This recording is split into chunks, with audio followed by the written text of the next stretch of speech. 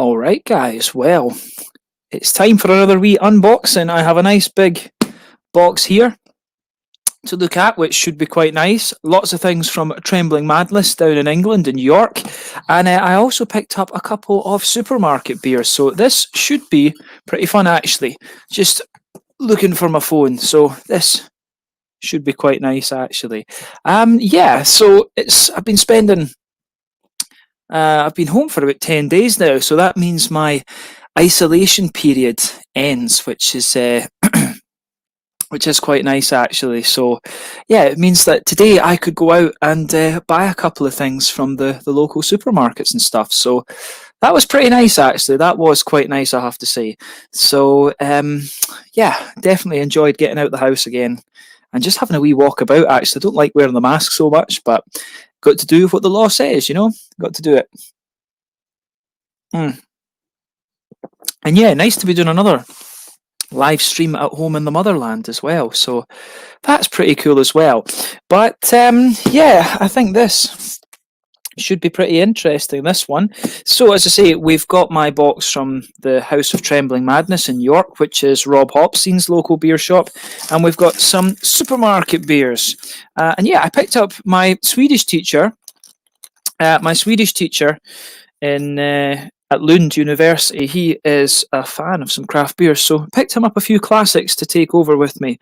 Williams Brothers Freych, which is an ancient Gaelic recipe, about 4,000 years old apparently, and Old Jock Scotch Ale, which is from Broughton Ales down in the Borders, oldest craft brewery in Scotland, and yeah, this is a kind of classic Scottish Scotch Ale, if you like. So these are my two that I've picked up for him so far.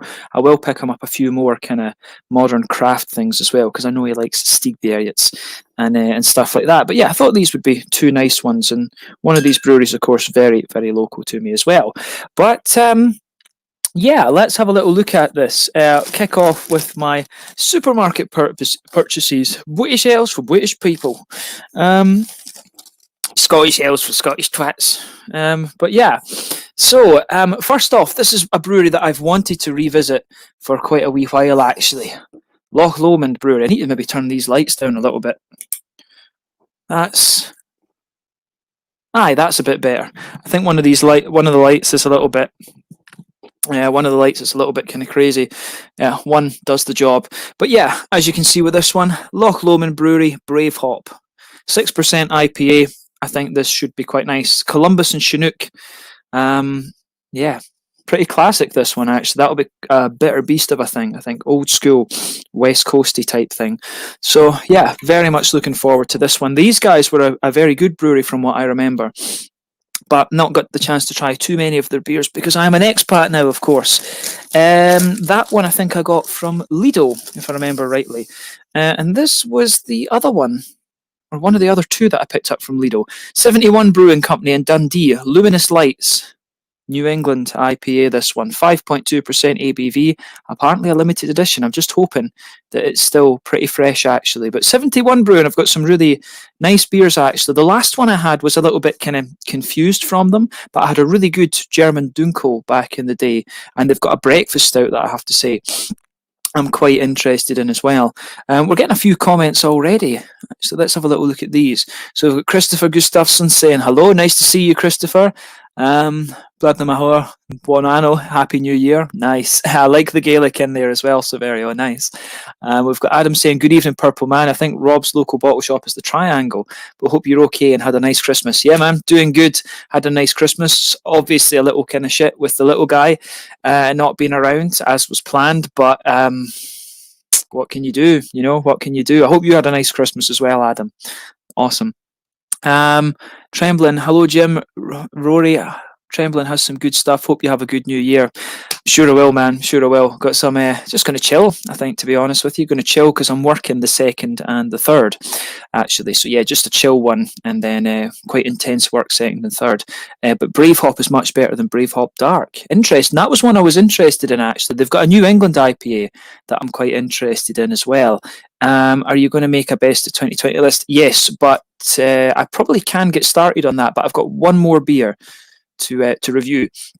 as a 2020 beer, and then I'll release that in early January. I need to go through them all and pick out the beers that I want to mention. So I need to just go through everything that I've reviewed, and it's been quite a lot of beers this year because I ended up with a stockpile and ended up doing 2 reviews a day. So yeah, that will get done. I'll probably film that after the new year, after the 3rd, because like I said, planning to work the 2nd and the 3rd. Luminous Lights is better than the Luminous Nights double IPA version. Okay, no, interesting. These 2 will go in the fridge and be drunk quite quickly, I would think. So yeah, okay. The last of the Lido beers that I got. This was one that I really wanted, the Choca Blocka Mocha Stout. This is the tall boy, the totemic tall boy that I really wanted to try from Williams Brothers. I've not had a stout from these guys in ages, but Midnight Sun, or is that a porter? I forget if Midnight Sun's a porter. But March of the Penguins, absolutely love March of the Penguins from these guys. And this one is a more kind of craft beer type stout, although it's 4.8%. So I'm curious to see what it has in store for us anyway. But yeah, glad that I was able to get this one. This was the totemic one that I wanted most. They do have a lager, I think, as well in these totemic ones that I'd like to try. But yeah, that was the 3rd of my Lido beers. I went to various places actually. I went to Aldi as well. I'm pretty sure this was one of the ones that I picked up in Aldi. So this is Stewart Brewing Hazy IPA Unfined, 5% ABV. I've not had a New England IPA from these guys before. So, oh no, that's lies. I had their double IPA last time actually. So telling you lies, I have had this, but this will be. I've got another Stewart Brewing beer in the fridge that I'll review. But I was just curious about this one, just Hazy IPA 5%. This should be quite a nice one. So yeah, looking forward to that. Looking forward to that for sure. And I think, where did the other ones come from? Were these all Tesco beers? Yeah, I think all of these ones in here, all of these ones that we have left were hazy beers. So yeah, this one, we have Fierce Beer, the Late Shift New England IPA. Yeah, this was a Tesco purchase. 5.6% ABV. Curious to see what this one has in store for us. Galaxy and Nelson Sauvin. Not a combination you find all that often in Sweden, actually. Galaxy doesn't seem to be that popular a hop in Sweden for some reason. I don't know if it's more expensive or whatever, but I have to admit, I have been enjoying the bigger presence of Galaxy amongst the Scottish breweries actually over the last little while. But yeah, Fierce Beer, Late Shift. Looking forward to that. I've heard that Night Shift is very good as well, so I need to have a look at Night Shift, the black IPA. So yeah, but that was the one that they had, and I saw another Fierce Beer. So yeah, and then I did manage to get this one. This is one that I was very interested in actually. So what percentage is this? Yeah, this is a 9% or so. I managed to get this one. Roaster Coaster Brewdog Evo Twin. I reviewed the Double Punk a couple of days back, and that was disappointing. It was just a bit bland. But I've heard that this one is pretty nice actually, and you guys will know if you've watched the channel that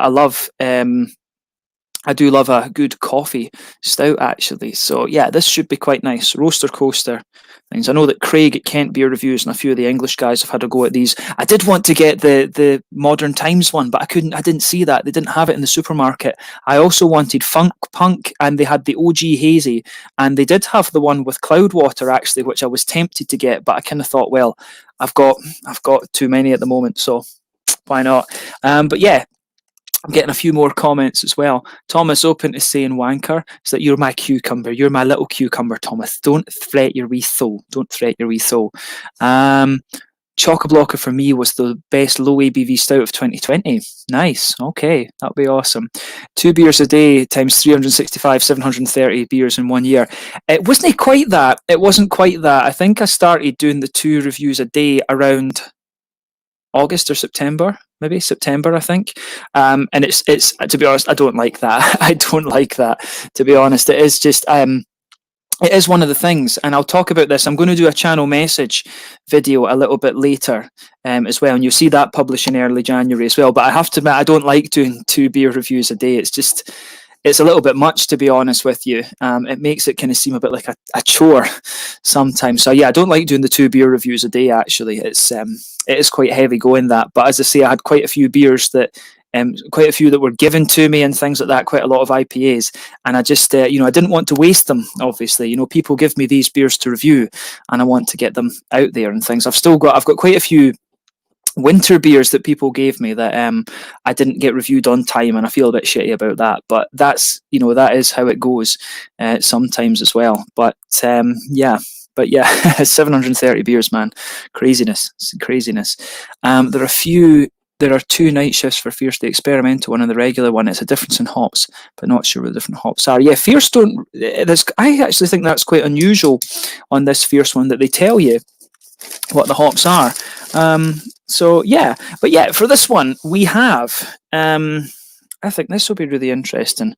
Buxton Brewery, the Kingslayer. This is one I've wanted to try for a wee while, actually. So yeah, I'm really curious about this. Yeah, West Coast double IPA from what I understand.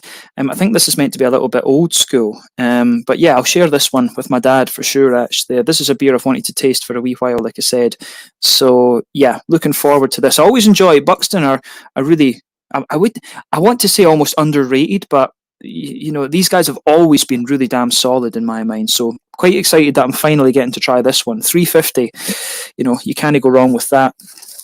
I also have this one. Now, I have tried a barrel-aged version of this, and I'm sure I tried it when it was in a bottle. I'm sure I got it in a bottle, but this one is the Storm Shadow Imperial Stout, and I'm sure I tried a barrel-aged version of that. I'll need to check on the channel, but if I have tried the original, I'll just give this to my dad, and I'm sure he'll enjoy it. So, yeah, two beers from Buxton, 8.5% ABV, this one, old school Imperial Stout. Nice half a can of that will do for me. So yeah, I think this one will be pretty nice, actually. I think this will be quite a nice beer. And the last one of the supermarket beers before we crack the Trembling Madness box was this one, the Imperial Kirsch from Vocation Brewery. I really liked the Love and Hate. Was it Love and Hate? The one with the orange writing. I had the IPA from these guys last time, and I was really impressed with that. But a lot of people have been raving about this and saying this is a very, very nice Imperial Stout, actually. So yeah, this is a regular in the Tesco range. I paid £5 for this. It was quite funny when I went through the checkout. Actually, the woman was like, "Oh," she took it back out the bag, and she's like, "That's no right. And she's like, "They just want to charge you £5 for that, son." And I was like, "Yeah, because it's an Imperial Stout." And she's like, £5 for a beer. I'm just like, "Aye, that's for an Imperial Stout. That's what you need." And she's like, "Really?" And I was just like, "Aye." So yeah, this one, £5. So for what it is, £5 for an Imperial Stout. For those of you watching in Sweden, like 60 Swedish kroner for, what is this? This is 11%. That's a monster of a thing. Yeah, 11% Imperial Stout. So yeah, that is pretty damn good, I have to say. So yeah, the Imperial Kirsch from Vocation Brewery. This is another one that will be getting shared with my dad. So yeah. For those of you wondering what I'm on, Bars Diet Cola. Love it. Absolutely love it. But like I say, I don't really drink outside of my beer reviews these days because I've just got too much beer. Yeah. I've even been wanting to try quite a few of the Kopparberg ciders recently, because we've got quite a few different flavours over here compared to in Sweden, but even that, I just can't bring myself to do it. Too many beers in the house, Oh, nah. Yeah, getting a few more comments in here. Craig said Kingslayer has changed from it's a pre-supermarket and post-supermarket. Maybe, yeah. Quite possible. Yeah. House of Trembling Madness. Ah, yeah. Oh, yeah. Eduardo, I forgot. Yeah, I forgot that it was York that you studied in. So, guys, yeah, Eduardo's been watching the channel for quite a few years. He studied chemistry in York, and now he's in, I want to say, is it Girona? Somewhere like that. It's in Catalonia, close to Barcelona. I want to say Girona. Is that right? So yeah, no, Eduardo, when I do make it to Barcelona, Eduardo's going to show me around a few of the places there, which would be which would be quite cool. It'd be nice to meet him quite finally after being on the what do you call it? After replying to all these comments over the years. So yeah. A barrel-aged version will have been Rain Shadow. Storm Shadow is a cross between Stormbringer and Rain Shadow. Ah, okay. Nice. All right. So this is a different beer then. Okay, so I've not had this then. Cool. No, thanks for clearing that up. Adam's got a really ridiculous knowledge of these different English beers, actually. It's quite impressive. But yeah, got my Tesco bag, reuse. There we go. But yeah, now we've got this monster to crack open. So yeah, House of Trembling Madness. There we go. Looking forward to this. In Tarragona doing a PhD, and we totally have to meet up. Yeah, we will sort that when the time comes. And let's see, what's Severio's comment? What is your opinion on the organic beers? Why, in your opinion, the big craft beer brewery never jump on that wagon? That's an interesting question, actually, Severio. My first encounter with organic beers was in Heidelberg when I wrote my master's thesis in Germany. And there was a brewery there close to Hof zum Heidelberg Brauerei, if I remember, close to Brauerei zum Heidelberg, something like that they were called. Their beers really tasted very chalky, almost like the organic grains. I just didn't like. They just. I don't know. It could have been the yeast. It could have been something else. But I always found that organic grains, they really just had this weird kind of chalky taste to them. And I actually don't know. I would wonder if you really can make, organic caramel and all of these kind of things. Like, does it have to be organic all the way through, or exactly what it is? But I mean, yeah, I think I just didn't like. They've got a really weird mouthfeel, and I just think organic beers never really quite taste the same. Although, in fairness, the counter to that would be the Black Isle Brewery in Scotland. I'm pretty sure all of their beers are still organic, but they do some really nice stuff, actually. I need to see if I can get a hold of a beer from those guys either this time or when I'm back home for my dad's birthday in February. But I think that's the reason. I just think organic grains don't have as much flavour, to be quite honest with you, as the ones with all the nasty chemicals on them. So yeah, it's a really interesting question, that, Severio. Maybe when Thomas and if Adam can join a little bit later, maybe we'll have a discussion about that. That's quite an interesting one. Yeah. I wasn't Googling either. It's working. Yeah, that's what I say, Adam. Knowledge is ridiculous. Christopher's saying COVID-19 made life hard. I've got a 75 centilitre, 13% beers in the fridge. Hard to drink by yourself. Share them with the missus, no? And St. Peter's Brewery, a regional brewery in England, and they're now exclusively organic, or at least their core ranges. That's interesting, actually. Now, Adam, hopefully you can join a little bit later on and we can have a chat about this properly. I think that's a very interesting question that Severio was put forward there. But yeah, let's get these beers out, actually, because I think we have got a few people that might want to join, but obviously on the continent, they're an hour ahead. So let me just get this thing out and open. That's the top.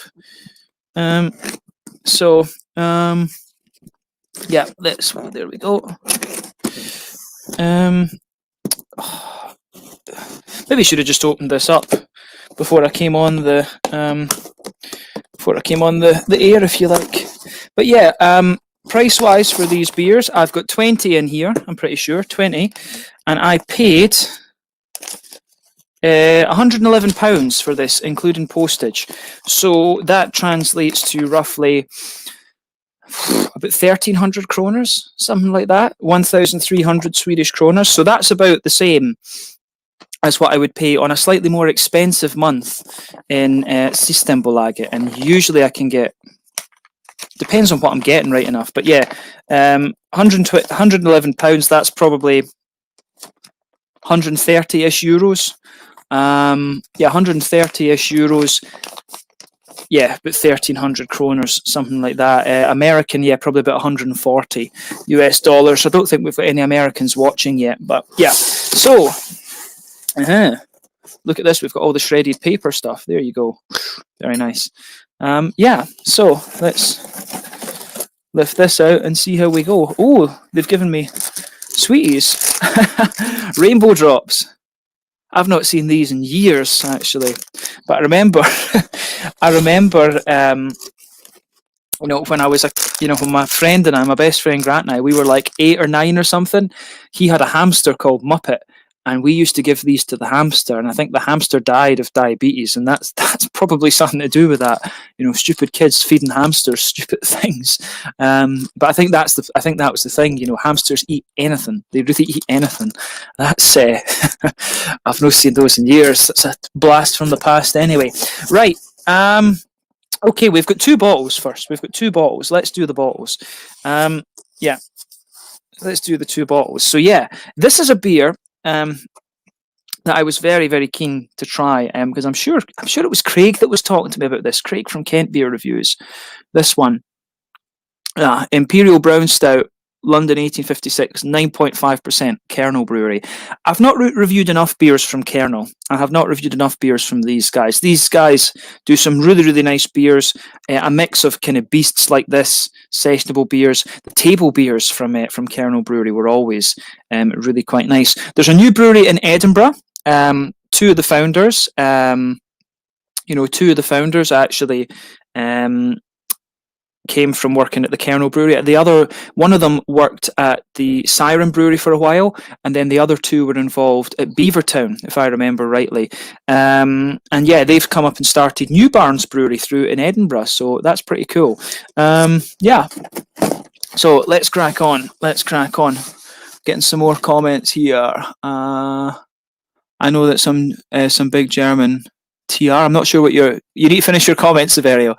I heard from OO's podcast that it's hard to find organic yeast. Many of the beers are mostly organic except the yeast. Interesting. Maybe I need to read up on that a little bit more for sure. Thomas is saying, "Oh, could you just hurry up so we can drink online already?" There you go. Especially for you, Thomas. Especially for you. Right, yeah.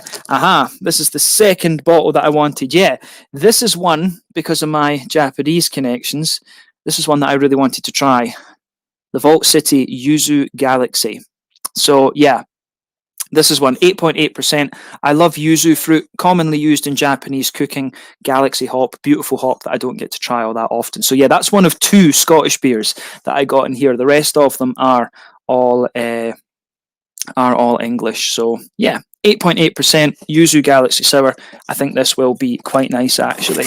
Right, so English beer time. So first off, this one is from my wee pal Harry Meadows, and I'm going to dedicate this to him because look, it's got the rainbow gay things for us on it, the rainbow pride stand, which is something I very much agree with, by the way. But look at that. It's one Imperial pint, British pint for British drinkers.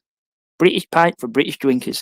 So yeah, this is one. I watched Harry's review of this ages ago. My Little Sabroni single hop pale ale. This should be very nice actually. Harry really enjoyed this one. It's weird holding a can that's this tall in my hand actually. Strange. But I'm used to holding Thomas's long thing in my hand like this. That's just how it goes. But yeah, this one I'm really looking forward to. This is one that Harry recommended to me, like I said. So, yeah, Arbor Ales they're from the Bristol area, if I remember rightly. Easton, Bristol. Yeah, really looking forward to that for sure. Right. So, next up, our next 2 beers. So, okay. So, for this one, this is a beer that just really kind of caught my eye, and I didn't realise how heavy this was. So, Wander Beyond Brewing. This one, the banana split ice cream, Imperial Black ice cream IPA. This I think should be quite interesting. This might be like a black pastry IPA or something random like this. But this, pardon me, just caught my eye. Wanted a black IPA. And I think I've reviewed a stout from these guys before. I've only reviewed one beer from Wander Beyond before, so I think this should be quite nice. For this one, we have this is one that just kind of caught my eye. I'm sure this will come through Glassbanking a little bit later. But Burnt Mill Brewery, who are from they're from somewhere over near Jake O's area. They're sort of, what county is it? Ipswich is in again, but they're is that Norfolk? Something like that, yeah, somewhere around there, Norfolk, Suffolk, Anglia. They're somewhere around there, kind of northeast of London. But yeah, Burnt Mill Brewery with Dugas Skug New England IPA, Forest New England IPA, 7%. This should be pretty nice. Idaho 7, Talus, Simcoe, Cashmere, and Centennial. That's an awesome hop bill. Very, very curious about that. So yeah, those are the first 2. Next 2. This is another one I'm quite curious about, actually. And this is a brewery that I haven't tried. I don't know if have I ever reviewed anything from these guys. I think very long time ago. But these guys are getting a lot of hype just now. Pressure Drop from London, the Alligator Tugboat Simcoe IPA. I just wanted something from these guys, and this was the most interesting one that they seem to have on the website, actually. Alligator Tugboat Simcoe IPA. This one just caught my eye. I do like Simcoe. It's nice to see that hop getting a little bit more attention these days, and I just liked how it has a gold tooth, because I've got a gold tooth as well back here. I've got a bit of bling, you know. So metalheads can have bling too. Even Scottish twats that live in Sweden can have bling too, innit? As long as it's not fucking Fred Perry, you know. Yeah, but there you go. The Alligator Tugboat 7%, 7.2% ABV, New England. Looking forward to that for sure.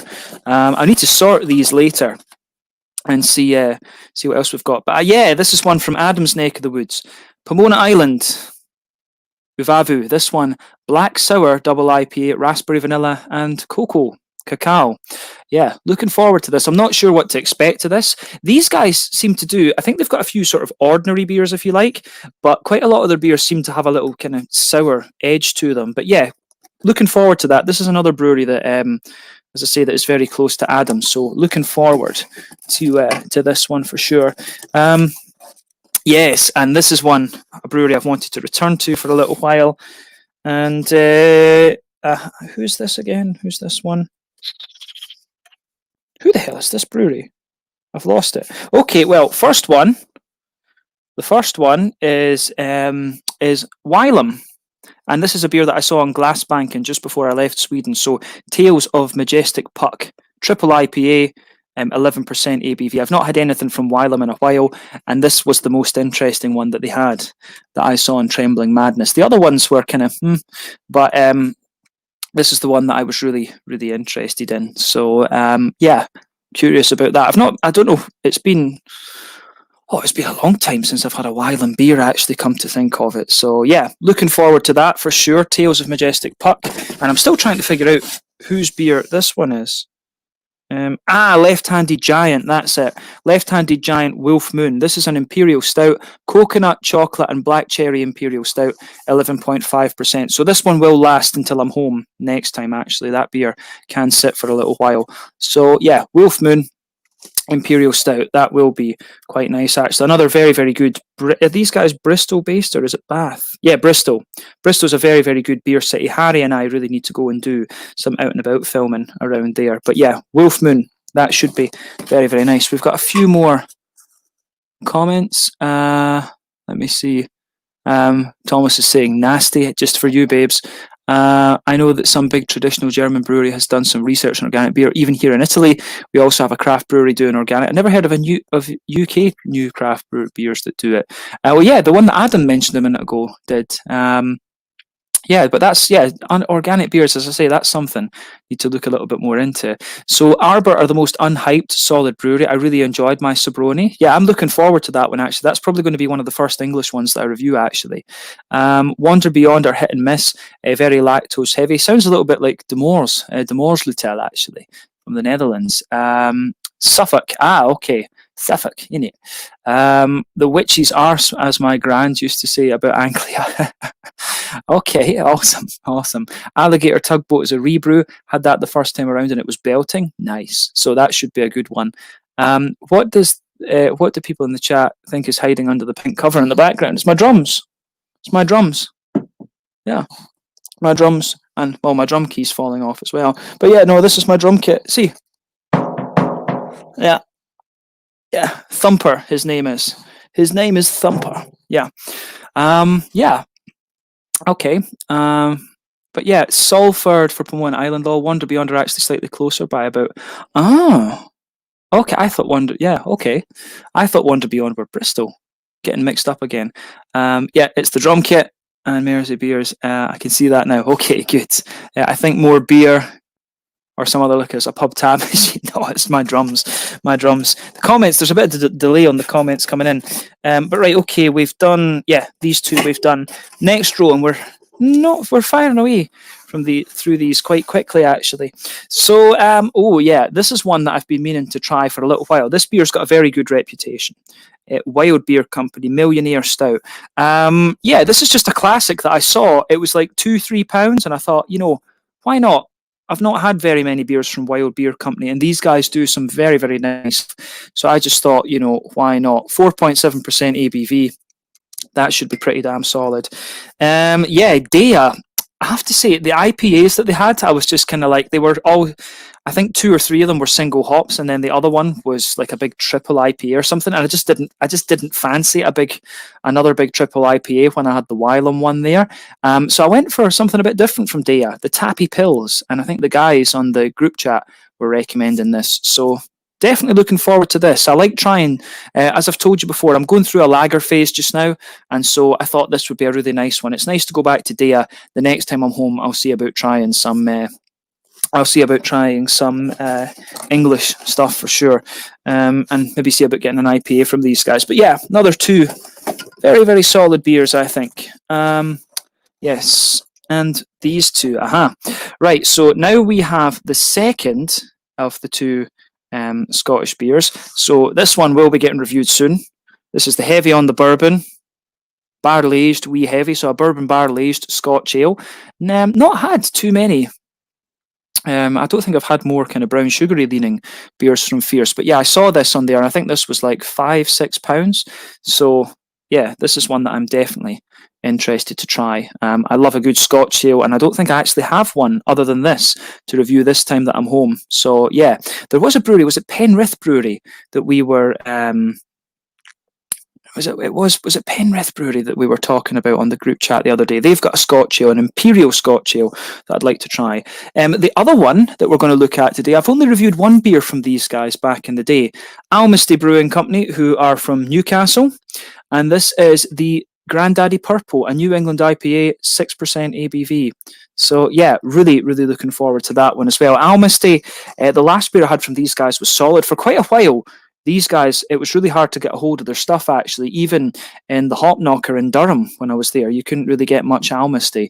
So yeah, this was a cool find, actually. They seem to have steadied their supply a little bit more from what I gathered over the last couple of years. So yeah, another 2 interesting beers in there. The next 2 we have, right, we'll do this one first, actually. We'll do the bottom one first.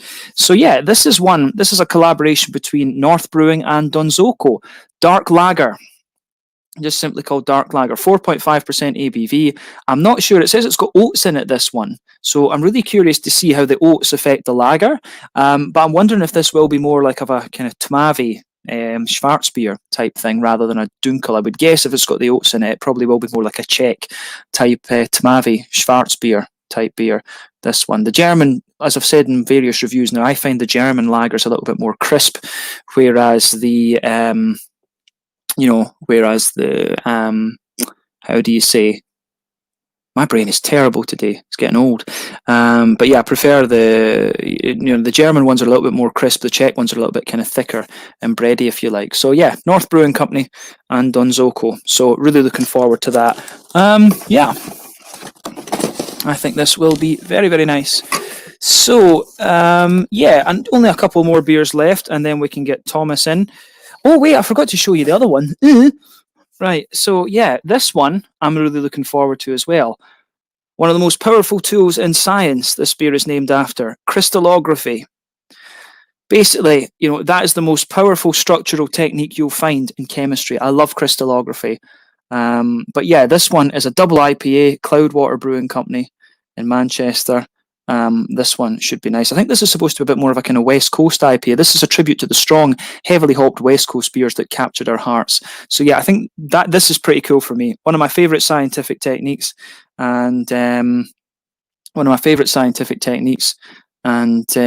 yeah, pretty nice to boot as well, actually.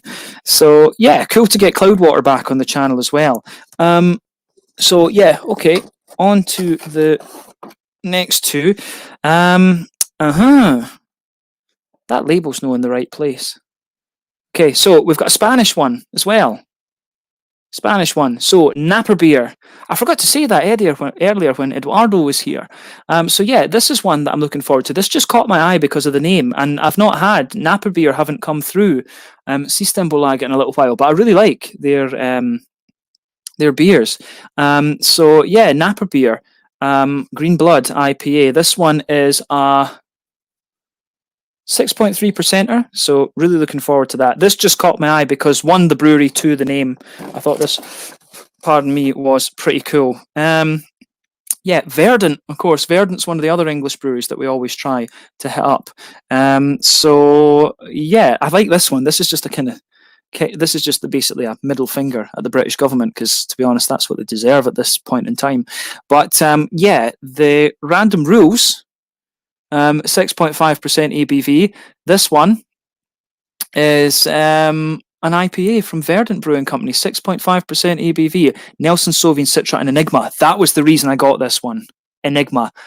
Awesome Australian hop, quite similar to Nelson Sauvin, but it's got like a little bit of a kind of cranberry-ish, red berry type edge to it. I love that hop, and you very rarely see that either in Sweden or in in the UK. Actually, I don't think many English breweries use that. I think it's produced on quite a small scale, to be honest with you. Another Australian hop. But yeah, I really hope that in the future, OO Brewing do the next beer that they've got coming out that I'm getting for when I go back home will be the 100. The next 100 beer from OO Brewing is the Nelson Sauvin. So I seriously hope at some stage there is an Enigma. They did a 50-50 that was Nelson Sauvin Enigma. So I hope that that comes up at some stage, actually. Really look forward to that. But yeah, this one I'm definitely looking forward to. That will get reviewed pretty soon as well. Did I? Yeah, I did this one. 3 more beers to go, guys, and then we'll go through the comments. Yep. Okay. This is one that I was looking forward to. I'm sure someone on the group chat was saying that this was a belter of a beer. So yeah, we're going to go to Track Brewing Company again, who are another hype Manchester brewery. This one is called Wake Up the Neighbours. This is a collaboration with Indie Hops. So I think this would be quite cool. I actually don't know what Indie Hops is, so hopefully one of the English guys can comment on that. But yeah, looking forward to having another Track beer here on the channel as well. Maybe I saw this on Glassbanking. Maybe that's where I'm thinking. I'm sure this was on Glassbanking as well, come to think of it. But yeah, what else have we got in this one? Oh, yeah. Okay, so yeah, this one should be quite nice. And yeah, this is one, Neon Raptor, Bigfoot export. So this is one that I'll probably keep for a wee while. The Triple Chocolate Imperial Stout. Yeah, I haven't had anything dark from Neon Raptor before, and I thought this sounded quite interesting. So yeah, I went for it. Is this a collab? I thought this was a collaboration with somebody, but yeah, I think this should be really quite nice. Actually, nice to try something dark from Neon Raptor. So let's see how we go. Yeah. Let's have a little look at this one. And yes, haha, I remember that as soon as I saw the North beer. This is the last one, guys. So yeah, the Donzoko Fest beer, which I believe is a Märzen. This one's like a long, it says it's a mix of the Vienna and Munich malts, and Tettnang and Blanc hops give way to a crisp bitter finish. This, I think, will be very, very nice. Deep gold lager, I guess some kind of Märzen Fest beer. This will be their October release, so hopefully this one will still be in decent condition. Canned on the 9th of October 2020, best before the 9th of April 2021. So yeah, this one may well just be getting towards the end of its best, so I will drink that fairly soon. But yeah, Donzoko, it was nice. Adam actually gave me, Northern Hellas, that was it, the Northern Hellas one. So yeah, nice to have this one and review this. So this will go quite quickly. But yes, that is that. Those are your Trembling Madness beers. So let me just copy this link and put it in the group chat so my home dogs can come in. So I'm sending this to a couple of people that I know were interested. Let me see. Put it in here and send it there. And one more. Where is he? Where is he? Yes, there we go. There we go. All right, so I'll wait for the other guys to join, and then we can do that. But yeah, let's have a little look at these comments. Yes, Severus, I think more beer or some other liquors, a pub tap machine. Like I said, Severio, I don't drink outside of my beer reviews. I think one of the few times that I did recently was when I was at Thomas's house in the Netherlands, because he had that keg then and he kept filling up my glass, being a good host. So yeah, a drum fully of beer. Be honest. No, it's not. It's just my drum kit. Thumper. That bloody drum key. There you go. Okay. Oh, and is this super chat? 50 kroners. Super. I forget. I must have forgotten to turn that off last time. But no, thank you, Christopher. I forgot that the whole channel was even wired up for that. So that's awesome. Thanks very much for that. That's pretty cool. That'll get me. What will that get me? That'll get me one of the OO brewing beers next time through System Black for sure. So awesome, dude. Thank you for that. Thank you. We've got Adam. Let's add Adam in. Hello. Adam, how's it? You're outside. And we've got Thomas as well. Bum. Adam. Bum, bum, bum. No weird reason. I see you. I want to call you a Dharma. A Dharma? You've been watching too much Lost again. Or eating beans.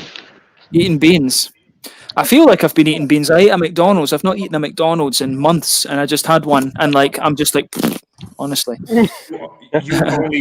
You only drink alcohol and eat junk food. You know that. Well, I don't. Well, I probably drink more of this than alcohol. Cola. Got addicted to the cola.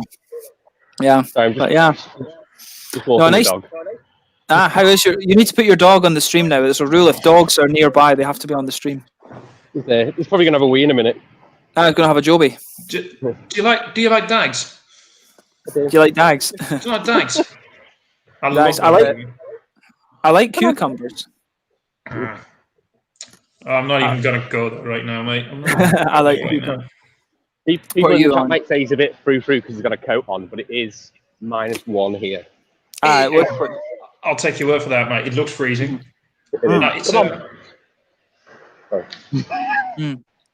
Oh, nice. Oh, we've got Riku as well. That looks awesome.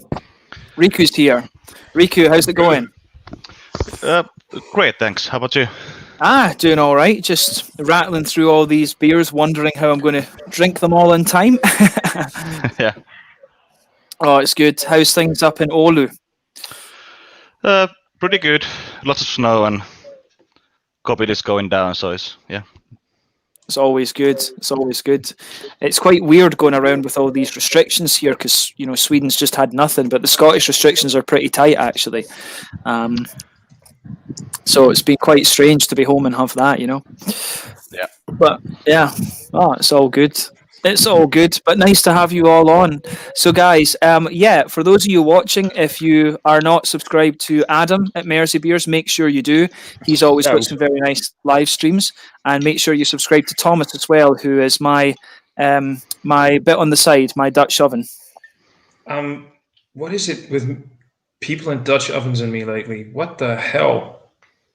It's just it's just racism in the form of a joke. Or is it a joke in the form of racism? Is it racism or is it just a stereotype? No. Is it South? So is it racism or is it South Park?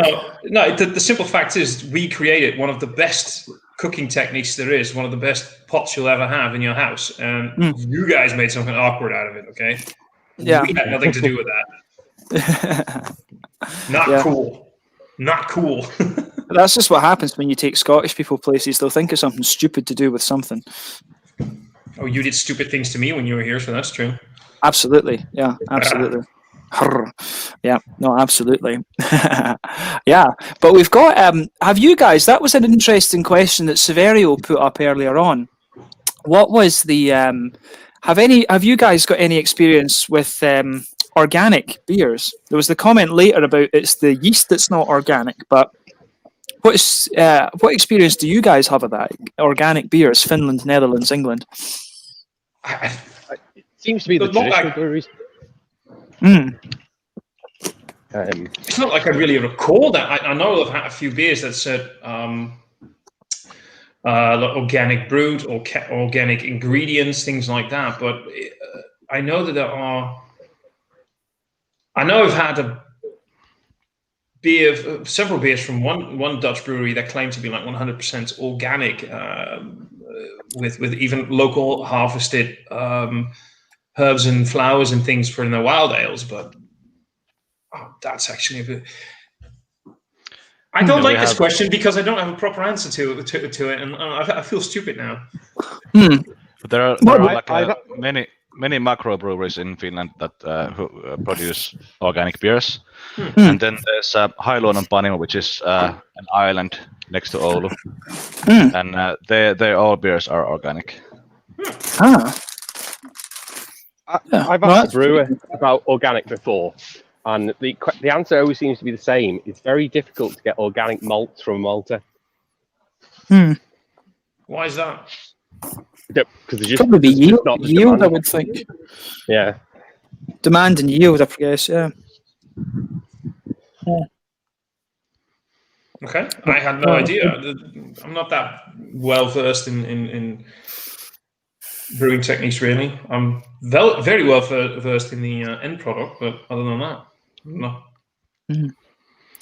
Yeah, I think that's I think that's the case for all of us. We're probably more well versed in the end products than the means of making the product. Have any of you guys ever homebrewed? I've done a little bit, yeah. I'm not talented enough. I have a full set, everything sorted out, but never. I couldn't be asked to do it yet. Maybe next month. Oh, nice. When did you get it, Riku? Actually, it's my friend's brother was like a very experienced home brewer, but he stopped brewing and gave all the stuff to his brother, which is my friend. Okay. I think I think you've done very well with your wife, that she, with all the stuff that you've brought into the house, the beer and the brewing stuff and everything. Yeah, but that homebrewing stuff is staying at my friend's, so I'm not gonna even try to bring it home. Okay. Does your wife actually like craft beer? Yeah, she's into sours, but I don't know. She drinks like 2 or 3 beers per year, maybe. So. Okay. Or alcohol. Fair enough. Yeah, no, that's cool. Yeah, my dad's been talking about that we should. He keeps asking me, when am I going to get a trip back over to Sweden? So I think he wants to go up to do like Kiruna and all of these places. So if we're up that far, I've said, right, we need to. If we go that far, we have to cross into Finland and go to Oulu. Yeah, you should. Definitely. I want to go and see that little corner where it's like Finland, Norway, and Sweden. They've got that little floating island thing. I think that would be really cool to just go and stand on that. So yeah, awesome. Yeah, because is Tornio on the Swedish side or is that the Finnish side? It's Finnish. It's Tornio Haparanda. Haparanda is on the Swedish side and Tornio is on the Finnish. Yeah, because that brewery that they've got there is literally across the river, isn't it? Tornion Panimo. Yeah, pretty close. Yeah. No, but you guys need to come down here for Brewskival at some stage. And Thomas, you need to come up. I'm always up. So chipper. Okay. That came off really. Sorry. No. You're not apologised. Then go Shane. Go Shane. That's good. The doggy had a jobby. Are you familiar with that word, Riku? Jobby? Yeah, actually, yeah. I'm pretty sure I know what it means. Yes.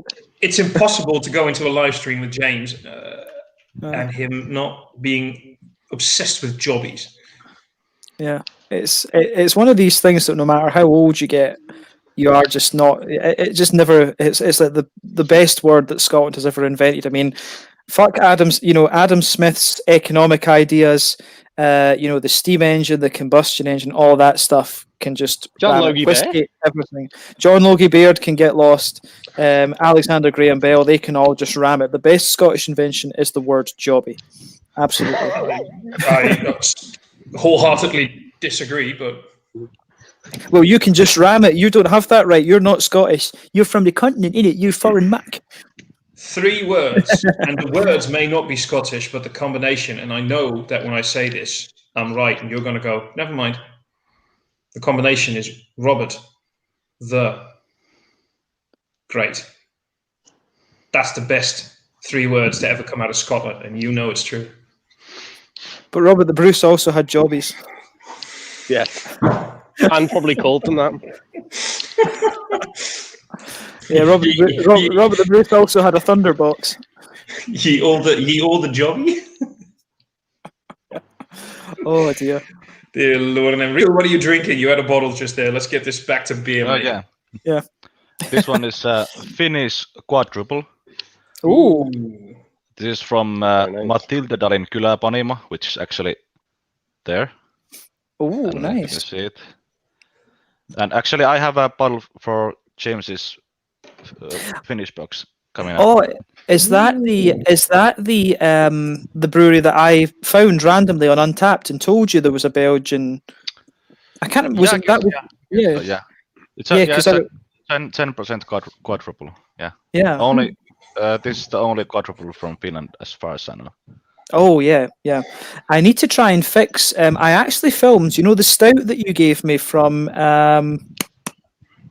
Oh, what's the brewery? The Bull, the Bull Brewery in Oulu. Sonnisaari. That's it, Sonnisaari. Yeah, the file corrupted, but I think I might have found a way to fix it. And I had that filmed a while ago, so I found there's something wrong with the buffering on my camera. So I've got copies of the file, stick it on the card, let the camera just buffer itself, and see if that recovers the file. If not, there's another technique. So you will see that stout. I'm determined to save that file. James, check your messenger for a second, mate. Check my messenger. Let me see what's going on. Chatbot. Oh, we've got a chatbot. Oh, let me see. Abdul. Oh no, that's one of my old students. Really? Because he's spamming the chat like. Really? Yeah. Like, look at this. He's. No, that's that's one of my. No, that's Abdul. Like, there was 2. I'm sure it was Isak. Isak commented on the last one. So Isak and Abdul, these 2 kids were in my maths class, and they were like, if one of them wasn't there, the other one was like depressed. But the 2 of them, when they were together, were just hilarious. So they were like, so I don't know why he's posted about 20 comments, but Abdul, hello. I'm not saying anything then. I just figured it was a spam bot because there was just of a chat bot because you just have this massive line of the same messages over and over and over again. So I figured, that's not right. Yeah, I don't know what he's maybe just because we've been chatting away. Let's take this as a cue. Let's just go through the comments quickly. Yeah, that's it. Let's do that then quickly. So Severio is asking, what is the difference between a wee heavy and a Scotch ale? Are the same beer? I think the term wee heavy, if I remember rightly, it refers to 90 shillings and 100 and 160 shillings. I think it was actually coined by the Americans when they took the style over there and put more sugar and fruit and shit in it. So I think wee heavy is something that the Americans kind of coined. But a Scotch ale, the term Scotch ale, Scotland has the shilling system. So you have 40, 50, 60, 70, 80, 90 shilling. As you go up the scale, they get higher in alcohol. It refers to the tax that used to be on beer. So the more malt that's in the beer, the higher it is in terms of alcohol, so on. But you also get 160 shillings.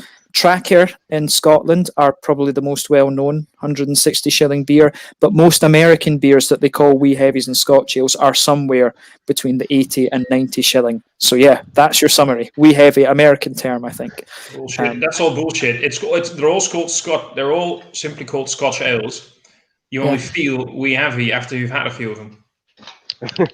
I think James is completely right. I would have said it was just the 2 different generalizations, aren't they? Really, of the shilling system. Yeah, I think the wee heavy tends to be. I don't know if wee heavy refers specifically to these 160 shilling ones, which is probably the same as some of these big, 10, 11% Scotch ales that like Founders, the Bastards. These ones. That's probably a wee heavy, but yeah, because there is a beer, Robert the Bruce, oddly enough, from Three Floyds in the States, and that's like a 70 shilling, so that's a lower alcohol one, actually. But yeah, Rob is saying the Cloudwater is supposed to be a tribute to Pliny. That'll be awesome. I've had my eye on that Bigfoot as well. Bigfoot I've had once before. That was pretty awesome. No, I meant Bigfoot. The Bigfoot you mentioned, that one. The one the stout. The stout. Bigfoot expert. Yeah. The Bigfoot expert. Yeah. Sorry, I was thinking Sierra Nevada Bigfoot. The barley wine. No, the one you just know. What were you saying, Adam? If the Bigfoot's anything like the Piranha one, it was something Piranha that Neon Raptor did. Everyone went absolutely nuts over it. That was I think it was like a Ferrero Rocher or like a hazelnut chocolate stout, imperial stout, and everyone went mental. So if it's anything like that, I'm just checking. I'm just checking Untappd for it. It's getting a 4.18 as a general rating. It has 13 different malts and 3 variants of chocolate. And the cacao. Sorry, yeah. Just going to say anything over 3.9 is usually worth a try. Yeah, it's Untappd. I mean, there's beers in there that just get a high rating because of who it is. Yeah, the brewer consistently high though. Yeah. Yeah. Oh. Yeah. I'll try him. Yep. Rob is saying that Track is making the best IPAs in the UK. That'll be interesting then. I had that Neon Raptor the other week, full on chocolate. Looking forward to it. The Fest beer is fantastic. Right, that will be getting reviewed very quickly. Hello, Mr. Marshall. It's Abdul. Craig is in the house. Hello, Craig. We've got lots of comments from Abdul, who's going crazy. Love this. Rutger Clammer. Has he been on one of the streams before? I recognise that name. Same. I know this name from. I know his name. Is he one of your Dutch guys? Rings a bell. Rutger's like a Dutch name, is it not? But hello, Rutger. Anyway, could be Belgian. I thought German. Yeah. Rutger, tell us where. Rutger, tell it. Oh, are you getting arrested, Adam? Are you in Skem again? No, I'm right on the edge of Bootle. So that's he's going to visit Peter. Again with the arresting, Adam. What is this? Yeah. They went right past it. They didn't recognise you with the headphones. I live between two fancy areas of Aintree and Bootle. Bootle's not fancy. Aintree's very fancy, and I live right in the middle. So you get the rough and the smooth. Oh, nice. But yeah, no, Rutger, tell us where you're from. We are also curious. Lots of things from Abdul. No, troll here. They're coming. Well, Abdul in a way Abdul was away. He was a troll. He tried to troll me, and I think even Abdul will admit he got trolled back very, very, very well. So no, here he is. I think he was just trying to get me to respond. Look, yes, you're the best math teacher. You were like, see, Abdul, you're one of the students that I'm not going to forget. You and Isak, man. You, Ahmed, and Isak. 3 of you was just like, oh, these two kids were hilarious. Hey guys, seems that Abdul isn't allowed to drink beer. Ouch. Oh Ouch. Man, yeah, I'm too young, bro. He's like, can I go in the live stream? Oh man, I think Abdul. I don't know how your parents. Well, I met his dad actually. I was in Landskrona and I met his dad, and his dad was like, "Oh, you can come to our apartment and stuff." But Abdul, if you're still watching this, I hope that you listened to what your dad and I said to you that day, because apparently Abdul was a bit naughty and wasn't paying attention in class these days. So maybe I need to go back and boot his arse. Oh, hello. Yeah. But yeah, no, Abdul, make sure you pay attention in school. Riku was a teacher as well, so we'll both come and beat you up. There you go. This is not how you teach young children a passion for education. Like we'll beat you up. It's No, the best this. way. No, Yep. no. Yeah, no, this is no. this. Honestly, this is the best way. Like, I'm sure. Do you like Riku? Did you used to troll the shit out of your kids? Yeah, of course. That's it. You've just like honestly, the kids love that. If you troll the shit out of them, then Yep. that's how you get them to respect you. Like honestly, I'm sure Abdul will tell you. Abdul, like confirm this for us as a student. The best way for a teacher to get respect from the students is to just troll the shit out of the kids. Do you agree or not? Oh, somebody else has joined. Oh, here we've got our sexy Slovenian beast. I feel the competition. I think not really. No, he's broken. Davor's broken. Oh no, sorry, Davor. That's harsh. Come back, Davor. I was going to say his screen's darker than mine. Well, Davor. To be fair, Davor is a handsome dark man, but I think that time he took it to the extreme. Davor is. Davor is like our Slavic sausage. We love him. Look, man. I think you should be able to comfortably say when you find somebody who's attractive, even if it's of your own sex, right? And Davor is one handsome devil. Oh, my screen froze then for a second. That was weird. Doing all good. Yeah, look. Oh, here, look. He agrees. There you go. Trolling works. But he still wants to comment on the. Oh man, I actually don't even know how I would say. I don't even know how I would send it to him. I actually don't. Yeah, I don't know how I would even send it to him, to be honest. Yeah. Oh, he wants. Yeah, he really wants to join. Abdul, why do you want to join? You're not. Well, I don't know. Maybe it's up to you, but you're not allowed to drink beer normally. I don't even think. I don't. Aren't there even rules against ages and live streaming and whatever? I actually don't know. We'd have to read. There's things like language and everything. You have to. No, seriously, because these days when you upload beer-related things or anything on YouTube, you have to say, "Is this material for children? Yes or no?" You have to specify that. So I have everything set on. This is not children appropriate. Actually, every time you upload anything, you should always press no. Because if you say yes, this is for children, then people can't comment on that video. Exactly. Well, I think what I did is I said it's not appropriate for children. Are you going, Adam? I'm just at home, so I might come back on in a minute once I've got myself sorted.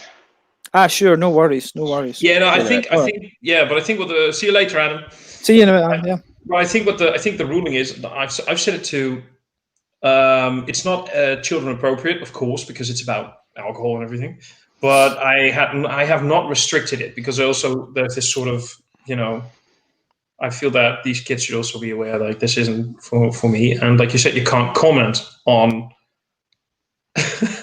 Sorry. Did you see? Yeah. Oh, like, no. So that's okay. I call suspect. That's. Oh well, I think in honesty, so Abdul, just to answer your question, I honestly don't know. This could be one of these things where there's weird rules about the Swedish lärarrättigheter. So I honestly don't know, and I don't want to do it in case it's there are some weird things that I would lose my license. I would not do it. It's nothing personal. It's just like James could really get into trouble for some shit. Yeah, that's like Abdul. Quite honestly, I honestly don't know if there's rules against that or whatever. But yeah, just that's something maybe I can find out about at some point. But for the moment, I think just safety wise, I think at least here in Finland, if I was a teacher still and I was doing a BeerTuber thing, I would dare to bring my students to those. There's also that. Yeah, there's also that. Yeah, no, that is the thing. Yeah, Abdul, that is the thing because there's like beer and there is beer and stuff here, and obviously, I think in Sweden is it like 9? I forget. Is it 19? 19 or 20? I honestly should know that. 20, I should 20 know for that. Systembolaget. Yeah, 20 for Systembolaget. But yeah, Abdul, just because there's beer and stuff involved in this, I think, unfortunately, no. And also, James is way too much filled with inappropriate language. Yeah, there's. For fuck's sake, James, watch a fucking. You terrible, terrible Dutchman. Yeah. But that 20 euros of restriction in system like this is so weird, because in Finland it's 18 for beer and everything below 20% and 20 for everything over 20%. But we always forgot that it's like everything in system like this over 20, and we keep forgetting that. There was my friend who was 19. He went to Haparanda with his friends, and they tried to buy a lot of beer, and they asked for everyone's ID, and one guy was 19, or the other were over 20, so they wouldn't sell any beer to any of them. So they have to drive 100 kilometers to Kalix, I think, to another Systembolaget to buy those beers. Oh, which brewery is it that's in Kalix? It's Jemedal and Handverksbryggeri. Yeah, I think Have you have you tried stuff from No, them, Riku? never. If you do, seriously, try some of their beers. They've got some really, really good sours. Actually, Oh, would okay. really they brewed like 5,000 liters in a year or something. So there's like not a lot out there. But seriously, have a little look at this one. Have a little look at that brewery for sure. Yeah. We here in the Netherlands had one, like the weirdest law change. Now, it's not a weird law change. I sort of understand it, but at one point, if you were 16, you could drink, right? You could drink in a pub, you could drink in a bar, you could drink.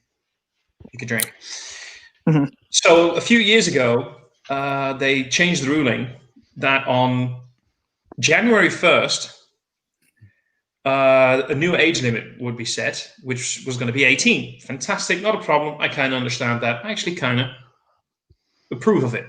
The thing, though, is I have a nephew, my sister's youngest son. A few years ago, he was 17 on December 31st.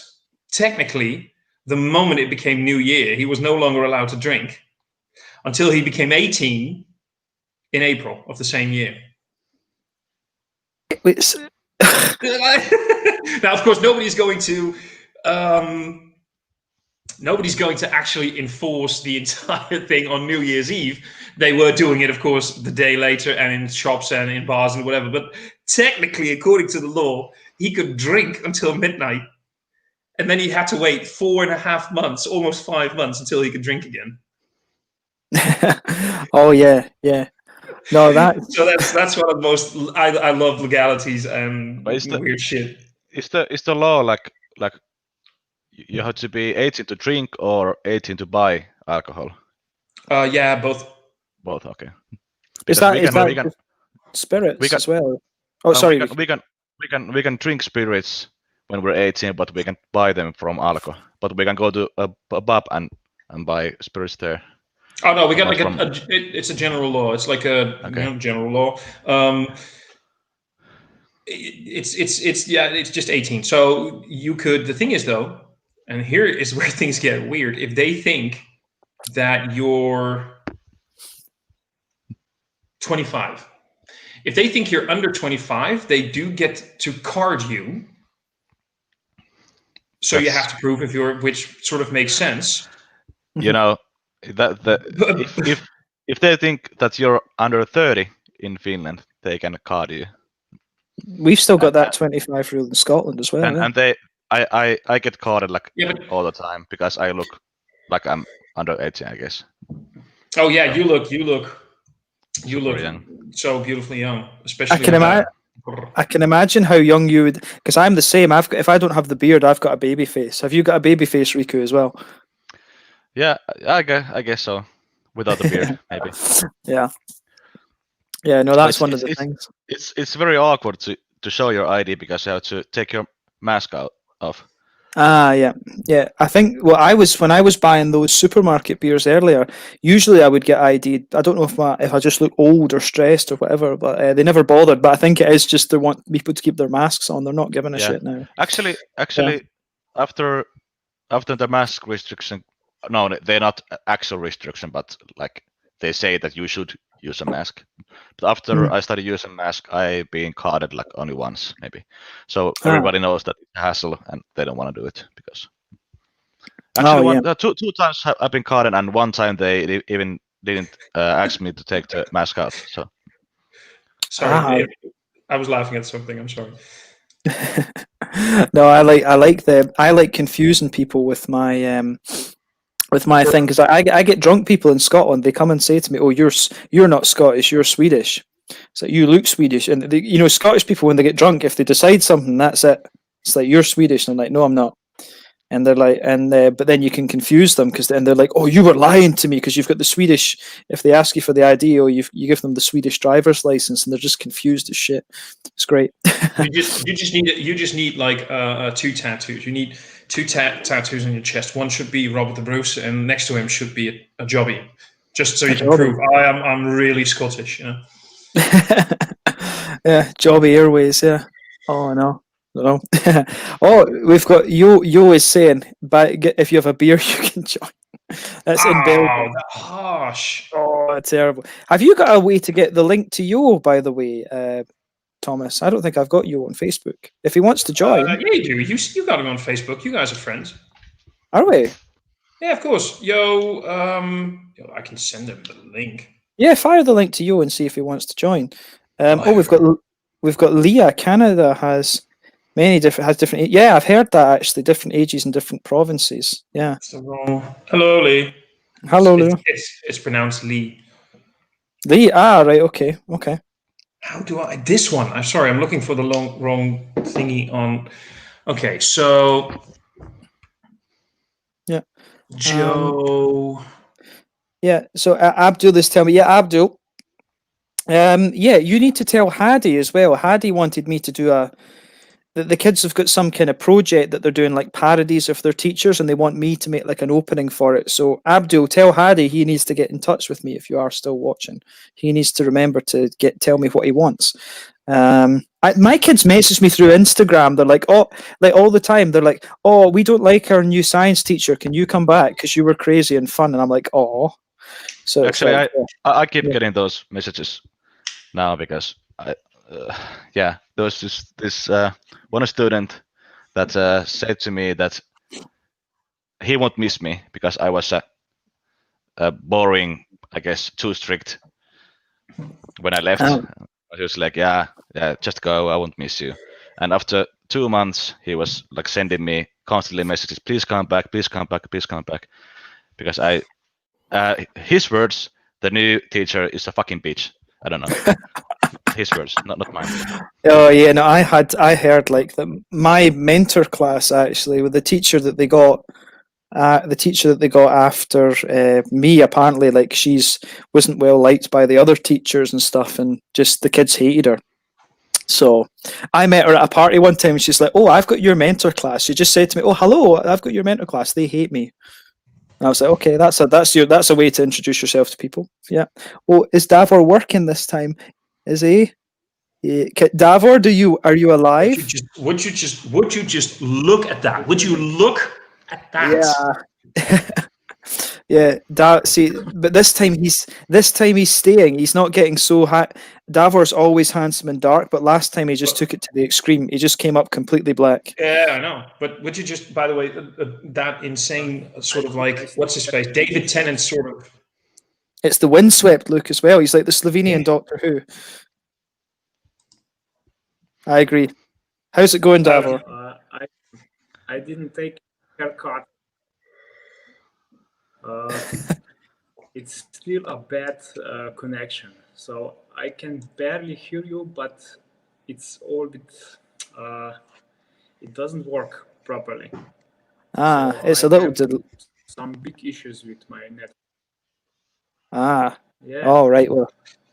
So, but I can see you, but the audio doesn't work. This is all because of James Purple. Yeah, it's all because of the purple haze. It's all the purple haze. It's this raw sexual energy that's just disturbing everything around him. His aura is too powerful. Yeah, absolutely. Let me just flick through the comments quickly because you guys know what I like. I get stressed with these. Hello. All right. Yeah.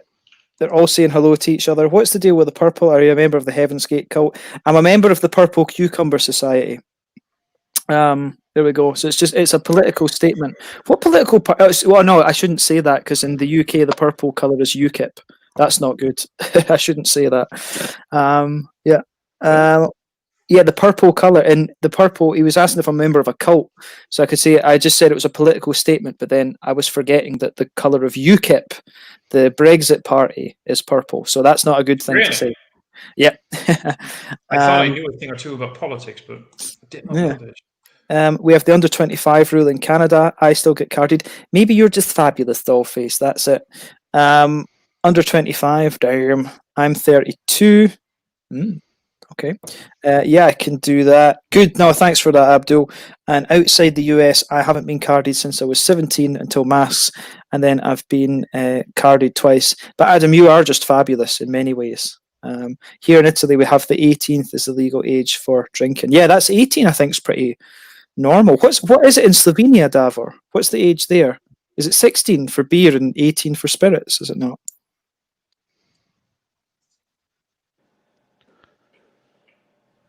Can Davor hear us? Davor. Very badly. Very badly. Right. Works properly. I don't. What's the issue? Because last time I was in the stream was okay, but now it doesn't work properly. But you lost. But you had headphones last time, Davor. You wore headphones last time. Yeah. I'm now on the phone, but my battery is very low, so I cannot use headphones. Oh, yeah. iPhone exactly. Guys, I'm gonna be right back. Okay, I'll be. Phones on. Right. Oh, yeah. You were telling me about that. Your iPhone's got that old thing with a charger where it can't. Yeah. Why do I have the NerdSense logo? Oh shit! I forgot to change that. I am. Oh crap! I need to fix that. I will fix that soon. I'll be right back. Yo is having some. Oh, okay. All right. Oh, fair enough. Yeah. No, yeah. One of those iPhones has got that old flaw thing with it. Yeah, you can't charge and use headphones at the same time. Yeah. I don't know. Older models, yes. I think iPhone 6 works. iPhone sucks. But newer versions not. Oh yeah, no, absolutely. But yeah, no, Riku, we need to have a chat about this. The next finish box. I'm thinking February potentially. Yeah. Do you want to have some like fresh IPAs, or are you having enough of them already? Maybe just one or two. I think because that's the thing that's one of the things I really need to say in the channel message I put out. I think it's what you've done with the darker beers is pretty good because they're not time bombs. So maybe just maybe two West Coasters, two New Englands, and if there's a red IPA or a black IPA, something like that. That's maybe maximum would be 4 or 5 hoppier beers, but then the other ones, I can check what I can get from Salama because they've been producing some great IPAs lately. Salama Brewing. Yeah. We had the sour from them last time, eh? Yeah. Mm-hmm. And also, actually, I got the only Scotch ale I could find from Finland. Ooh, but it's nice. It's still located in Helsinki, but I think I can get it from there somehow. Mm. It's like a barrel aged wee heavy, I think. Oh, that's going to be nice. That's because have you not got a Vietnamese stout for me as well? I'm looking forward to that. Yeah. And those two Estonian beers that you managed to break in your luggage, I think. I know one was broken. I think the other one I just wanted. Yeah. And the one Imperial Stout from Ollenat. Oh yeah, that was just one that I wanted. Yeah. Nice. Yeah, looking forward to that. Absolutely. Tuva. Yeah. Oh, is this your dog? Yeah. Yeah. That's one thing you need to do, Thomas. You need to get a Riku box at some point. You need to get a Riku and a Davor box in your life.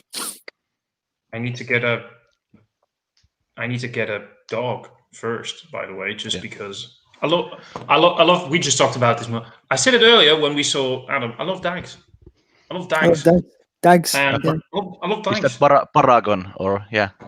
Oh, is that the Lervig Paragon? Yeah. Oh, Yeah, very nice. I think I have one of those already on my cellar. I have to try it soon.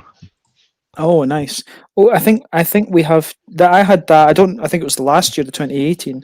We've got Yo in the basement. There we go. Wait a second. There we go. What's up, Yo? Hey guys, How's it going? what's up? All Not good? much. Just chilling. Yeah, just having a nice thing. We're admiring Riku's fluff pal. Oh yeah, nice. Yeah. Why you are still purple, James? Yeah, I don't know what's happened with that. I think it's weird. My room's grey, but this is like maroon. So I have no idea. Maybe I need to recalibrate the camera or something. No idea. Yeah, think so. Actually, my dog has the same hairstyle than Thomas. Ah, there we go. Yeah, Exactly no, you're the right. same. No, you're right. Yeah. I mean, what conditioner does your dog use? Because I think I could really use some of Learn. that. You could It's learn something. Mail it Drool, I Hey think. Davor. Oh yeah. I don't know if Davor is. Hello. Ah, there we go.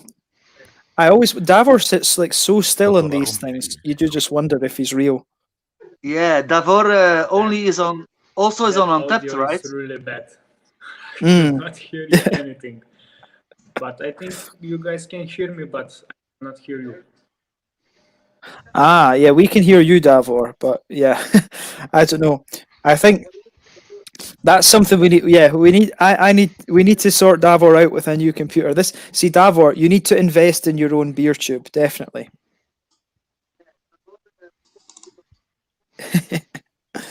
Oh man, no, yeah, we need to. Yeah, that's it. We need to get Davor into the beer tube. He's broken again. Yeah, no, it's good. So good. We're getting more comments now. Let's see. Where were we? Yeah, Leah. Yeah, I see. It keeps wanting to say Leah. Yeah, fabulous. Remind me. I've reminded of a Berliner Weiss from Omnipoyo, So Purple. Anyone had this? That had that one? Which one? Omnipoyo, So Purple. No, I think it's no. Wait, does he mean that the color is so purple? No, that's the. Oh, maybe I don't know. Actually, I don't know. Oh, Talus. Oh, sorry. Talus, the keys. Oh. I really still need to find that beer because I'm psyched about it. I don't think I've ever had a Talus forward IPA because Talus is a Sabro derivative, and anything that's Sabro, I like Sabro. I had a Sabro like IPA it, earlier today. right? Sabro. Talus is like a better version. Because I really hate really nice. Sabro, but Talus was great. Ah, nice. James, could you kick Riku out of the stream right now? He does not like Sabro, and I am not down with that. What? Why would you like that? Coconut and lime. It's coconut and lime. Coconut and lime is life. I have never ever tasted any coconut from any It's Sabro really beers. nice, guys. Really nice beer. It's only like herbs and mint to me. Like really hop forwards, and like your Leaving lime this. and your slight coconut taste. Indeed, a Mm, really good beer. yeah. You gotta get it, Thomas. Yeah, I know. Okay. I will. I love Talus, so I'm gonna go. The only problem with it is its case, so that's usually a bit. if you Those like one is coconut, really good. then just drink fucking pina coladas if that's your thing. You won't compare it with this one. No pina colada here. That's for Yeah. sure. Honest to God, I have never had pina colada. Good for I you. drank one on the beach in Pernu. I drank one out of this little Cuban caravan thing on the beach in Pernu, and then there was I was sitting there, and then a Rangers fan went by on a scooter, just drunk, and boof, went onto the ground. I was like, yeah. I need to throw this reference in. It's caravan, right? Was it Periwinkle Blue? No idea what you're on about this time. Do you not? Oh, Periwinkle Blue. Never mind. No idea. I just needed to sneak that in there. Anyway, but how can you Never mind. I mean, I had this discussion before with many IPA drinkers, and I'm not an IPA drinker. And I've had a discussion with a lot of people, and everybody says that Sabro is a hype hop, and it's going to be dead by 2021. And I'm saying it's going to stay, and it's going to be the next big thing. No, I mean, I wonder because I don't know. I mean, there's some. You know what hop? This is an interesting thing. Let's keep on the hops. A hop that I think is really There's two in my mind that are really underrated. One would be Enigma from Australia. Love Enigma, and also El Dorado in the States. Okay. El Dorado is a beautiful hop as well. What was the third one? Enigma. Oh, yeah. Mm-hmm. Yeah, I mean, there's so many. You know, one thing that surprised me recently with quite a few of the New Zealand hops, because I've been, you know how I do in the videos a little bit. Oh, if there's a hop I don't know, blah blah blah. This is New Zealand 3 alpha acid or whatever. So many of those New Zealand hops are like, was it Waiti? I think that I found recently. It has like 3% alpha acid or something. It's got like nothing, but it's still like so fruity. I love the Kiwi hops. Love them. Yeah, but James, your alpha will only, when you boil it longer time and you brew it, it will only give bitterness. But I made a Pilsner with Mandarina Bavaria hops. You might know them from Germany. Yeah, they're about 8% alpha acid. Yeah, really, really nice Pilsner actually. And it was my homebrew, and I give some to my friends, and they were really happy, and it was tasting really well. Some guy did actually gave it like 4.25 on Untappd. This Pilsner of mine, it's it was a New Zealand brew kit actually I used with the Mandarina Bavaria. Like I use always a loads of hops, you know, in my IPAs, but I brew them. I make mostly IPAs. I do other styles, but do use Mandarina Bavaria if you want those, you know, those mandarins in your beers, actually, the taste. Yeah, I had a really nice pills. Yeah, I mean, I had a really nice pills from Helia Brewery. This is the one that Thomas and I and the other Dutch guys reviewed together. Helia Brewery. They've got a. That was more of a Helles actually. They've got another beer that we should try called Fiend Pilsner, and this one, What the Whacka, it was basically, I think it was the Fiend Pilsner but with Motueka instead of the because there's two hops. There's Malteke and there's also Maltere, and then there's Motueka. There's got all these three that are similar. But yeah, they did that, and that was Fiend Pilsner, but with that Kiwi hop in it. So yeah. Nice. Yeah. So I love the Kiwi hops. Riku, are there any Finnish hops actually? No, I don't think so. Like people use some wild hops sometimes, but I'm not sure what's the. Because apparently in Sweden, I want to say Mälardalen. Apparently that is there's quite a few areas around like Stockholm that have been historically used to grow hops, which is something I never realised. I mean, Belgium's got quite a lot of hops, doesn't it? There's quite a few. You get Belgian Cascade and things like that. Do you know? I don't know actually. They're more like natural tasting, more spicy. When you compare them to the American hops, of course, they're really fruity. But our Belgian hops are not really fruity actually. They give more like a spicy, grassy, earthy nose to it, but not really the American like hop styles, like really fruity. That's not the case here in Belgium. So if you want to actually tasted an IPA from Belgium, you will know they're far behind compared to even the Netherlands. The Netherlands have even far better IPAs than we do make here actually, because they're more earthy and more floral compared to certainly compared to America. You know, those other half and those treehouse beers, you can't compare with our. So we're. Yeah, but don't you think there's maybe a little bit of a hype train thing there as well? Like, I've had a few beers. I mean, you've had some Dutch brewed IPAs compared to some of the American ones, and I think there's always that thing in the back of your head where you're like, I'm drinking an American IPA. It's going to be better than the Dutch, the Belgium, the English version, just because it's from America. And I've had a few where I've had a few beers where I agree with you, and I've had a few American-born IPAs that made me realize, it just because it's an IPA from America doesn't automatically make it a better IPA. No, for sure. But we in Belgium can't brew like the Volkinger brew, for example, in the Netherlands. There is no IPA. We have our, I'm going to tell you soon, the brewery. It's from like Genk in the Limburg, yeah. And they brew rather nice IPAs, but nothing like Volkinger brew or something like that. Because when I tasted Volkinger brew, it reminds me really of those other Half and Treehouse and Trillium beers, It's that good. Yeah. The last one they made was looking at the sky or something like that. The name was a little bit less, but the one they brewed before in the Netherlands from Volkinger brew was really, really superb. Like 4.25 on Untappd, for sure. You need to keep an eye. American ones.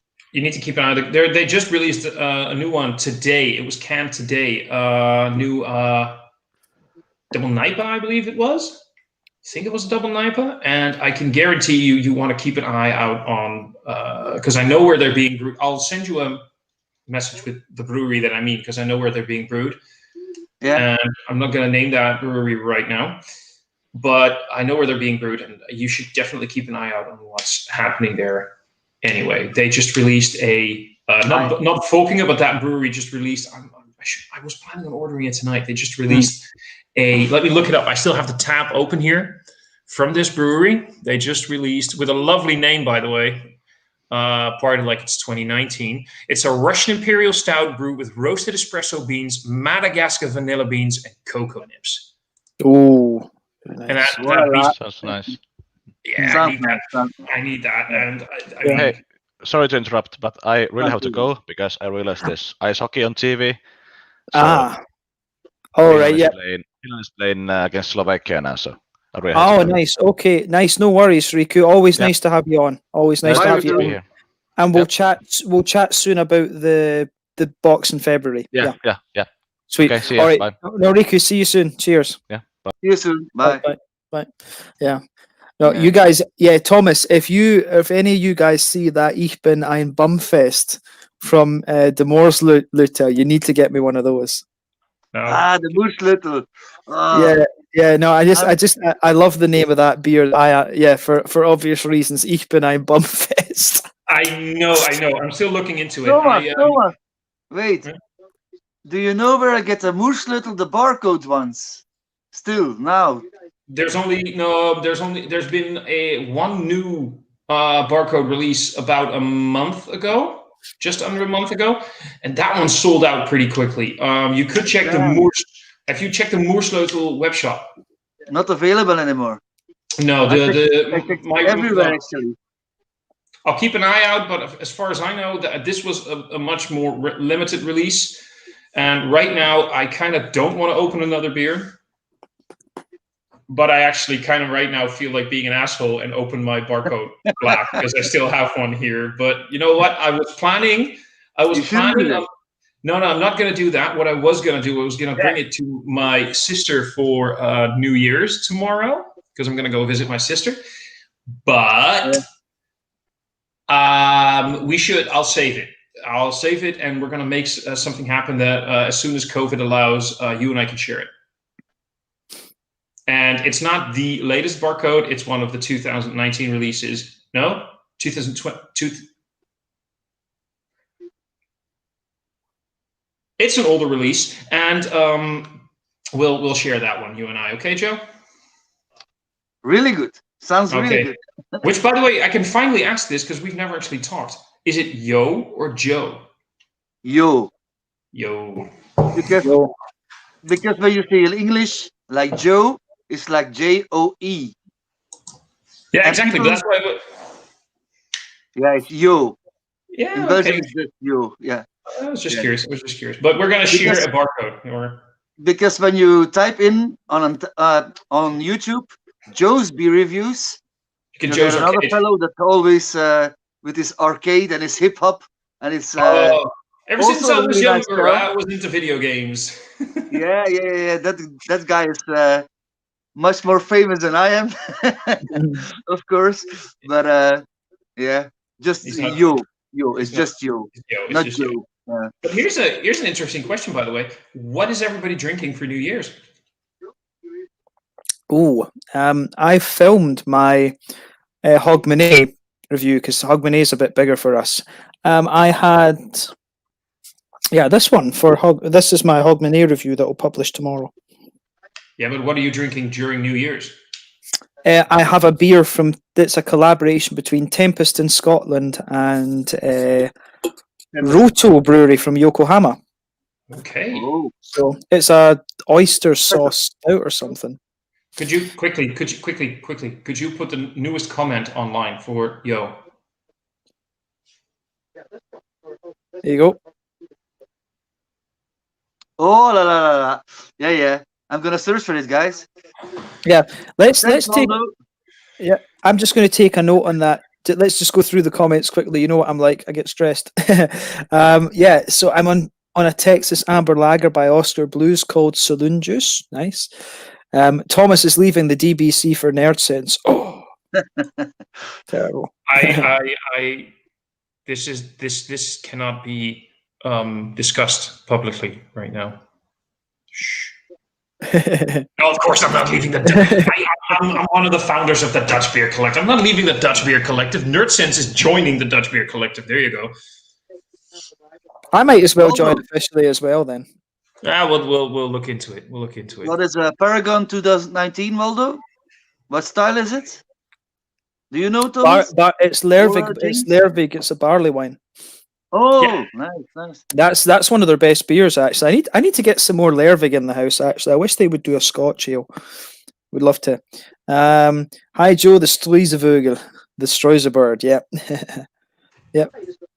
Lee got excited about the dogs. Oh, James, you're purple like a the polar bear. Okay. Sorry, it didn't work on the iPhone or iPad. Oh, that's We need to. That's a pity, Davor. We all like you. Yeah, no, I'm going to take Davor a new iPad or something, man. I need to do that. I like Centennial. Centennial is a good hop. I do like that. Yeah. Nice bit of lemon zest, and that's an old school hop these days, actually. But I still love West Coast IPA Centennial. Lovely. Hops underrated now are Sladek, Premiant, Triskel, Amaris, and Barbarouge from France. Atenum was another French hop, wasn't it? Atenum was another one. Yeah. I've heard of Aramis. I've heard of that. I thought Aramis was English, actually, because there are a few random English hops. I had an IPA from Pang Pang in Stockholm that had a lot of random English hops in it recently. Send me that beer. There's also darts on TV, but still watching the live stream. That's commitment. But yeah, there you go. There's some more things. I just really quickly wanted to show off what I'm going to be drinking tomorrow. And I've been waiting for a proper moment. It's a 2018 release. Ooh. Big Bad Baptista. That's a bomber. That's a 65 centiliter. All gloriously mine tomorrow evening. It's from a different continent, isn't it? It's from a different. Yeah. I mean, yeah. It's foreign. It's foreign, isn't it? Yeah, it is. America? America? No. Not what? America. It's not from America, right? Epic Brewing is. Yeah, they're American. There's Epic Brewing in New Zealand, and then there's another. Epic Brewing exactly. There's three. There's three Epic Brewing locations. We have Salt Lake City. UT is Utah, I guess. Salt Lake City is Utah. Yeah. Salt Lake City, Utah. That's where all the Mormons are from. No, wait, sorry. There's two: Salt Lake City, Utah, and Denver, Colorado. Yeah. Colorado, that was it. Then, so there's 2 locations. So yeah, but I've got like that should do me proper, and I'll see. I got some stuff hanging around that I might bring. I don't know yet. You need to do Really reviews nice on the beer, phone. Thomas. Really nice beer. Yeah, thank you, man. So what are you drinking, Yo, on New Year's Eve itself? Well, I'm going to eat with my girlfriend parents. So I have a review of 3 Belgian beers, 3 winter beers, again, different ones, because I did the review already with 3 winter beers from Belgium, but I'm gonna do a new one tomorrow after I have eaten and I come back home, because my girlfriend's parents and my girlfriend also live there. It's 30 minutes away to drive. So when I come back, I will do the review. So watch out for that also. The 3 Belgian beers from winter beers, Christmas beers, or how you ever want to call it. Yeah. Sounds good. Yeah. I still need to, you'll be seeing, I'm thinking my Robert the Great from Destroyzer, I'm thinking that's going to be beer number 3000. How long until that? I'll probably, I think I'm going to film it in September, because hopefully by then all the COVID stuff is gone, and then I'm going to be at home for it, because I've got a very nice idea for that video, like you've heard about, Thomas. So if we can get that to work, then that would be awesome. But I have a new one now. You've noticed the Stress Brouwers had a new one now. It's called Coffee Club. Black Damnation. No, wait a minute. It's the Black Damnation number 4. It's a Black Damnation, which number is 4. Yeah, it's a bit weird seeing Black Damnation in a 33 centiliter bottle. But they did it before, Thomas. I know, but it's yeah. But mostly they come in 75 centiliters, the Black Damnation series. But they have made 2, like I told you, the Coffee Club now, and there was one before I had also, but I can't remember the name.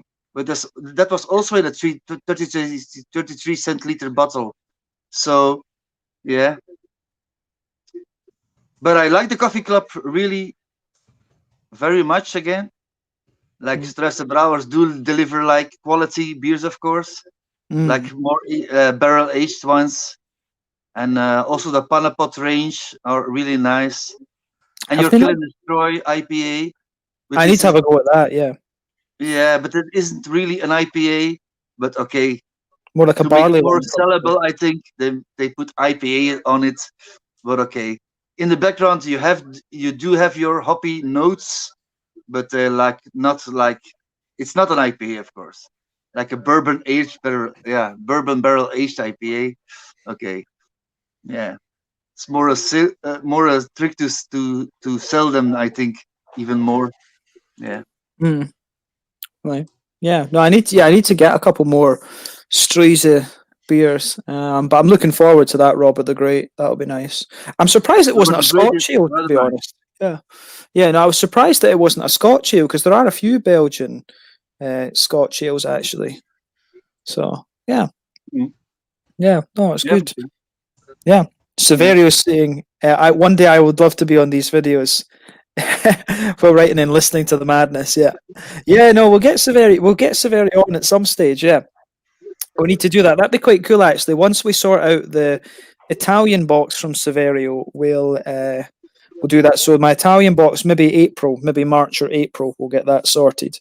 Because Riku has quite a few beers that he's holding for me. So yeah, Riku's box is going to come first, then Italian beers. So yeah, too much. And then I've got a guy in Austria that wants to send me stuff as well, actually, and a guy in Alberta in Canada that's keen to get a few things across. So yeah, Waldo's saying, yeah, James is going to wear a kilt. I've not worn my kilt in a long time, actually. I need to sort that, definitely. A purple kilt. My kilt is blue, is sapphire and emerald, actually. Sapphire and emerald. So yeah, it's not purple and fabulous, but yeah. Did you know that the Netherlands actually has their own official tartan? I think quite a few countries do. Could be, but I know that we do. I know that we have a tartan that is actually listed in the Book of Tartans. From what I understood, by the way, you need to clarify this. I think some of our viewers would find this highly interesting right now. Is it true that you're not supposed to wear underwear under a kilt? Yes or no? You're Scottish. I don't know if you're supposed to, but I don't. I don't think so. That's what I always. That's the myth, right? You're not supposed to. Yeah.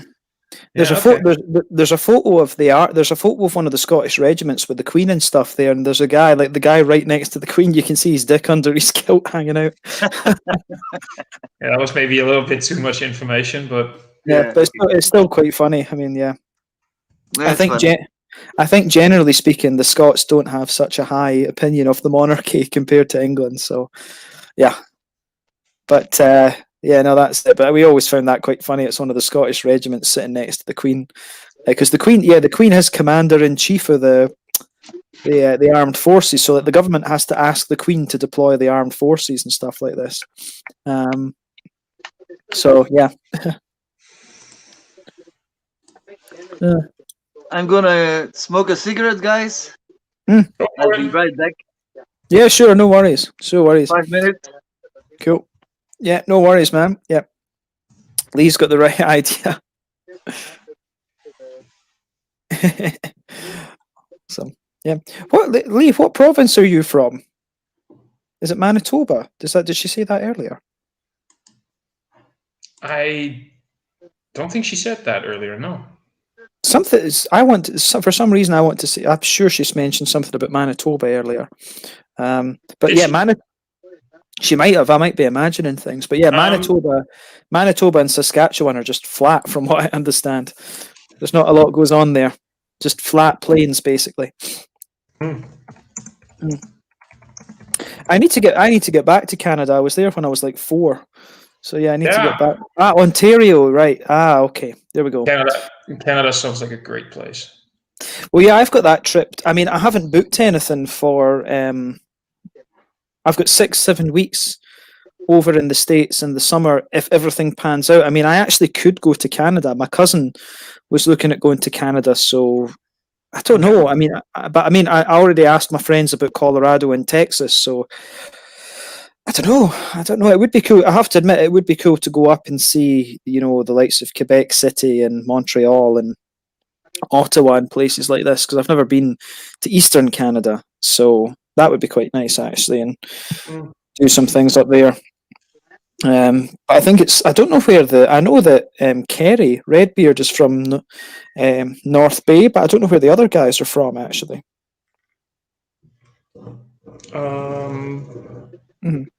Me neither. The only Canadian one I can really think of right now is Redbeard. Yeah, he's been on a few things. That's a good point. I actually don't know, because I should send Kerry the link. Isn't Maxwell something? I think I don't watch a lot of his stuff. Let me quickly check YouTube. Something with Maxwell in it, I believe. I seem to recall Maxwell Star. I seem to vaguely recall him being from Canada. Yeah. Well, Craig's still listening as well. Craig, actually, that's a good point. Because I'm sure I've only got Kerry, but Craig, you're quite close with the Canadian guys. If you don't mind, if you do happen to have a second, can you fire the link on to the Canadian guys and see if some of them can join? That would be handy. Be nice to get them on, actually, because I think Kerry, he works random hours actually. He works random hours, so Kerry joins at random times actually, because I think his body clock's a bit messed up, but Kerry's always a nice guy to have on these things. I should send it. I should send the link to Matt as well, actually. But apparently, Redbeard lives near Lee. Okay. That's not North Bay. He's quite a few hours, I think. Cheers, Craig. Craig's going to do that. Yeah. But yeah, no, New Brunswick, that's very north. No, not very northeastern, but yeah, far east Canada. Yeah. A few of my colleagues, I had Canadian colleagues from New Brunswick. I had one from Prince Edward Islands. Yeah, those two weren't very nice. But yeah, I'm sure that's not all the people, the residents there. Those ones were, yeah, those two Canadian colleagues were just a little bit fake. Yeah. James, Yeah. I have seen some reviews of you, Mm. like Dry and Bitter. You know the brewery? Yeah, from Copenhagen. Yeah. Yes. I really like their beers. Really. Yeah. Thomas, you haven't had any of them, I think, from Dry and Bitter. I think not. Thomas hasn't got any beers from them. From who? Sorry, what? Dry and Bitter from Copenhagen. No, I never Like had any. these. Sorry, no, I never had any. You really have to try some of them. They're really amazing. Like really hop forward. Also, they brew actually a lot of IPAs, and I think that's one of my favorite breweries, actually. To be honest, really, Dry and really Bitter. nice. I've seen them. Let me quickly check. Yeah, best beer I've had from them. Best beer I've had from them is Hey Fem, the 5th anniversary one. But they've got another beer that I think I'm gonna, when I fly back, I'm going to stop in Copenhagen and pick up one or two things from Kiosk. So yeah, no, that is the. They've got one that's, I forget what it's called, but there's two dry and bitter beers that I want to get just now, IPAs. But yeah, I've not reviewed something from Dry and Bitter in a little while. But there's a lot of really good breweries in Copenhagen. I mean, Gamma, Osnegern, Dry and Bitter, they all brew in the same place in Gurløse. Nice. You've got it's called Urkollektivet. It's up in the northwest. That used to be where Stronzo brewed their beers. It's an old dairy facility. But you've got Flying Couch, Ale Farmer close to Copenhagen, Kaleidoscope, Amar. Yes. There's quite a few. There's a lot of good breweries. I had some from them. Yeah. Amar But I brew. had also quite a lot of Dry and Bitter, actually. Like I had like 10 beers or something from Dry and Bitter already. Yeah. No, Dry and Bitter they've been getting their beers out there a little bit more recently. That's really nice. Yeah, no, that's the Dry and Bitter are great. Yeah. Mm-hmm. When I went to Brussels, it's a craft pub, actually. It's called Dynamo in Brussels. It's really not that far from Cantillon, so I went always to Cantillon to get my beers from there, and then I travel on foot because it isn't really far, like 15 minutes walk, and then I got to Dynamo, and they have also a wide range of, actually also on tap, and I was lucky. I had a 5 times dry hopped Dry and Bitter one. Oh, nice. It was clocking in at 10% ABV or 10.5% ABV. Awesome beer. Like I give. Do you remember what was it called? I don't know. Maybe you can find it on Untappd easily. It's a 5 times dry hopped, actually IPA. I think that might have been Hey Fem. That was their 5th I think that was the 5th anniversary beer. Was it a big 10% or something like that? Triple IPA. No, yeah, it's a triple IPA, but 5 times dry hopped. So it could be that one, indeed. But I gave it like 4.5 out of 5 on Untappd immediately. But it was from tap, but they have it also in can still, I think, now. So that's one beer you got to really try. So 5 times dry hopped is really mind-blowing, of course. Yeah, no, absolutely. No, I need to have a go at that beer, actually. I think I have. I had that one. Brain's not working. Yeah, I need to have another.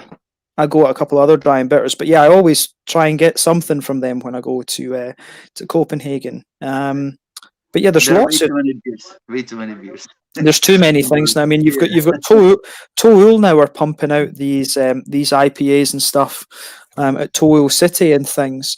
So I need to have a little look at some of their some of their beers as well. But yeah, no, that's definitely something I need to have a little look at. So yeah, no, I need to do. I've got a couple of out and about videos that I filmed in Copenhagen that I need to edit together and publish as well. But yeah, I've got lots of stuff to do for the channel over the next little while for sure. Yeah. Lots of things to do. Yeah. I need to get a few more Belgian beers on the channel actually, because it's been I've been sort of neglecting that a little bit because I've had everything else, but I need to get a few more Belgians and Germans and things. Yeah. Oh, I've got a few comments. Sorry, let me just right. So these Maxwell Stars, New Brunswick. Kerry lives right by me. Yep. Awesome, Craig. Kerry's in North Bay. It was 5 degrees, windy as fuck for Carnivale. The only thing that kept me going was the grappa and the Nicino. Of course, the gallons of wine and beer. I've always found that's like a devil's mix, man. As I say, I hardly drink outside of the reviews now, but back in the day, wine and beer that used to make me dehydrated as hell. Thomas, you need to get some dry and bitter reviews. Craig has shared it with the Canadians. Awesome. I prefer dry and bitter over ale farm. Yeah. I did not just do that. I did not just actually do that. Canada, yeah. Dry. Davor says I prefer dry and bitter over ale farm. Ale farm are hard to get a hold of these days in Copenhagen. I never find ale farm. Yeah, ale farm are a bit difficult to get. It's been a while since we've had a drop of ale farm in the. Yeah. Not a drop, I say a drop, but like a drop when you get all the beers at once, like a drop of, we used to get ale farm like, I don't know, every couple of months or so, but it's been a while. I could check if I can still get some ale farm, but if I can, I doubt it's still very fresh. Yeah, because Ale Farm, they're from, I forget the name of the town, but they're from out to the west of Copenhagen. But it's difficult to find their stuff in the city, like Kiosk and other places. You don't get so much of them. Bad Seed is another one, like in Copenhagen. Bad Seed is another. Oh no, wait, sorry. They used to Gypsy Brew in Copenhagen, but they're up by Aalborg now. They're away up in Öland. They've got their own place. So Bad Seed is another very good Danish brewery to check out if you ever see them. And Ghost Brewing is another one. Ghost are doing some interesting stuff. Harry's saying that he'll be on in 5. He just needs to grab a beer that's not shite.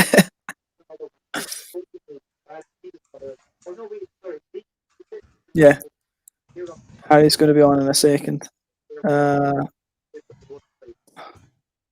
See what's going on. Oh, there's a bit of echo trying to figure this out. It's Joe. Joe's not wearing headphones. That's where the echo is coming from. Ah, right. Okay. No, that's fair enough. Okay. You see, I was thinking about buying some beer from. I was thinking about buying a couple of beers from Kiosk online. Actually, I need to think about that. Yeah, the 2 dry and bitters that I have at the moment are. Be right back, guys. I'm gonna find another beer. Okay, be right back. Yeah, no worries. The 2 dry and bitter beers that I was thinking of getting, was Giant Jelly and Symptomatic. I was thinking of getting those. No, you don't know those. no. No, those 2. Did Broaden and Build go out of business? I don't know if they just shut temporarily because of the pandemic thing. I don't know if they're coming back. Let me have a little look at that. Broaden and let's have a look. Broaden and Build, but their place is a way up. Their place is a way up by. It says permanently closed. Yeah, they've got a place. Yeah, no, it says, it's on the website as well. It says permanently closed. I thought it was due to the pandemic that they shut, but maybe something else going on. I can find Ale Farm in Italy and in Koper in Slovenia. Interesting. Bergbieren also has a lot of Ale Farm. Yeah. There's a brewery. There's apparently a really good New England IPA brewery in Norway just now. I need to get a hold of some more Norwegian stuff, actually. I need to have a look and see what are the best breweries in Norway. Hoppiness Beer Shop. Yeah. Oh, that's it. What, Joe, have you had any beers from random countries in the last little while? Oh, have we lost Joe? No, I'm back. I was just texting a message. No worries. Tell me again, James, what were you... Have you had any beers from random countries recently? Always, of course. I review a lot of them from England and Germany and Sweden. This one was also really nice from Stone. It's triple IPA. Ruined Again, it's called. Oh yeah, I had that one recently. Yeah. I thought it was really nice, really boozy, really hoppy. Yeah. Harry. Hello. How's it going? How's it going? Yeah, not too bad. I've just had a little review of a couple of beers. One was acceptable. The second was Third one was a drain pour or an outside pour. Ah, right. Okay. It feeds the grass. Harry, I've got one for you. Let me see. Hello, my lover. Oh yeah, we should do that one together. Yeah. It's weird holding something this long in my hand, Harry, when it's not yours or Thomas's. With the rainbow flag on it as well. Hello. Yeah, with the rainbow, yeah. Mm-hmm. Yeah, I've got that one also, Thomas, to review. I've got that beer also to review. Is it a good one? Oh, really? I don't know. I've never had it before. This is literally the first one. It's a black bock. Mm-hmm. It's 6% ABV, and when you look at that looks like Imperial Stout when you see it in the glass. And what was yours, James? It looks lovely. Because I couldn't see the can actually.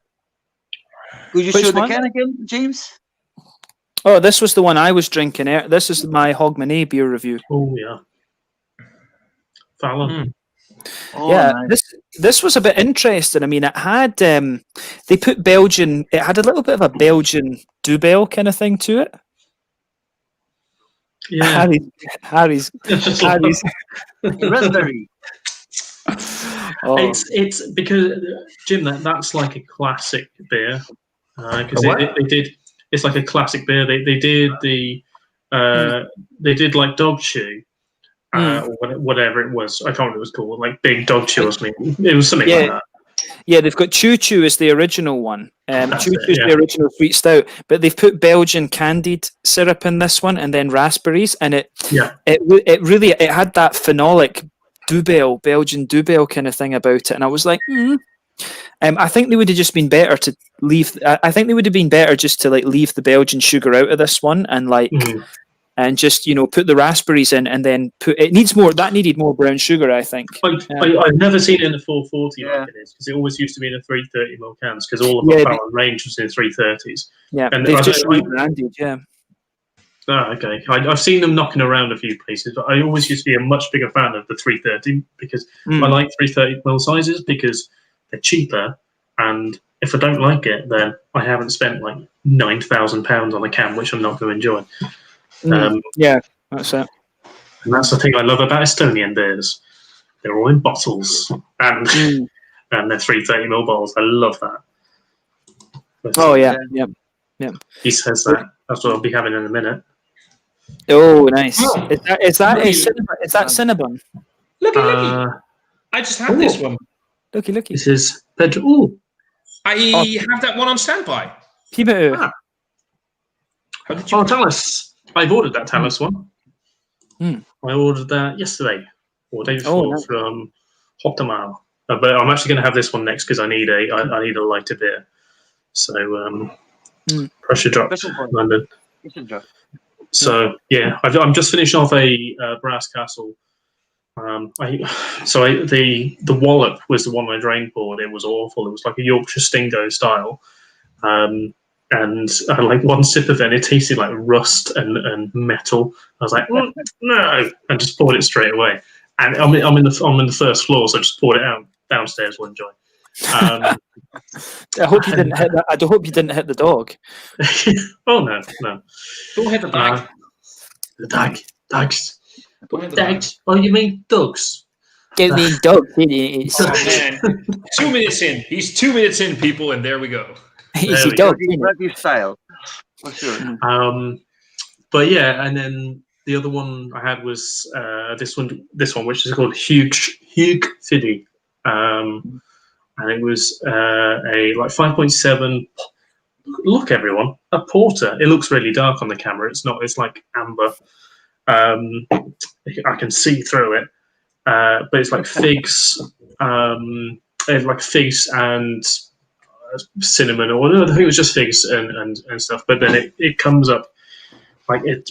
You know when you walk into a real ale pub, any real ale pub that it's heavily used, and you smell the carpet in the pub. You don't sort of go down and sniff the carpet. You just smell the carpet when you walk in because it have like vomit, beer, wine, spirits, everything spilt all over the carpet. It's like they squeezed the carpet out and got all the juice out of that. That's the aroma. But Harry, you're forgetting it's supposed to be bike seats that we sniff. Yes. Yeah, it's supposed to be bike seats that we sniff. Not carpets. Yeah, well, it's supposed to be. You've been doing it wrong. We're supposed to argue over cucumbers. We're supposed to sniff bike seats, and we're just supposed to be a pair of bum chums. That's it. I'm not the cucumber lover. It's you and Peter. Oh no, that's me and Peter that are supposed to do that, isn't it? Yeah. I was in the supermarket earlier getting those beers, and I was tempted just to get a cucumber, just because. I actually asked my mum before I go out, if I buy a cucumber, would anyone actually like eat it? And they were like, nah. I was like, I hate cucumbers as well. I was like, there's no point in buying it even just to be funny. you can just have some fun with it instead with Peter. Yeah. Except you can't because you're not allowed to travel to tier 4. Yeah. You know, 5.7% for a porter. You can't expect really much, to be honest. Yeah, it's still not 105.9 though, is it, Harry? It'll never be 105.9. Yeah, it's 105.9. Yeah, it's not a Harry Meadows session ale unless it's 105.9. The standard Tuesday or Wednesday night, is it? I don't fucking know. It's a Wednesday night. Standard Wednesday night beer, 13.9. That's what I like. Session ale. That's more like. I'm only at work for 4 hours tomorrow. It's fine. Here's an interesting question. Do any of you guys have an opinion of the Aldi off-brand beers? Been getting through a decent amount of them since lockdown. Which ones are we talking? Is it the ones that are made by Eichbaum, the big can things? It's the Hatherwood ones or Haywood or something. I can't remember what the fucking brand is. It's like owned by Marston's, but they call it someone else, so it doesn't go back to Marston's. So it's actually brewed by Marston's, but Hatherwood or whoever it is don't own the brewery. They contract brew it at Marston's, and then obviously it's sold to Aldi. That's at least how it used to work 3 or 4 years ago when I went to Aldi. I don't know where my nearest Aldi is. One thing that I need to do, I actually forgot as soon as I walked out of Lidl's earlier today. I was like, I meant to look for Rheinbacher. I wanted to get a bottle or a can of Rheinbacher to review because you and Craig were saying that that's pretty good. It's not bad. It's dirt cheap. I think it's. Is it Aldi or Lidl? I think it's Aldi. It's not Lidl where Rheini is. In Lidl, they've got Perlenbacher, which is basically Rheinbacher, but the copy. So, right, okay, yeah. I say Rheini's nicer. Harry, I have to ask you one thing as well that's come into my head. Do you remember these? Oh fuck yes. Yeah.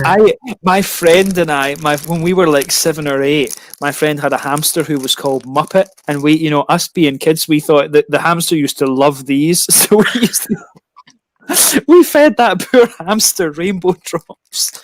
Oh, jeez. And the hamster, I shit you not, that hamster actually went into hibernation from hyperglycemia. It was diabetic. It actually died of diabetes, and it was probably all the stupid stuff that we were feeding it. But it was about 2.5. So I mean, it wasn't as if he didn't have it. It wasn't as if he didn't have a decent lifespan. So. Yeah. Oh, it's just when I saw these come out of that Trembling Madness box, it was like flashbacks to Muppet the Hamster. So, I want to ask you, did he die, the hamster, actually? Yeah, no, he went into like hyperglycemia, and he was in but that's quite common with hamsters. Apparently, they go into like a coma and then they die. Because my friend, because his little sister's hamster did the same thing, but I think we were old enough that we weren't feeding it like chocolate buttons and stuff like we used to before. But apparently, the thing was, one day his hamster it used to escape, and then one day it got out and it stole like a whole gingerbread man and went under the bed, and then it just came out and its mouth was like, it came back out from under the bed and its mouth was just like blown up. You turned it into like a sugar junkie.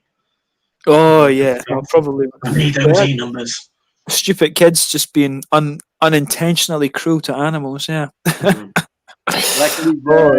Like he's got more than enough in his cheeks for the winter to come or something like that. Oh yeah. No, I remember that. Yeah, that hamster, man. That hamster was great fun. Muppet the hamster. Yeah. But he had my friend after that. He had two rats called. He had a rat called Morpheus, which he found out was a girl. So Morpheus was a girl, and then he had Florence and Emily after that. So yeah, what was it? Oh man, I remember it. The days of animals. Yeah. Oh dear. I have some animals also. My daughter brought in a red snake. Oh, so okay. Red snake is here, and the bearded dragons are here, and then I have also I don't know how to call it in English, leopard gecko. Can you translate it, Thomas? Gecko, leopard. It's a gecko, but like with strange, like a leopard. Hey, yo, hij is gecko. Yeah. Sorry, that's a joke. They are all here. They are all here. And the snake did escape already, so I've tried to find her. Really, and it makes this noise like like rattlesnake. It makes this noise when they feel danger. It's actually quite scary. So I had to grab her and then put her back into their terrarium, like we call it in Belgium. Terrarium, yeah, the same. I think that's the same thing. Yeah, strange things happening here sometimes at my home. Reptiles, Do you have you ever had spiders though? Like, yeah, when I lived back with my other girlfriend, we were. I'm assuming you mean ex-girlfriend, not other girlfriend, because that would be. Definitely means other. Okay, just checking. Not like. I had like a tarantula and a scorpion, and like the green leguan, green, the big ones. They got to like 1.5 meters. Leguanas. All that stuff. Yeah. Like all reptiles, actually. I kind of have a soft spot for those animals. They're insanely expensive in upkeep, aren't they? Though. Yeah, they are quite expensive now these days, for sure. But back in the days when I'm talking about the 90s, 1990s, they were much more affordable. Also, the cages, the terrariums they actually live in were like 100 euros or something like that. Easy for a big one, so you get to spend some money. But it's like a hobby, and we had our dogs also and stuff like that. Yeah. But now these days, I'm living on my own now, and my girlfriend lives actually with her parents.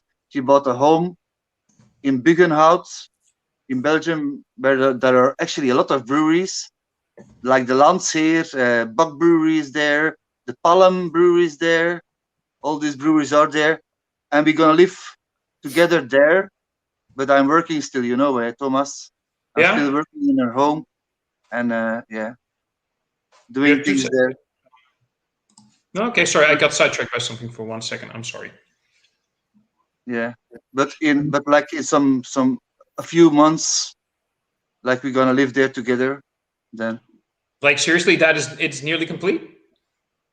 Well, I gotta do it all on my own, Yeah, that's true. You're working hard, man. You're working so hard on that. Like almost every day, I have to travel like 30 minutes to there, because it's like 30 minutes away, and I got to travel 30 minutes back. So to work in her home actually, but I done everything is almost done. I built a completely new kitchen. I done the centrale verwarming, central heating system. I've done all the electricians. The floors I am busy now. Like, yeah, a lot of things. For everybody who's listening, Yo and I talk on Messenger every now and then, and he's showing me some pictures. The stuff that guy has done in that house is mind blowing. It's off the chart. What he did there is like insane. Yeah, but I done it before, Also in my home here, where I am now, like the year 2000, maybe 2003, I was renting, huren. Renting, yeah. Renting this place to my friends, and then my neighbor actually fell asleep with the cigarettes, and it was all actually burned, and then I have to start again because it was just 1 year, all done with me and my dad. I did all of this, and then we have to start again. Oh, so I know how to. That's rough, buddy. That is rough. Do it, yeah. Why? No problem. Now it's all very nice again, Mm-hmm. Yeah. Yeah, that's hard. Yeah, that's hard. That is nothing to do about it, but yeah. Just to see all of that just disappear. Yeah. Yeah. But I was really very insured that time. Mm-hmm. So I haven't actually put any money in it to rebuild it actually. So that's a very, very good thing, of course. It is. I mean, thank God for insurances, but yeah, still, it's rough. I mean, you built that, right? You 1 year. 1 year, it was all done. Like we built like 7.5 meters extra to the house, with all done, and then it was all gone actually. So that's really sad, yeah. And my dad was really like, he was really, really sad because he has to put all the work also in it. And I was working like from 6 to 2, then from 2 to 10, and then also weekends. And when I get here, I was always working, and then it's all gone up in fires. Like all the back we did build new was all gone. The walls were there, but there was nothing else actually left. Yeah. That's shit happens, But like we always keep smiling and do rebuild it, and now you look, it's already redone everywhere here. So no problem, I think. Like I'm talking about, 17 years ago. So I won't go back in time. We just got to move forward, of course. So yeah. Yeah. No, that's how do you? Sorry, yeah, no, go for it, James. Sorry. I was just going to say, like, that's something I would quite like to do, is fix up a property and stuff. But I've never had the training and joinery or anything like that to do. I would be quite keen to have a go at something like that and learn. But yeah, it's a lot of work. My sister bought a place outskirts of London years ago, and me, my dad, and my brother-in-law ended up doing all the work on it. So it meant it was a 2 up, 2 down. So 2 up, 2 downs in UK are basically 2 rooms downstairs, 2 rooms upstairs. That's what they are, like a terraced house. And so on hers, it had like 1 room, another room, and then it had the kitchen, like a kind of galley kind of kitchen. The staircase we had to move because the staircase went up. And then it went into a bedroom, and then to get into the other bedroom, you had to kind of go round through the next bedroom. So then we like closed that off, turned it into a cupboard, and then put 1 bedroom downstairs.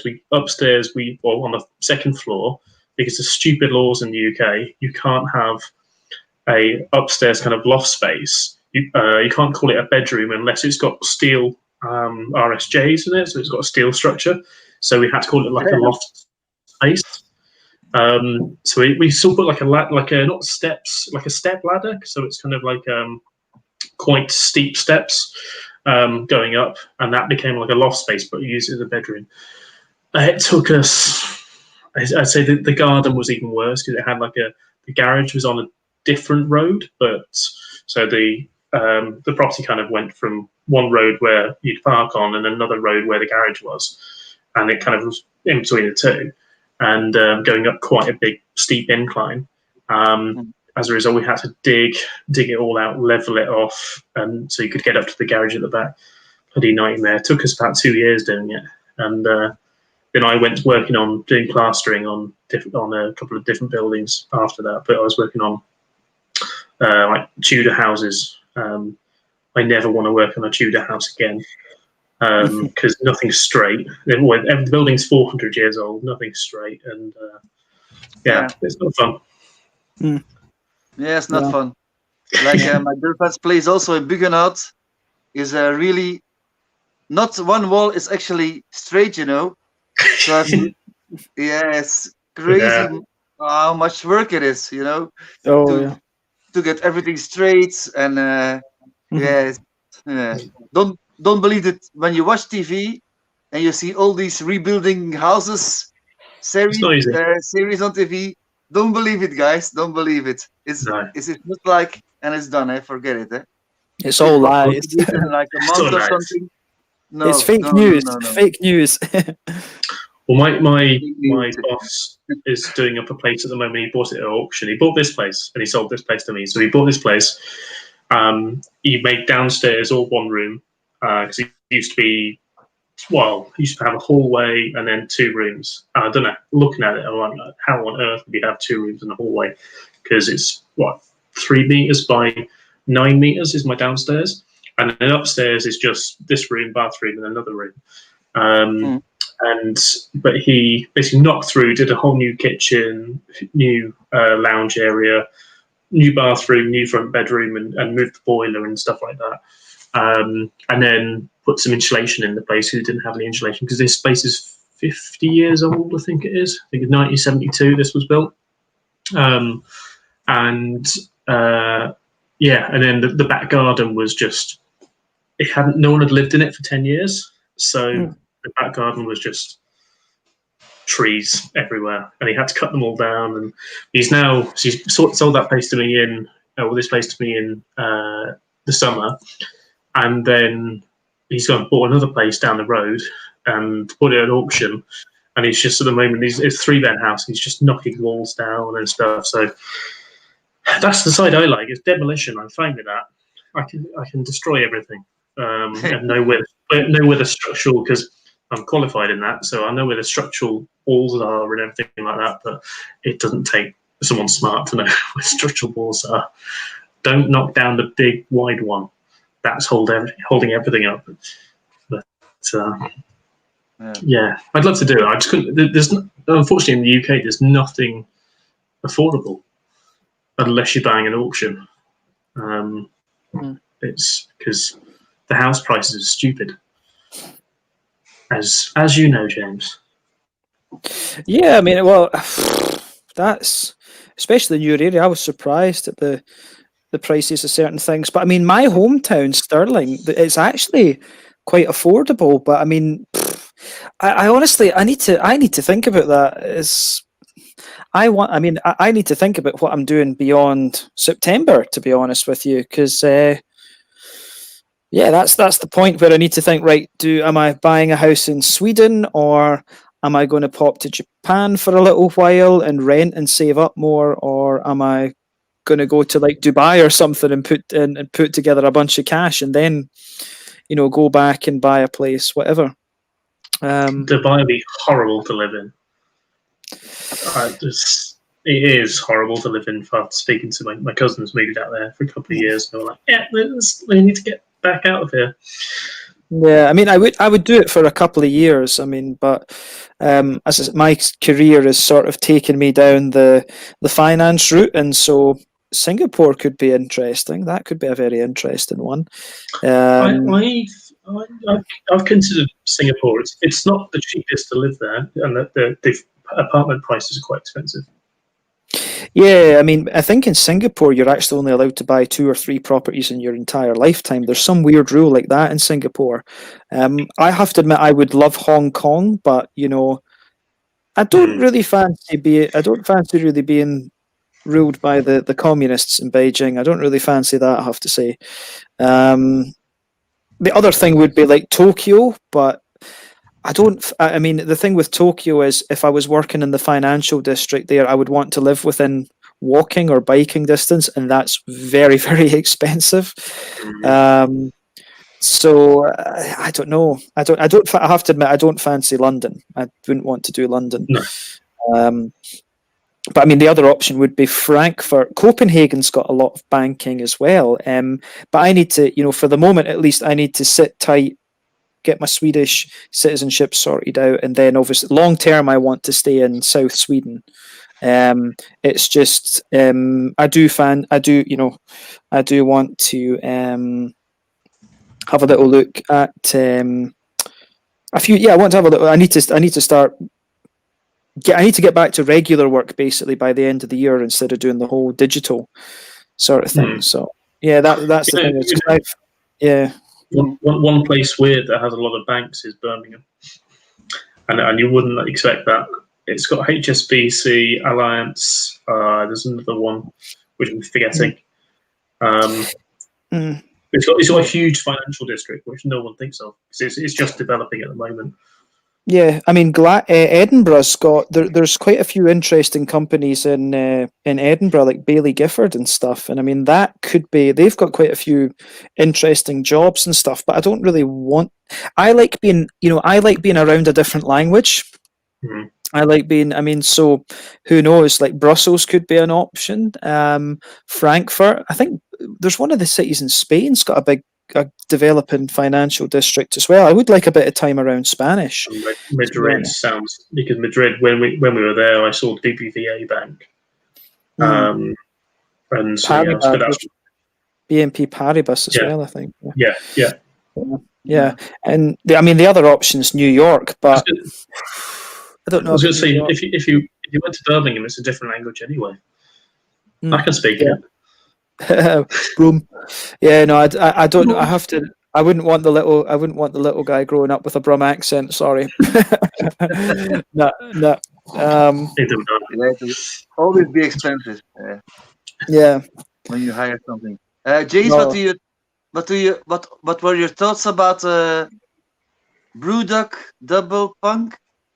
Oh, that was just lazy. That was absolute laziness. It wasn't toilet worthy, but it was just laziness.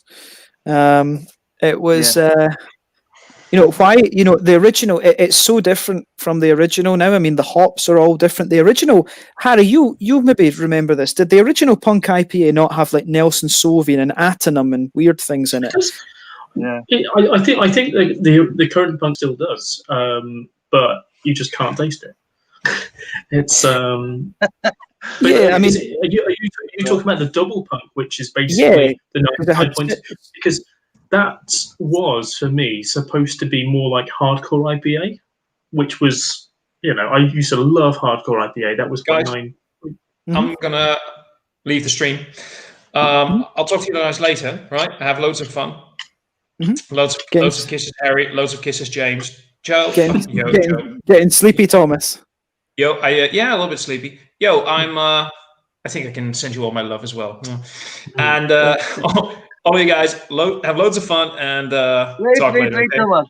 One question. Yeah. Uptramdre. The beer I sent you from Belgium, from Gallia. The thing was, we were planning it on doing it this weekend, and then something came up. We might. I'm going to send you a message in a little bit. Okay. I'm going to send you a message in a little bit. Okay. Okay, guys. You'll get that message. Cheers, bros. Later. See you later, Tom. Bye. Yeah. Well, let's just take a little. Let me just go through the comments quickly. Sorry. So where were we? Well, we missed Valdo's comment earlier. They're going to review the beer together. Favorite movie, Christmas movie, Die Hard. We watched Love Actually the other day. You're getting soft, Harry. You're getting soft. I like horror flicks, so yeah. I love watching some of the horror movies. You're just like, it'd be funny. Yeah. Like some of the horror movies, like I watched Insidious, which was supposed to be terrifying. I was just like, see if this didn't have the loud noises, you wouldn't get fright. It would just be like some guy randomly appearing in the room. You just be like, okay. It's just like a shit Darth Maul is all he was. Yeah. Poyala is a beast. A very nice Pedro Jimenez barrel. Yeah. Rheinbacher is by far the best of the Aldi beers. Wouldn't say it's good, but it's definitely not bad. Okay. I think it's good for value because it's like £3 for a 4-pack. Yeah. Or $2.99 for a 4-pack. That's good value. Can you buy singles? No. Actually, you might be able to buy single bottles, but you definitely can't buy single cans. This was last summer when I went there. So yeah, I'd rather buy just. I mean, as I say, I very rarely drink the same beer again. That's it. So you just throw them away. Throw them at homeless people. Drink these. Here you go. Here, I've reviewed this. Have it. There you go. There you go. Craig saying that he loves reptiles. Yeah, reptiles are fascinating. Yeah, reptiles are awesome creatures. My landlord, actually, their son, he's got like 13 snakes now, and they're going to make a little mouse farm in a shed in the back garden. He's going to breed his own food for them and things, and like sell it and stuff. He's got like autism and stuff, so he's like obsessed with snakes at the moment. And I'm just because he went through a period where he was obsessed with fishing, and now he's into snakes. And I'm just like, I hope he stays interested in snakes. The amount of snakes, he's got 13 snakes. I was like, I hope he stays interested in snakes. Jim, when you have some snakes like 13 or something, you only have to feed them like once a week or maybe once in 2 weeks, like one mouse. So you don't have to actually buy a lot of mouses. And these snakes I have at home from my daughter actually eats frozen mice actually. Yeah, no, I think that's the plan. I think they're going to breed them and then feed them live. I don't know. I'm not sure exactly what they're going to do, but yeah. I honestly don't know. They don't eat much. Okay. No, they don't. Yeah, they only eat like I know that they only eat like once every 2 weeks. My flatmate in Aberdeen, he had a python that was called Buddy, and this thing, it used to go up its wall, like straight up the wall, and then just fall back and lie on its back. Like, yeah. It used to just they really do that, indeed. Yeah, it was just funny. It used to we used muscle, to watch. You know? It's a strong muscle.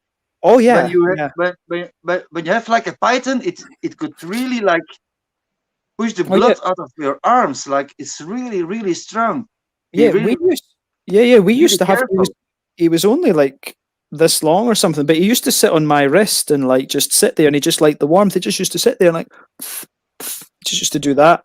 But it's just we just used to find it hilarious because he used to go up the wall and then he would just suddenly and he would just lie like on its back for like half an hour, like what the fuck happened here?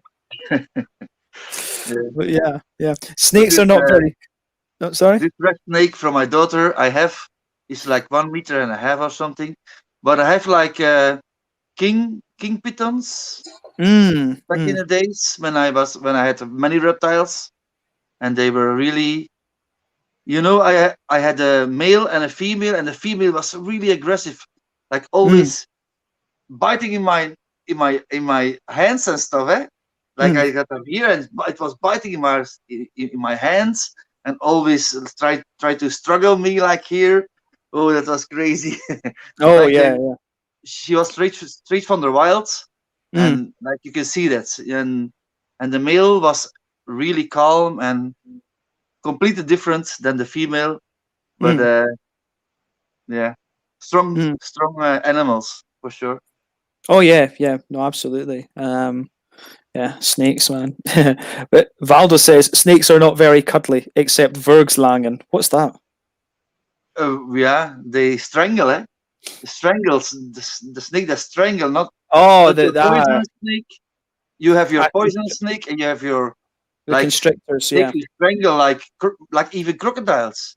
Like when we're talking about boas and stuff, they can eat actually crocodiles, small crocodiles, of course. Oh yeah, but they have a mouth that's actually it's like a system that goes really open, and they can eat much bigger prey than they actually are. When you see the heads, it's like really small, but they can like get it really open. Yeah, it's really something else. Yeah, it's crazy. Yeah, something else. Craziness. Yeah. Oh, we've got Hi from Hong Kong. Don the Deer. I've seen these. Yeah, that's cool actually. I need to get. That's something we need to sort, Harry. We need to get a few more beers out of Hong Kong. Yeah, because I know Guilo is now in the UK a lot more. So Guilo, they're contract brewing with. No worries. I think they're contract brewing with Vocation. But Guilo, obviously, when I went out there, I'm guessing when you went out there, I saw them quite often. They were like the bigger brewery, the bigger craft brewery for me. I saw them pretty much every single. Well, I went to craft beer bars pretty much all the time. But even if I wasn't in a craft beer bar, then I would still see Guilo. So they kind of felt like a bit of a Thornbridge. A Thornbridge, but with slightly more exotic tastes in their beers. But the breweries for me was Young Master. Oh, they were good. Yeah, they were good. And weirdly, actually, not a Hong Kong brewery, but a Taiwan brewery was Taihu. I thought the Taihu beers I had were good. Zhang Men as well. That was good. Carbon Smith, I've heard are really good. I don't think. I had a couple of Carbon brews. Yeah, those are really good. Hero, Carbon Brews and Heroes Brewing Company. Are they not related? Yeah. They're the same guy. It's a Canadian Hong Kong guy, I think, that's behind that. So yeah. But I really want to do an interview with. I'm going to see if I can set up a Meet the Brewery thing with him. And I also, Rohit, the guy who owns Young Master, his name is Rohit Dugar, and I think he's Indian. If I remember right, he's Indian, and he started that brewery with a German brewer. Okay. And he died a few years in to the company. And but he really liked the videos and stuff. So I want to do their breweries, I think, on the south of it's around the other side of Hong Kong Island, if I remember rightly. So I want to take Aberdeen side. Yeah, I want to go. I want to go to Aberdeen and Hong Kong actually. Yeah. I need to the Yardley brother guys as well. I need to try and set up an interview with them. Their beers apparently. Their beer, I had them and they were quite good, but they were quite raw. But there's that Italian guy. I forget his name. There's the Italian guy. The two Hong Kong guys. It's Kenneth Ho and the Italian guy. What's his name again? Yeah, I'd love to get him on the channel at some point. But yeah, there's those. I really want to meet up with Kenneth and with is it Salvatore? I forget. Luigi. That's it. Yeah. Luigi Corradezza. I seem to think there's an English guy out there as well who's reviewing. Well, he might maybe a Hong Kong, but anyway, Aguilo essentially is out there, and he's reviewing lots of UK beers, but at the same time has got lots of Hong Kong beers. So I'd be interested to review with anyone, or just talking about beer. We were just talking about Hong Kong this evening, and we're like, want to go back. Yeah. It's like I reckon this summer, if we can, or Tash will get plenty of time off, as she always does. But then I'll try and get a couple of weeks off in the summer and go. But I was thinking the same. Like I'm going to head east probably for a little bit in September time. So I need to figure out how I'm going to do that, because I quite fancy, doing the low cost airlines, and just because originally Scoot had a flight from Athens to Singapore that was very cheap, and I was like, I can do that then, get out east, go up to Japan, go down, see my uncle in Australia, do this kind of thing. But now that flight isn't going anymore. So I think what I might have to do is fly Dubai out to Dubai, and then go from there. I can go with Air Arabia down to KL, or I don't know if I can I could go through India or something like that. I could always do that, but I do fancy having a go at India at some stage. But yeah, it's just there's quite a few ways. I quite fancy doing the one-way things and just dotting around a wee bit. We'll see. Yeah, that's something you need. You need Bold and Bankrupt with you to do India. Oh yeah, that would be. I don't know if he would do that if you messaged him and said, "Oh, I'm a BeerTuber. Would you join us?" That would be quite fun. Yeah, no, that would be good. I saw. Sorry. Oh yeah, make sure I don't die in India. Yeah, yeah, that would be cool. That'd be cool. Have you been out to Asia before, Yo? Have you been out there? No. Sorry. Oh man, you need to go out to Asia and just have a bit of an explore. It's kind of crazy, actually. Yeah. Yeah, definitely. Do it. Yeah. When all this COVID shit is over, I'm gonna do it. Definitely. I'm gonna travel, I think. Yeah. Because, Let's just. Yeah, no, it's good. It's good. I'm just going to flick through these comments quick. Oh yeah, you had your ulti. Sorry. Yeah. It's like the Power Rangers, but it's called Pacific Rangers. Yeah, they always make these really amazing labels. Of course, it's a double IPA coming in as 8.6% ABV. Yeah, but I want to ask Harry. Harry, do you know these things? Oh yeah. Yeah. I guess fucking not buying one of them, but yes, the talks. Yeah, but that's really cool.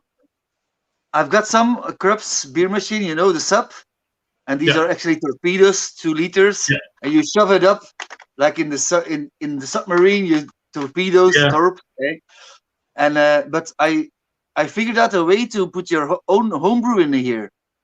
Oh, okay. Yeah, so you just got to have a screwdriver with a flat end. Yeah. And you can put it out, but it's empty. You put this line out there. Yeah. And then you clean it and you fill your own homebrew, and then you put it back with some glue, because it's not as actually can take that much carbonation. Pressure. And you shove it like when it's ready. You shove it back in, and it cools down to 2 degrees. See, and I've done this video on YouTube, and it got already 1,100 views. So it's good, because nobody knows actually how to do it, you know. But I tried it, and I make my own homebrews, and that's why I bought actually the machine, not actually for the beers, but for my homebrew. It's really easy, you know? Just put your sugar in there and close it up, and it will. So you just carb up with sugar and then leave it in like a warm room or something for a little bit. Yeah, really nice. So that's why you have to buy this actually. This Krups beer machine, you know. Not really for the beers, but for your homebrew. Yeah. Oh yeah. So I've got a kegerator. So I've got a kegerator, and then I've got 3 corny kegs, or 20 liter, or 19 liter corny kegs, and then I have a gas line in, and goes all onto regulators. So I've got a gas line with a regulator, and then goes on secondary regulators, taps off each one, and then goes onto three pouring taps, and that's the way I use it. But then it means like when you've done your brew, because my brew size is 25 liter. So I'll put that straight into the corny keg after it's fermented, and then carb it up, put it into the chiller, and then just pour it straight on. But I've never thought about going really small size. It would work because I do a lot of ciders as well. So when I'm doing the ciders, I do them in really small batches, because I like to try and I tend to do about 2 liter batches, and then when I know it's good, that's when I'll start brewing something like a larger scale. That's why you might buy the machine, of course. Yes, that was the only reason why. Now I know that. That's the only plus point of the machine. Yeah, of course. Yeah. Right, and I bought mine second hand, you know, and it was like 50 euros. And it was actually brand new. They only have used it once. Never. They used it never. It was actually for a present, and they kept it. and then when it was on second hands, and it was like they were asking like 60, 65 euros, and I was telling them no, 50, 50, 50, and they said okay, 50 is all right. So I got actually a new beer machine. I grabbed a new beer machine. Yeah, that's a good deal, of course. That is good. Yeah. It's good. Not bad at all. But your system, Harry, will be much more expensive, of course, with your corny kegs and all the stuff. Yeah. Well, yeah, my corny kegs, each one cost me £50, but it's refurbished. And then the fridge, my kegerator, is basically is a chest freezer, an old chest freezer, and then I've took the hinges off it, took the top off it, basically, put some wood around the top. I know. So 3x2, and then drill some tap holes, and then reattach the lid on, and then you can fit three cornies in there. You can also, if you want to put like other kegs in, so I've had a 20-litre keg of Amundsen in before, and I put that on absolutely fine. When there was lockdown, I had a 20-litre keg of Amundsen dessert in a can.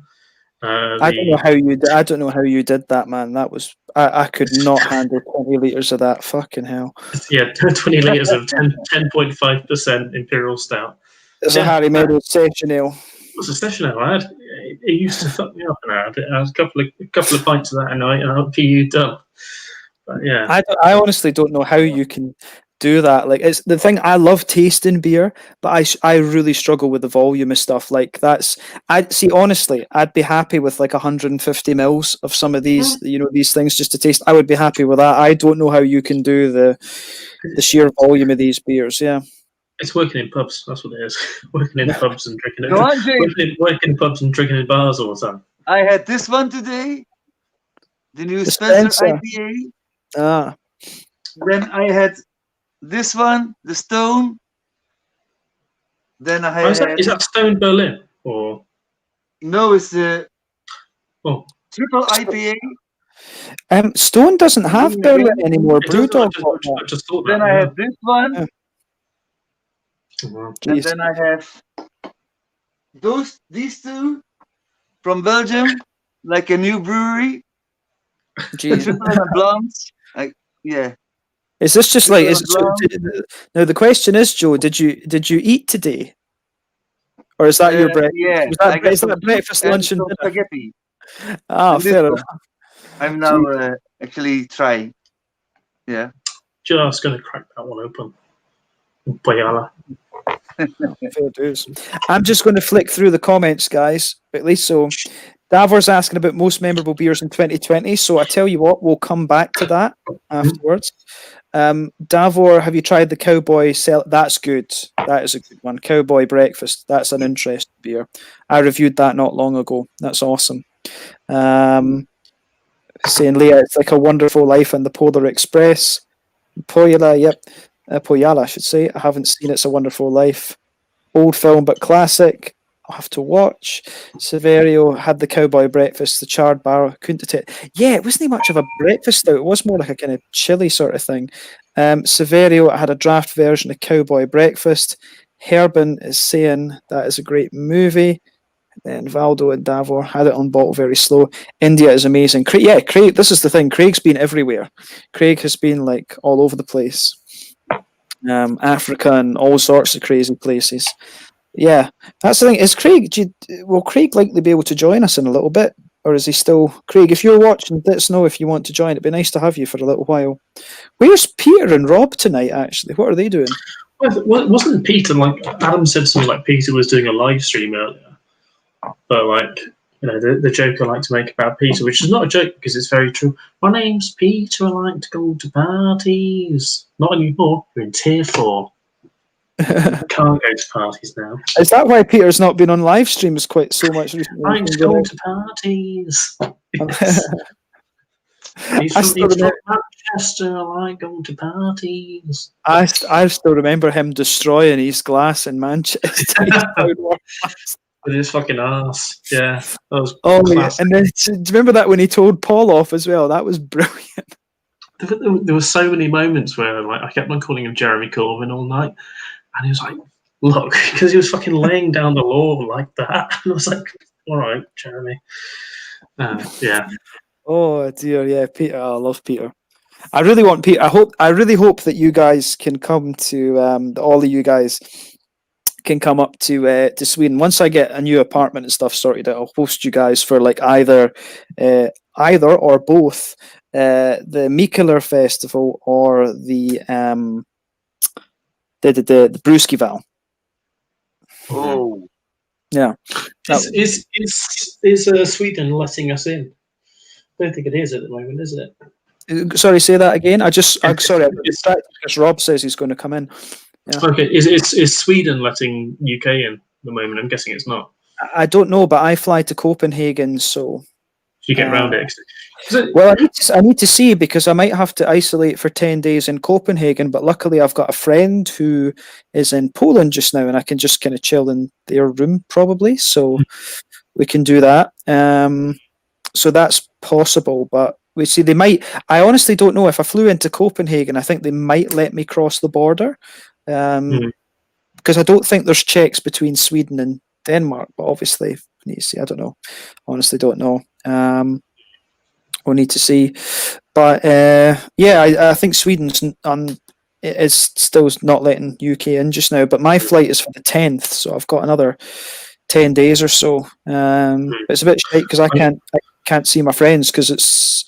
I mean, we're not in Scotland. We're not supposed to leave our council area, but it's a bit weird for us because we've got Stirling just along there. So my county is very, very small.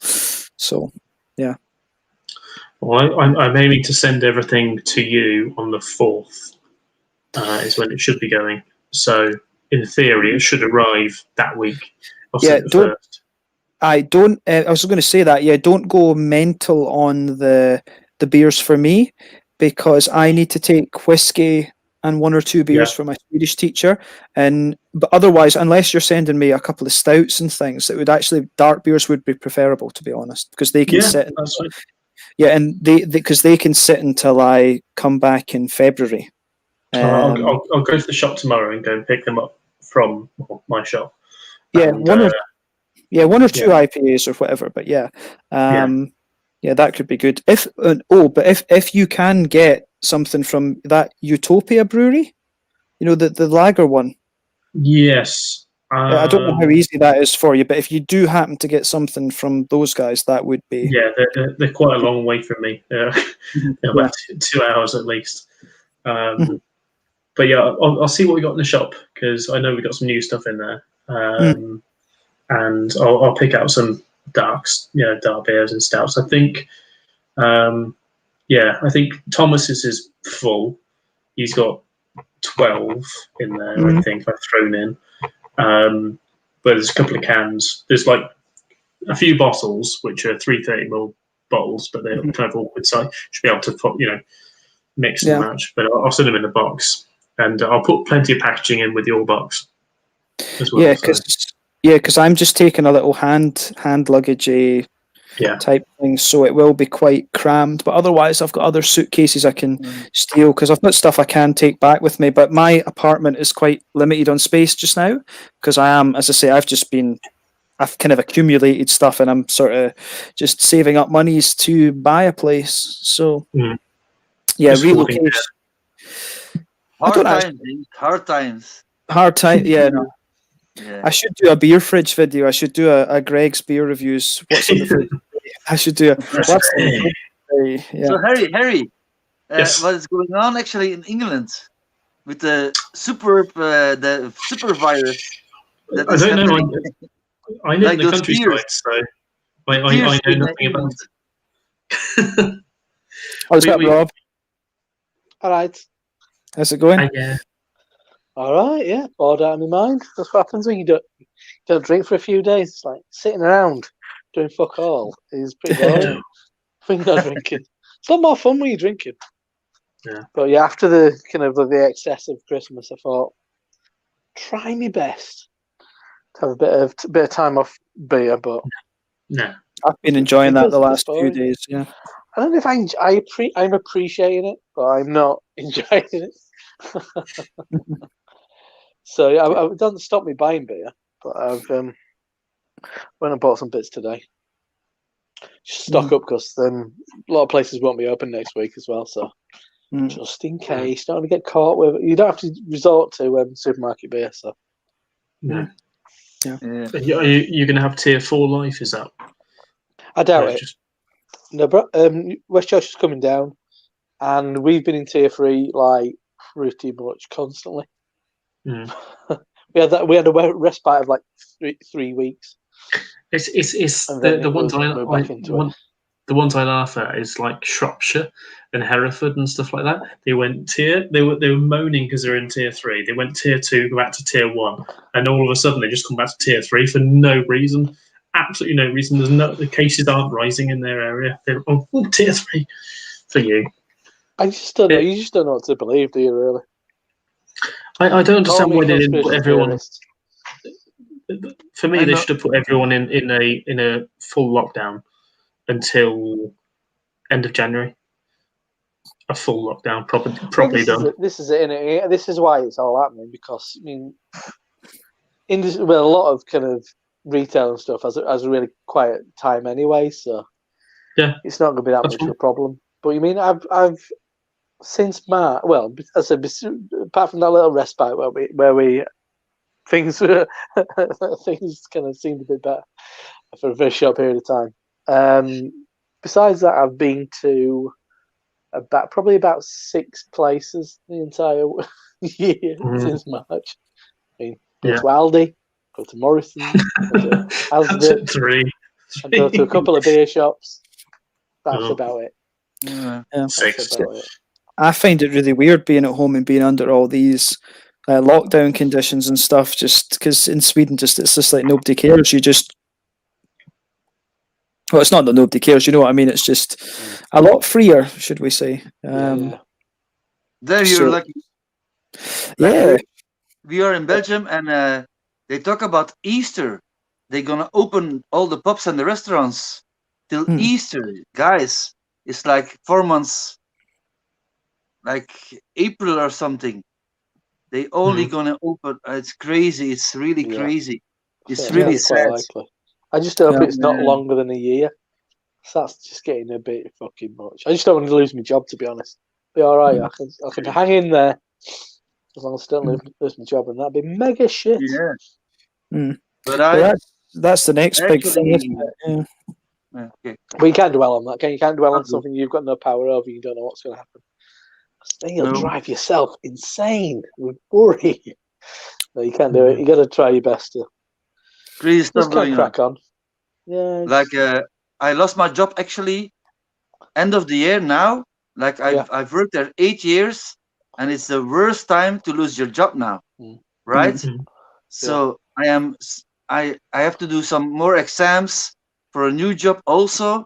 Now I'm working at my girlfriend's place, like I told before. I have to rebuild the house.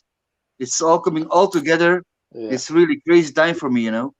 Like not really fun, but let's make the best of it, of course. But that's it. You just gotta keep on, and you really just gotta do your best. There's nothing you can do about it. Can't give up, can you? Really?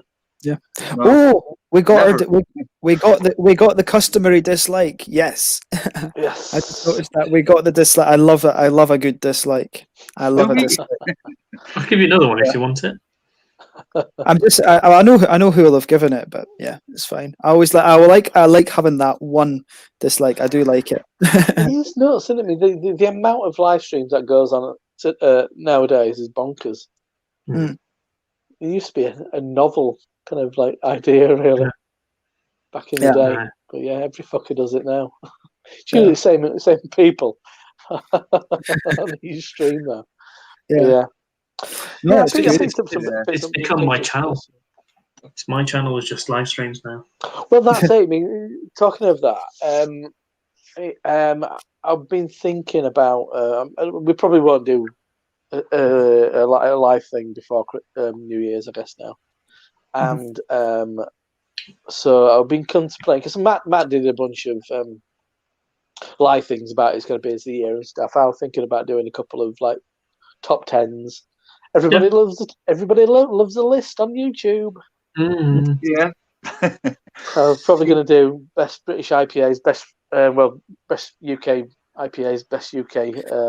You have to do one called Best Foreign Beers, FORRIN. You have to. I was going to do that. I was going to do IPAs, but then it got a bit slim pickings. Really, I mean, it was just like I had one from Ireland, and then it were rest were American, so a bit like I'm not sure. Oh, actually, I could stick a thingy in there. Arpus. I had the Galaxy Double IPA the other week. And that Arpus are good. Yeah, Arpus are good. We've got 3 in from them at the moment, but that Galaxy Double IPA was excellent. I thought is that the French brewery that contract brews in Germany? I'm getting confused. No, the Latvian. Oh, yeah. I'm massively confused. There's a French brewery that sounds like that.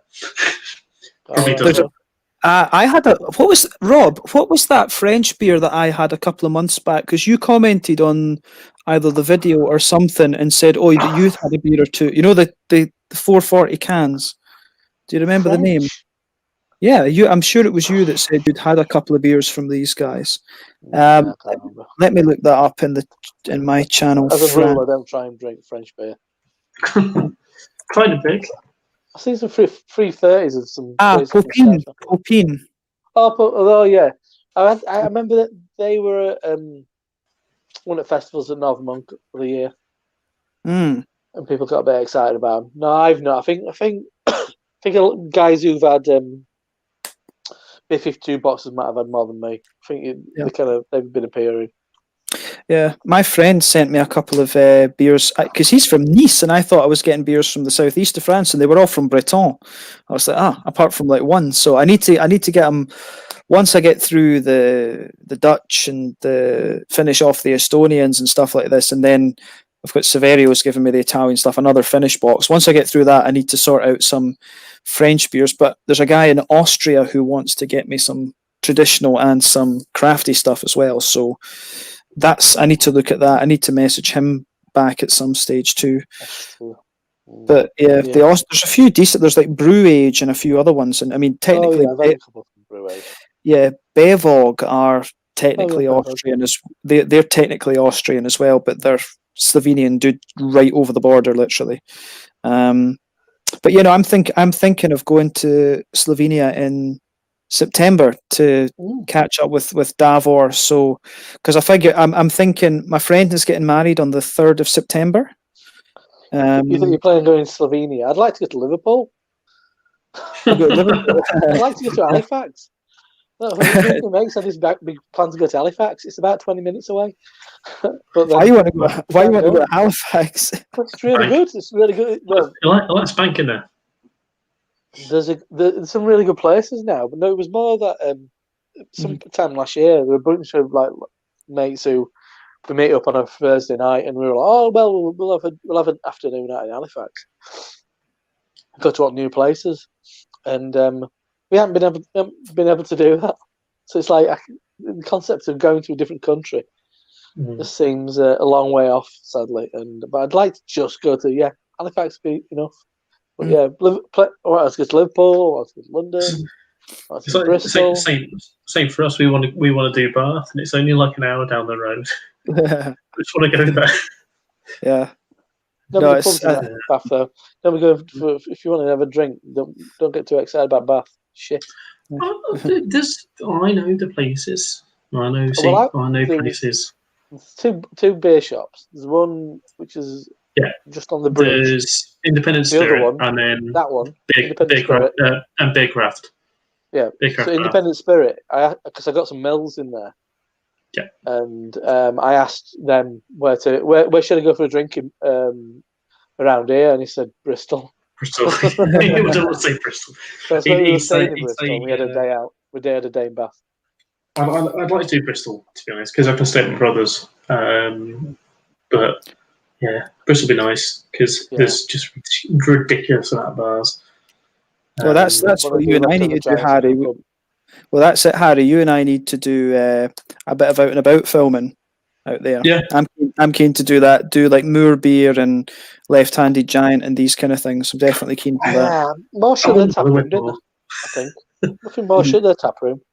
Left-handed Giant. Moore's Tap Room is tiny. Moore's Tap Room it's on their brewery, isn't it? I think they closed it. Yeah, but it was tiny. It was all right actually. Yeah, they had a lot of lines for. I mean, the space for about 10 people. They had about. I think you could get as many people out in the bar as you could based on tap.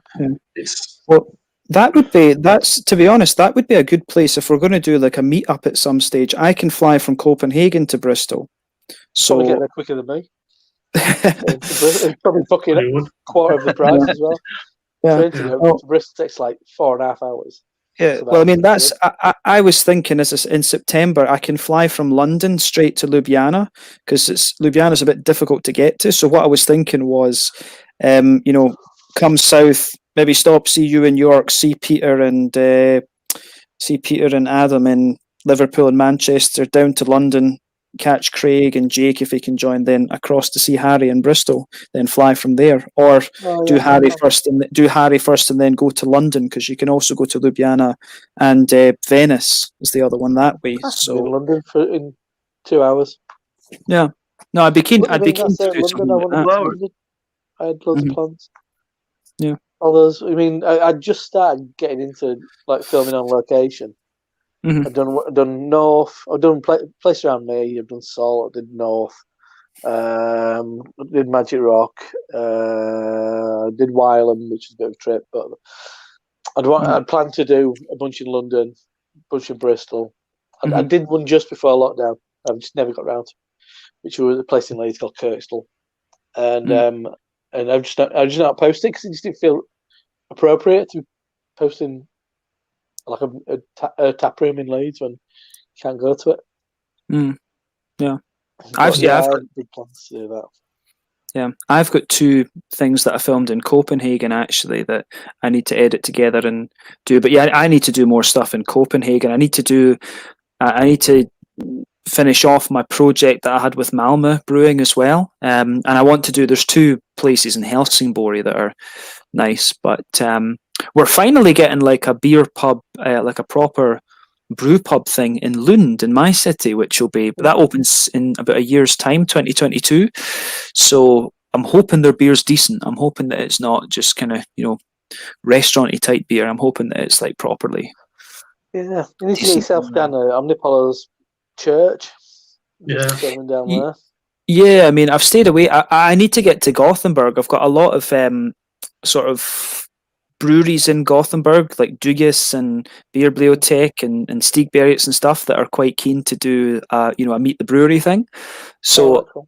I need to like get up there and sort that. But yeah, there's a few in the Stockholm area, like Nordic Kiwi and things. Like I need to go and meet them and do that. So, but yeah, my dad wants to go away up into the north of Sweden. So easiest, I take the train to Stockholm, probably meet him there, and then we go. So that's something that I will do. I will go and check out the church. I don't know if they've actually got a bar set up there yet, but I guess they would, because they've got a bar in Gothenburg, and I do want to check out the one in Tokyo as well. Actually, damn. I do want. So that's something that I'm going to do on the next trip east, is to get to Tokyo. So yeah. It's quite nice having friends in all these places you can just go and bunk with. Just pay for the flights. True. That's true. For sure. Yeah. Same with me. I can go to Thomas's and just go and have a bum. Yeah, no, I like going. Well, I actually found the best way for me to get to Thomas's is to take the Flixbus to Hamburg. It would be a Flixibus, wouldn't it? Yeah, it would be a Flixbus. So I just take train to Copenhagen, Flixbus to Hamburg, and then I can go to Groningen or take the train from Hamburg or whatever. But Thomas was like, the next time you do that, we could meet in Hamburg and do a few. There is a little bit of an American type craft beer scene in Hamburg, like Altes Mädchen and stuff, but they've also got the traditional German stuff actually, which would be cool. So yeah. Yeah, I reviewed the Holsten Pils as well from there recently. Which I've still got a few Hamburg beers to review actually. Was it Carlsberg Holsten Pils? No, it was the actual German one. It was the one in the big half-liter bottle. It was the real deal. Makes it far better. Yeah. It wasn't the English one in the yellow can. Yeah. Which is hard to get hold of anyway. Oh yeah. But yeah, no, that's one of the things I want to get down to England and see you guys, and I'd like to do. I was in Wylam with my dad once, so I'd like to do that with like Christoph from Ale Degustations. Then Where does he live? he lives in I want to. Is it? I forget the name of. I forget the name. What town is it, Harry? Do you know the exact town? I know he lives near Durham way. Okay. I want to say it's Chesterless Street or something. Chesterless Street. That's the station on the way to Newcastle. Yeah, it's. I want to say it's there, but he lives in. It could be Gateshead. It actually could be. There's something. Okay. It could be Gateshead, but he's great. Christoph is in Newcastle, so it'd be cool to do something with him. He's a very nice guy, actually. Very nice guy. Yeah, Newcastle's a great place. There's loads of places to go. Yeah. Growing amount of breweries. But it's a great place for pubs and bars. It's really good. And it's a lovely place. It's really friendly. It's Newcastle. But as far as breweries, obviously Wylam being the big one. Almasty. Almasty. Sonnet 43. They're Durham. Durham. S43. Yeah. I need to try. Are Steam machines still going? I haven't seen much from Steam machines. I think they are. When we were up there, we had a bit of a look around on like Google Maps, and like there were various bits and bats popping up. Because there are more. There's like what are they bloody called? Time Bank, which are really quite trad, I guess. There's one called Brickburn, which we walked past. I think it's quite more of a bar kind of setup, but with a brewery in it. But that's very much in the same areas. We're past that, walking to Full Circle, which they've got. Theirs it's a industrial unit, but it's quite well, I won't say high end, but for a tap room, it's quite nice. It lacks a bit of character, but quite slick. Yeah, but I met the there's another brewery. If you go into Durham town, if you walk down to the waterfront, there's actually a brewery that's in like a little brick house right on the water, and it is literally it's literally a glorified home brewery, to be honest. All right. And he puts a tent outside and sells the beer sometimes. It's nice. So there's a beer shop at the train station, and they've got loads of local stuff which I've never heard of, no idea where they're based, but kind of like in the surrounding area, kind of place you don't get. What, in Durham? Well, in the kind of Newcastle surrounding area, and that kind of. Yeah, I know what's that place called? In the station. It's called Cent Rail. That must be new then, because there was another place that was in the market that I used to go to in Newcastle when I was there. Okay. But I only went to Newcastle like 2 or 3 times during that year. So mostly I just spent most of I spent most of my weekends in Durham being depressed. I was like, Newcastle, you'd have been having a good time.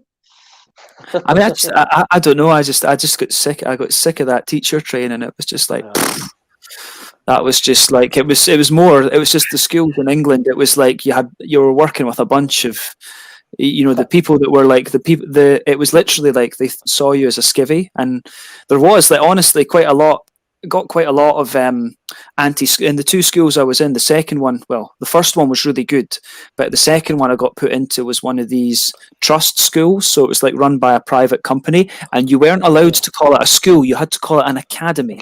Yeah. And then the other Scottish guy and I, like, we were just like, fuck this place, like, because he came from Edinburgh. He came from one of the shitty schools in Edinburgh, and I'd gone to a pretty like shitty school in closer to Glasgow, and they used to ask us, so what do you think of this place? And we just said it's shite. We actually just said that to them. They didn't like us because we were just literally like, they were used to folk blowing smoke up their arse, and we were just like, nah, this is shite. And they're like, oh, why do you feel that way? And it's like, yeah, because it's like you're running this place like a business. It's a school. Yeah, that's it. We're just like, you're making us wear like full on like business attire and suits and stuff like this. It's like, what is the point? Like, it's not practical as a science teacher to wear a full fucking suit. It was shit like that. you know, and like to wear a tie when you're playing with Bunsen burners and things. It's like, come on. Yeah, it's good fun. It's wear like a tie as Fire PT retardant. teacher. yeah, Ooh, they tried to hacksaw. yeah.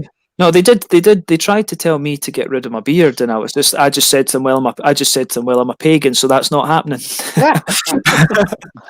It's just like, and then they were like, yeah, I just said, yeah, I'm a pagan, so that's not. I'll tell you something right now, that's not happening because yeah, I tied up my hair, had the beard, and they're just like, yeah, you need to get rid of that. It's like, yeah, that's not Insisted in happening. coming in wearing like goat horns. Yeah. Like, I should. I'm not wearing my goat horns. Yeah. Doing me sacrifices in the school playground. Oh yeah. No, I told. Ross, Just did you have that? yeah, just like that. Really? Couldn't be bothered. Pressure dub. Yeah, probably. Very nice. It's new batch of it. Okay, Yeah. no, I've not had it then. No, I've got a couple today. Some emergency beers just in case. I got the NSP.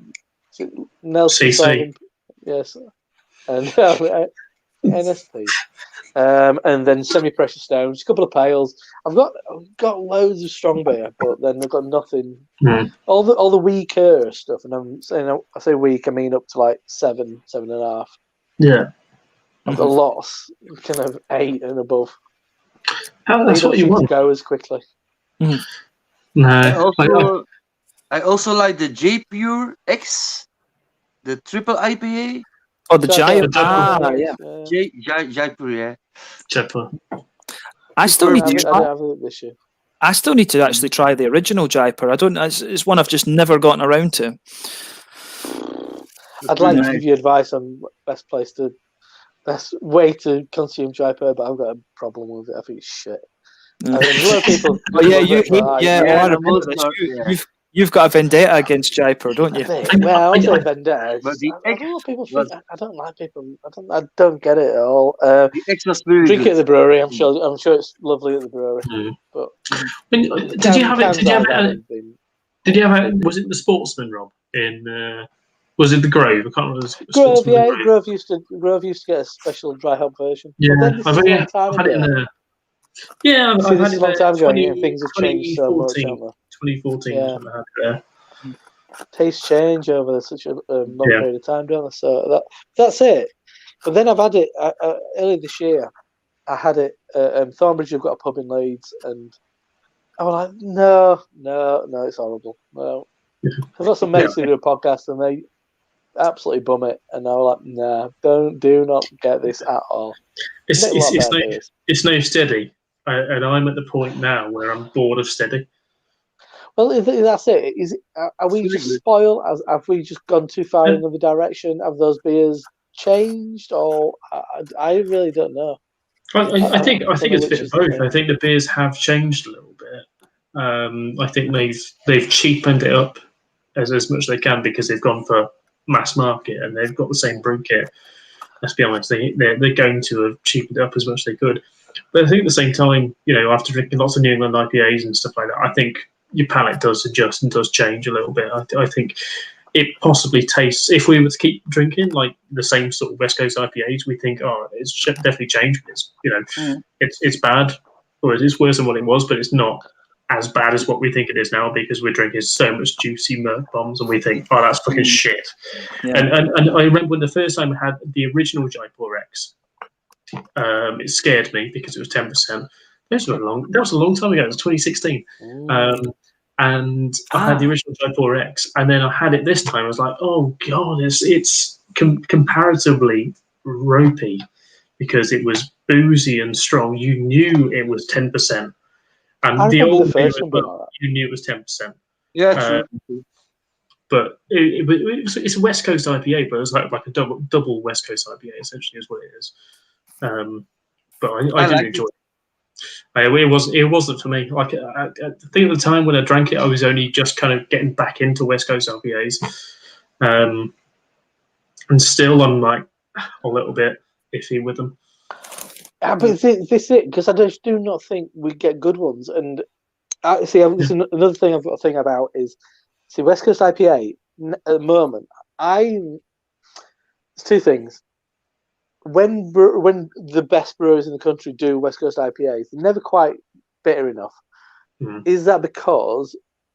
Is it because the brewery is because people making the beer aren't aware what good progressive West Coast beer tastes like, or is it because we've gone too far in that direction? And if you go really bitter, are people just not gonna? Because we've got so used to soft stuff. Yeah, no, that's what I think, because I had a West Coast IPA from North recently, and I was really excited. So, this is, and I had one from Stigbergets as well, and these, these breweries, these are the IPA breweries. But then I had them, and I was just like, the malt base is good, but it's just not bitter enough. I was just like, I honestly, they're doing these beers at like 40 IBUs or whatever. And I'm like, no, these have to be 70. They have to be at least 70 to pull it off. 1,000 IBU, Mikella style. Yeah. Well, but that's the thing, Harry. Remember those 3 cans that Mikkeller did? I don't know if you guys got them, but I had they were like big 9. I think one of them was like 13% or something. They had the 0 IBU, the 1,000 IBU, and then they had the 3,000 IBU. They were pish.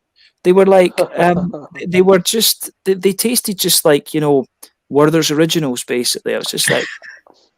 I've got that flavour memory of the 1,000 IBU. That is definitely okay. Coffee yeah, malt but the thing was, Rob, this 1,000 IBU wasn't the same. This was a different 1,000 IBU. Because the one that they had originally, I'm sure, was about 8%, and that was a West Coast IPA. If you go into my thing and just search Mikkeller 1,000 IBU, you'll see there's 2 reviews, and I think. This one was a can, and it was quite a hazy thing, there was a difference in ABV as well. So it wasn't the same thing, and it was weird because just like maybe 2 months or 3 months before that, I was at Balhaven, the Baghaven, and I had the original 1,000 IBU, and I was really excited to do it. I did a tasting on my video that I did, and I was like, 1,000 IBUs back. I was bouncing for these. They came through Systembolaget, and I had them, and they were shit. I was just like, no. You can taste over 100 IBU. You just can taste it. So why bother? Yeah. It will be a longer bitter astringency at the end. It will take longer to be gone, but there's no difference actually. In 1,000 or 3,000, you can even taste it. Yeah, you're saturating your palate after 100 IBUs. You're saturating your palate. But I have seen some people say, you can detect 120 or whatever. But I thought the scale was designed. I think the scale. The scale was designed so that it was broken into hundreds. I mean, it's maths. It's we divide into tens because we've got 10 fingers basically. That's true, though. That's true. That's fire. To sell more beers, Yeah. To just sell more beers. That's actually the trick. To make 1,000 IBUs or 3,000, I don't care. Yeah. But you actually can taste it, so why bother actually? Yeah. But guys, what about the Verden beers and about the vocation beers in England? Because I'm from Belgium, I haven't had many of them. But what do you think about it? Have you had it, Harry or Rob? Yeah, plenty. Yeah. I was going to buy a Verdant today, but they didn't have. They've sold out. Nice. I have the same T-shirt. I'm not wearing it today. I was wearing it yesterday. But I've not had much in the last couple of months. In the summer, I drank quite a lot of it. I went a bit off Verdant, and then they came. I think quality improved when they'd opened and got used to the new brewery, and the prices came down. But then recently, I've just noticed that prices just gone through the roof again. So I haven't bothered. I had some good stuff on Vocation recently. I had some fantastic stouts over Christmas. Got another 2 coming. So I think it was the Imperial Mocha, which is a collab with Pomona Island, which was excellent. Coming tomorrow, I've got double frappe and the collab with Double Barrel, which is Maple and Pecan, Imperial Maple and Pecan. So they've been good. Harry, I don't know if you saw it. There's a new IPA called First Encounter, That's got really high ratings online. I'm just I had the one. Yeah, With vocation, I just like. Yeah. I had the one Greek chocolate from Vocation, like in a can, a big can. Yeah. Greek Just chocolate. Quite a lot of ABV, high ABV. Guys, Yeah, just right, a wee, nice. just I a wee like quick, it, wee quick hello to Rickard. I think Rickard's met Harry before, but I don't know if you've met Rob and Yo. Hey. So guys, this is Rickard from Belgium. Yeah, Rickard from Overett Glass, Swedish YouTube. Swedish nice. BeerTuber. Yeah. Cool. Yeah. How's it going? All good, guys. Yeah, doing well. Doing well. How are the how are the renovations going, Rickard? You were busy the last few times I invited you. Yeah, it's going really good. We're almost we're done, but we have the floor to do. But that's not a hurry. So it's just the floor left. It's got really good. Ah, nice. Yeah, Okay. Yo's been doing a bunch of renovations as well. It's a common theme in BeerTube just now. Yeah. Yeah. A lot of renovation. You have to be home. And then you can do a lot of things. So yeah. Yeah, for sure. Yeah. But I have to travel like 30 minutes to my girlfriend's place to renovate, and then 30 minutes back. So, and I've got to do it all on my own. So I got already the central heating going on, and I'm busy with the floors and all the stuff. Like the kitchen is placed, and I'm busy at the bathroom. Oh my God, it's nothing like on TV. When you watch TV, it's done in like 30 minutes. Forget it. It's like months and months and months for sure. Like I've been actually busy on my own there, like 2 years almost. And luckily with the COVID, she can actually move in, not in 2 years, but 3 years, because it's expanded. The time you can actually go into their house. But when you do it all alone, like I have to do it all alone, it's much work. So when you are with two people, someone can help you to carry things. But I do it all on my own. It's not easy. Watch out. Yeah, no. And I probably shouldn't say this, but I have worked a lot, and my girlfriend has done the most of the work. So yeah. Okay. That's the opposite. Yeah. Okay. Yeah. Oh, nice. But a lot of work, of course. When you're rebuilding a house, you buy a house, and when it's, especially when it's an old house, and you got to straighten the walls because they're not straight, and you got to actually. That's a lot of work. Like when you get actually to the time you actually move, place the panels on it to actually work it all off. That's not much work, but to get it all like straight, that's a lot of work. Yeah. People do like mixes, like like they think, oh, it's a lot of work to actually make like here, like I did walls, like just some glue to it, and you stick it. That's not much work, but what's behind it, like your isolation and stuff, that's a lot of work to keep it actually straight. That's a whole different story, of course. Yeah. Especially if you've got a few beers on the go. Yeah. But I don't drink beer then. But now, of course, I'm at home. I actually have some beers, of course. But it's a lot of work. Yeah, for sure.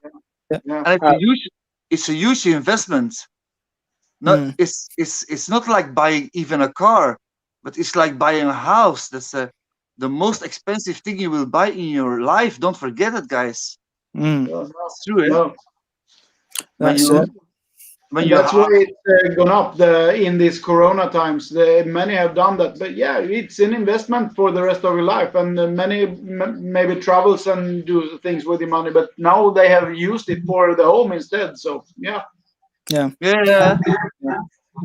That's the big thing, and that's the big. I don't know if you've had that in earlier on, Ricard.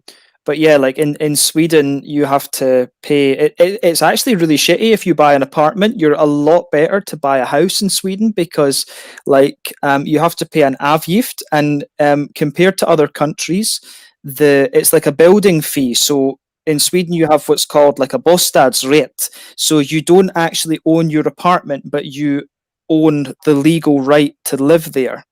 So like a bunch of companies now, they build like new apartment buildings, and like some of these apartments in Malmö, like 2-3 bedroom apartments, they're charging you like 5,500-6,000 kroner, so like 550-600 euros a month as the building fee, and then you've got to pay your mortgage on top of that. It's ridiculous.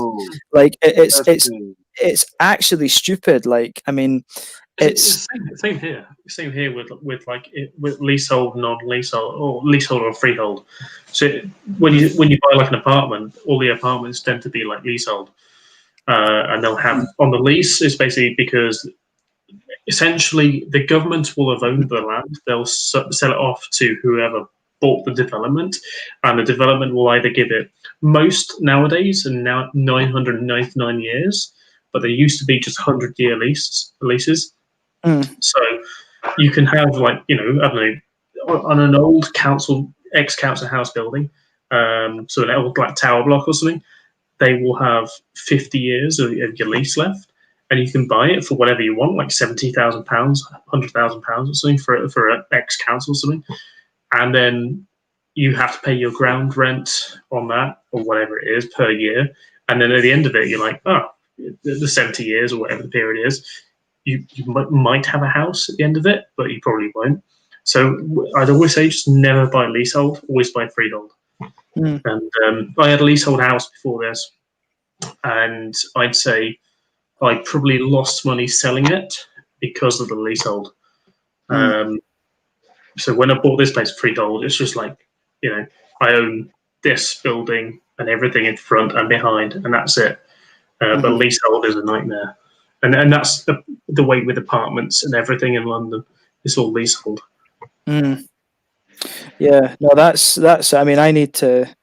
The thing is, I want to stay in Lund, and it's like Lund is an expensive city because of the university, Uppsala as well. But it's just, you have to, and I think you need 14% for a mortgage deposit in Sweden, so it's pretty hefty. I think it's 7 here. It might be 12 actually. It might have gone up. Yeah, because I think it's 7 if you're doing Help to Buy, but it's normally 12. Yeah, 12%. Yeah. Whereas I think in Scotland, Jay, you can get 5 and 10% mortgages as the base, but because you have a Help to Buy system where the government pays half of it. I don't know actually if that's the same in Scotland. I actually don't know. But yeah, But Ricard, has that always been the case in Sweden that it's 14%? Actually, I've been really spoiled. I've been living in my own house since I was a kid on my own farm here. So I'm actually not so. I don't can so much about it. I'm sorry. Yeah, no. Because am I remembering right? I gave you a shout out in one of my reviews. You're in Eskilstuna, not Örebro, aren't you? Eskilstuna. Yeah, true. Yeah. Because I think I mixed up Örebro and Eskilstuna in one of my videos the other day. I was like, to do that. Same different name. It's 800 kilometers, but same shit. Oh man, yeah. Oh, it's good. Yeah, that's Amar. Yeah, Amar. Yeah, from Denmark. Amar, yeah. Amar all this week. Oh. Yeah, that's nice too. That's one I tried, not the other one. Yeah. I tried it all this week. Such an IPA. Yeah, nice. Yeah, nice beers for sure. Yeah. almost always delivers. Yeah. Amar. Yeah, I mean, they had a little bit of a period at the. I think it was maybe at the end of when they were in their last brewery, and then when they started in the new one, they were kind of their beers were like a little bit, but then they've really picked it up again. They really have picked it up again. Yeah. When you watch my video on US beer reviews, I visited the biggest beer store in Belgium. You might watch that video. I need to look at that. Yeah. You have to. And they have an amazing range there. It's in Vichte in Belgium, and they have like 1,400 plus special beers there. So it's really crazy. Like much beer from the Netherlands, much beer from America, from all over the world. It's just look at my video, guys, if you want to, because there are beers you got to always also know. Like Michele will be there, like all these guys will be, all these beers will be reviewed actually in that video I made. But I gotta do it like I didn't ask to film there, so I got to be careful a little bit. So I started in the back and then moved actually to the front. But you will see like they're an amazing, like Belgian beers, like many special beers from all over the world, and I actually show them all. So I moved my camera to show all the beers there. So it's a rather nice video. It's been watched like 300 plus times now, like in a few days. So really nice. Yeah, no, I like that. Is this Craig joining us? Yeah, Craig's here. See, Craig, how's it going? All right. Hey, Craig. You all right, Craig? Have you met Ricard and Yo before? I don't met him before live, actually. Craig. I've met Ricard once. How you doing? Yeah. I'm good. Good. That's good. You met me before. Yeah. Harry, you met before, that's for sure. Yeah, everybody knows Harry. Yeah. Oh man. Yeah, no, it's good. But I was talking about these beers. The Amagar Bruckhuis. How it's actually pronounced? I think, well, you have to remember Danish pronunciation is pretty fucked up. It's like Amabruchus. Yeah. Okay. Yeah, it's like I think is I think I can maybe classify myself as a Swedish speaker, or maybe Ricard would debate that. Well, I think if you live in Lund, you pretty much have the Danish closer than I have. So yeah. But yeah, it's like Danish is like it's the pronunciation they reduce, like there's so many vowels just to, like there's literally a beer there's a brewery called, it's to us it would look like Ulsned Keren, but they call it Usnegan. Yeah. Oh, that's what they say. And like they just miss out things like that. Amager, it's Amar. Amar. That's it. Yeah. So it's Amabrugus, basically. Amabrugus. Really? Yeah. Amar. Oh. Okay. We live so close, and the Danish do very good movies, but you can't watch a Danish movie because you need to read all the texts, and you don't get it because you can't get it in the Swedish ad. Even it's so close, you can't get it. Yeah, I mean, you can read. You can read Danish. You can read it, but I mean, to be fair, I actually, when I was in Copenhagen, I can speak Swedish to them and actually understand the Danish. But I think if you go to like Fyn and to like Öland, it's very difficult. Yeah. Nice. Great artwork. Great artwork they have. Really like it. Yeah. No, it's the Ulchi artwork. Video games. Yeah, it reminds me of video games. Yeah, it's from Power Rangers, you know. But it's called actually Pacific Rangers. From Belgium. It was on Optimal.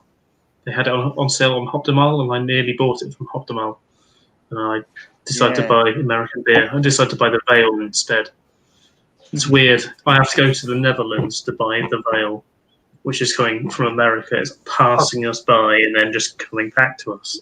Yeah, but you're not going to get it anymore because it's going to be stuck at the border. Oh no, it's fine. Yeah. I found a way. I found a new way. But but customs are on to you, are they not? Oh no, they won't be on the new way. But wait a minute, guys. I'm gonna get some more, of course. Okay, I'm gonna get some more from Ulche to show you what I've still in store. Actually, those special, you know, they like to twitch with the words, and they are really like known. Actually, like when you look at the name, you will actually know it, but it's also twisted. So I'm gonna show you guys. Wait a minute. Yeah. No, that's cool. Like, have you tried any of those Ulche beers, Ricard? Have you had a go? One more time. Sorry. Have you tried Het Ulche from Netherlands? Yes. I don't know what it was called, but yeah, I tried one or two, and I can't tell you the complete, but yeah, I wasn't too impressed actually. No. Oh, okay. No. I had one of their stouts, but I can't remember. It's a mammothon, one of them. I don't remember, but yeah. Yeah. Oh, I'll need to get some Scottish beers up to you as well, Ricard, at some point. I need to get some Swedish and Danish stuff for Harry and Craig as well. There's a few things I need to figure out what you guys have had actually, and get you a few things. But yeah, I need to get some Scottish beers to you, Ricard. Let you review a few of those. That would be cool. So maybe in February. In February, I can probably bring you some stuff back.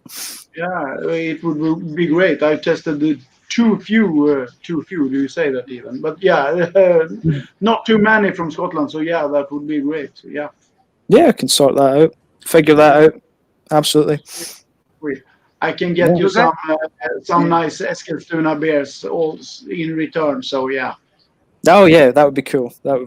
So guys, I have actually arranged now. The Grinch, not the Grinch, not the Grinch, but the Grinch. The Stol Xmas, and you see he's holding a hop. The Grinch. Hop flower. Oh, nice. Yeah. The Hops of Hazard, not the Dukes of Hazard, but the Hops of Hazard. I just knew the movie back in the 80s or 90s, like the Dukes of Hazard, the Hops of Hazard. Then we have just cool. The H team, the Hop team.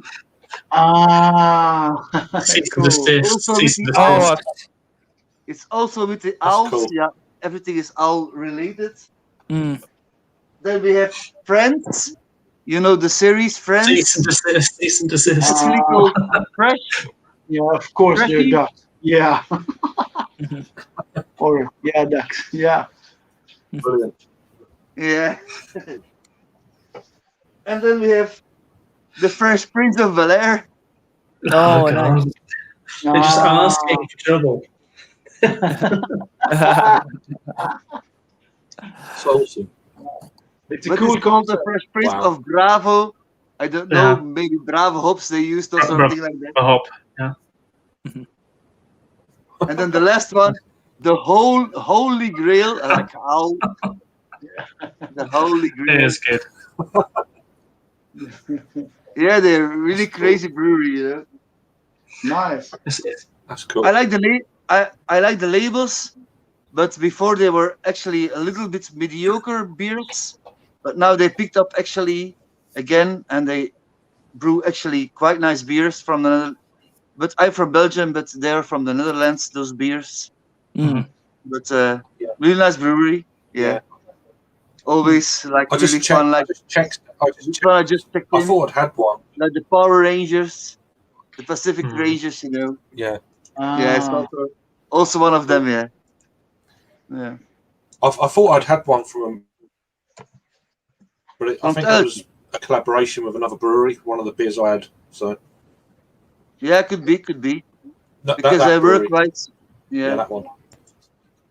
I don't know. Yeah, they were. Yeah, I don't know. But yeah, is it Bird of Prey? Is it their? That's their one of their. Is it a core range beer? Bird of Prey, I think. I can't remember. Yeah, Bird of Prey. Yeah. Yeah, Bird of Prey. Like they have also a beer called the Christmas Trees on Fire and all that stuff. Yeah. It's cool. Yeah. That's all. Yeah, is that Huddle? That's cool. Huddle, yeah. Huddle, yeah. Wow. Yeah. But we in Belgium actually. How is it? I can't remember. Yeah, but we in Belgium actually have really nice blondes and doubles and trappies, but like our IPAs in Belgium aren't that good. When you talk about IPAs in Belgium, when they're using our Belgium yeast, it leaves more like those esters of like spicy notes, and not like those American beers or like your beers in England. Like your Verdants or all those styles, you know. They're more far hoppy than our Belgian beers. There's a brewery, Joel, that you might like in the UK, which is called Unity, and they just do Belgian styles. Well, they do Belgian yeast only on every single style. So they do like Belgian IPAs, Belgian triples, doubles, and everything like that, but with like UK malts and UK hops and American hops and American grain and stuff, but just Belgian yeast all the time. But they did a double IPA, which was like done with a Belgian yeast strain. I think they did it back in the summer. And it was actually really, really nice. It tasted like an American double IPA, but they're using a Belgian yeast. But it wasn't quite as effervescent as it can go. I think they used like Tripel yeast or Belgian Abbey yeast or something, but then it didn't quite go as effervescent or floral as you'd expect. It was just very resinous, very piney, citrusy kind of West Coast IPA, double IPA. Really good. Yeah. But they're based down in Brighton. Yeah. Ricard, which Steak Berries did you have there? I saw you brought a can up. Which one was it? Yeah, it's the model. Oh, yeah, that's a good one. It's not a new release, but they haven't had it for a while. I don't remember, a couple of years ago they had the release, then they had the double model. Now they have released the original model. Yeah, because that was in a bottle originally, I think, wasn't it? That was a bottle beer. Yeah. Are you guys getting super nice? I think I had that once at Hop City. I think. I had it at Hop City as well. Yeah, that's how I've had it. I think that was like 2017 or 2018. Steak Berries. Yeah, Steak Berries. That's like a 2017, 2018 beer. Yeah, something like that. It's a long time since we've seen Steak Baguettes get into the UK big time. Well, we barely see their stuff. I think when I was last looking was Optimal, maybe, and Beer Dome as well had Steak Baguettes. You just can't get it here. Yeah. It's actually very it's very expensive if you. I was looking at the prices of some of these Swedish beers, and it's actually very expensive if you don't get them through Systembolaget. Like it's they're very expensive. But I mean, I think for all its faults, I think that is the one thing we can say about the Systembolaget is it really you can get very good beer in Sweden at a very good price, definitely. And I mean the Danish stuff and the Norwegian stuff, you pay like an extra 10 kroners, like an extra euro on the import fee, and those are still fairly cheap for what they are. I mean, we pay what is it, Ricard? Is it like 45-50 kroners for like a 6.5 from Steak Berries, something like that? Yeah. Can be a really big difference if you buy from someone else. It can maybe 50 crowns, 5 euros. It could be the difference from Systembolaget to anyone else. So it's a really big difference. Yeah, no, that was the thing. Actually, I had that with I think it was an Apex brewing beer, because I did an order from Glassbanken, and they have their warehouse in Copenhagen. Then so the beer goes out of Sweden to Copenhagen, then it comes back in on the truck. And I think I had an Apex brewing beer that I bought, and I think I paid like 100 Swedish for it, and it was literally the next month, at the start of next month, it was in Systembolaget at like 55 kroners. So it was literally they're about that. And it's pretty much as they say, if you buy anyone else, it's the double of the price. So yeah, exactly. So yeah, I mean that's, and in fairness, I do think that some of the way that the system works is quite backwards. It's a lot better than it used to be with the monthly releases now. So it's a lot, because this is one of the things that is difficult for me to get Swedish beer to you guys, actually, is because there's new stuff every month, but there's no guarantee that it's good. So it's the best things for me to do is to give you guys beers that are off the shelf, because like if it's regular and it's got into the range, then it's good. But it's like it's difficult to pick, because as I say, there's new stuff every month, and it's like trying to put together like a bigger box for you guys is a bit of a nightmare, to be honest. Like, I could be sending you stuff that I don't know whether it's good or shite, to be honest with you. That's the thing. Jim, I'm going to pop off. I'm going to see you all later. I'll have to chat to you, James, because I've got work tomorrow. I'll have to chat to you about getting some beers over to you for you to actually properly enjoy and review. But we need to sort of, I'm going to go. I think we're going to take this off in maybe like 10 minutes at the 4-hour mark anyway. So yeah, and we can chill and chat off air for a little bit or whatever. Yeah, that's all right. See you all later. Okay, mate. Yeah, cool. Ciao just now, Harry. Yeah. Cheers. Yeah. And I actually checked my first check-in of the model, so you're all right there. I have it the 18th of March 2018, the first, and it was in a bottle, just as you said. So yeah. Because I was quite gutted that I missed. I think Double Muddle came out in like the October or something. Double Muddle came out later that year, was it not? Yeah. Because I missed. Really nice too. Yeah. Yeah, because I missed that one because I wasn't in Sweden at the time it was released. I was away out for a wee while, but yeah. So I hope they bring back Double Muddle, actually. But Stigbergets are talking about doing a Gothenburg Lambic apparently in their new place. They're looking at they've got a new. They moved to a brewery that was smaller than the one they have, but it's supposed to have like outdoor swimming facilities and shit. So they're making like an experience brewery, something. So they're going to. Apparently they've got a cool ship, and they're going to make a. They were looking at making a lambic apparently. So do you get in Sweden? Do you get any Burning Sky out your way? Oh, I don't think there's been Burning Sky, but I wouldn't be surprised if it comes. I mean, there is a new. I don't know which company it is, but there is in the Tillfälligs, the temporaries. We are getting at least 1 or 2 English beers like every week now. I think there must be a new import company bringing those in, because we've had like Gypsy Hill. We're getting North and things like this more recently. Do you know who that is? Yeah. Sorry. No, Gypsy Hill have gone a little bit more mainstream this year in the supermarkets, especially down south. I don't know what it's been up with. There's a few of their core range beers in Tesco in 330 cans. So I don't know if you've got a big Tesco near you. Could be worth having a look. I mean, we have. I think that is the thing. Like literally, there's a few. The way it works for the foreign beers in Sweden is that you've got the Systembolaget deals. They deal directly with the local breweries and bring them in.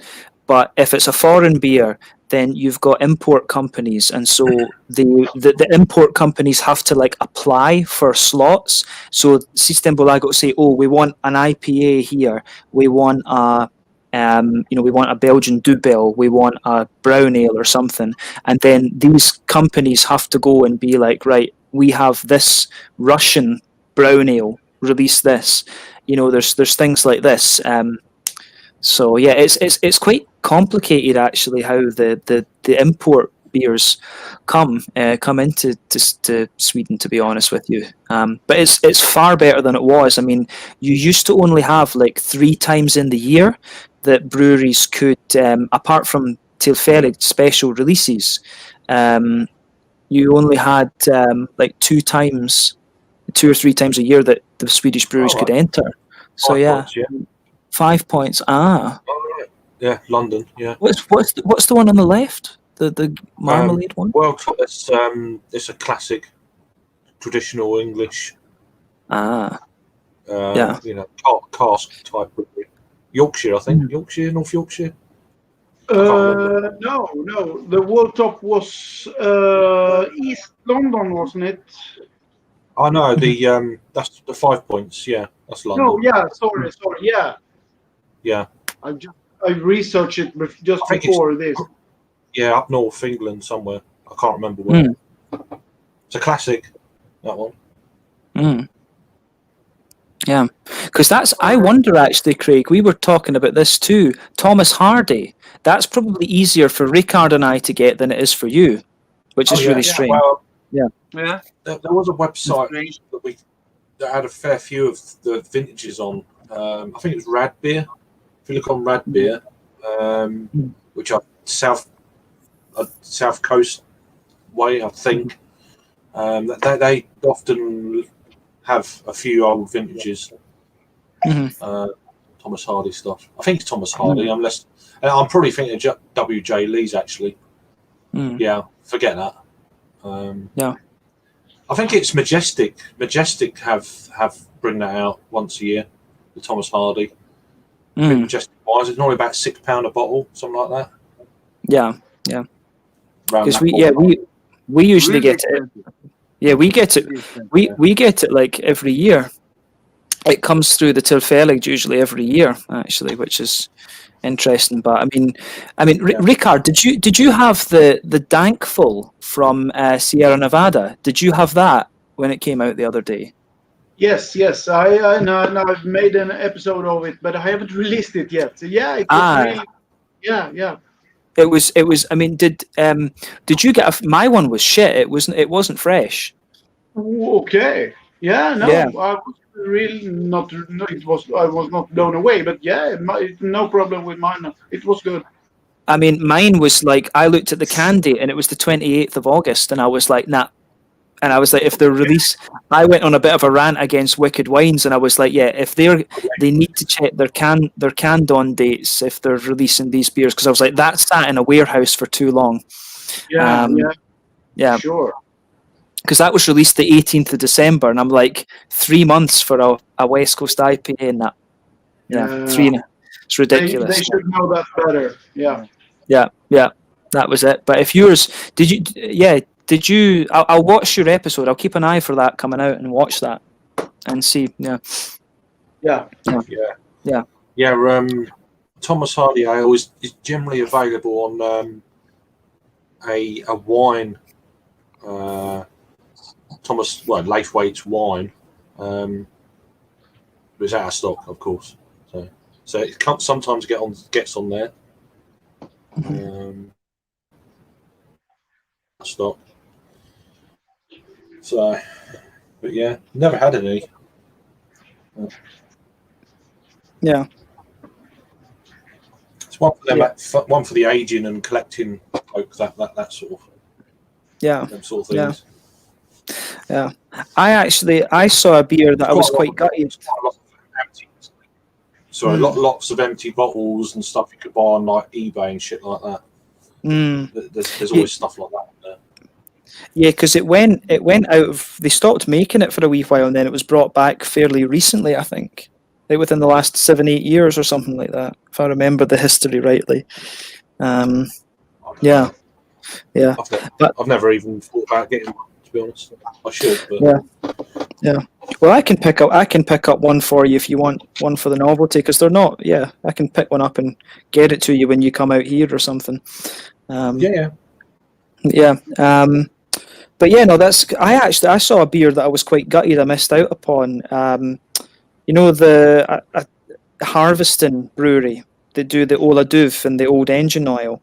They actually had a 20-year-old. It was like a 20-year-old barrel-aged version of this, and the bottle was £20, and I was just like, I actually would have, because it's one of my local breweries. I actually, with that, would have just been like, fuck it, and bought it. So yeah, and I mean, I might. That would be what, 250 kroners, 25 euros, and I would have just been like, I would have just bought that just because. Yeah.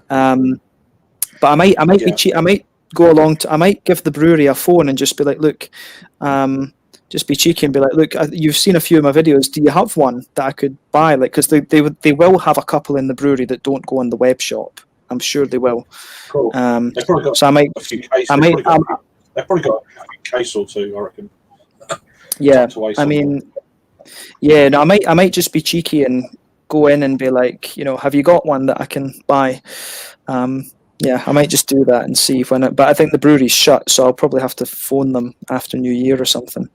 So yeah, but worth trying anyway. Definitely worth trying to keep that for review 4,000. If you don't try, you don't get it. Yeah. I don't like asking for beer, but I mean, if I'm paying for it, I guess that's not the same thing as whatever. But yeah, that's it. Yeah, we'll see. But yeah, no, that would be a really cool one to review. Actually, I've got Ricard, did you manage to get Stormax Porter? Did you manage to get one? No. It was in 30 seconds and it was gone. So no. Yeah, I mean, there's a guy going to send me one. He picked it up in, is it Örebro? I think he actually got it out of Systembolaget. No, I don't want to hear this. No. Yeah, no, I think I got really lucky with that. I actually read about it, and I was half an hour late. It was gone. It was just gone like this. Yeah, nightmare. Yeah. That's that's on the 4th. Like when they open up the beers, I don't like the new website because you can make a list of the stuff you want, but you can't export it to the trolley. So I think they need to do something about that. I don't know who you would write to in Systembolaget about that and say like put this function export to basket or something like this. Yeah.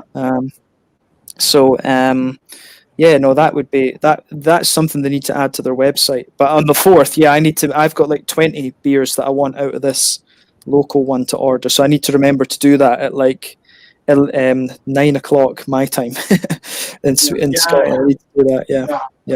Yeah.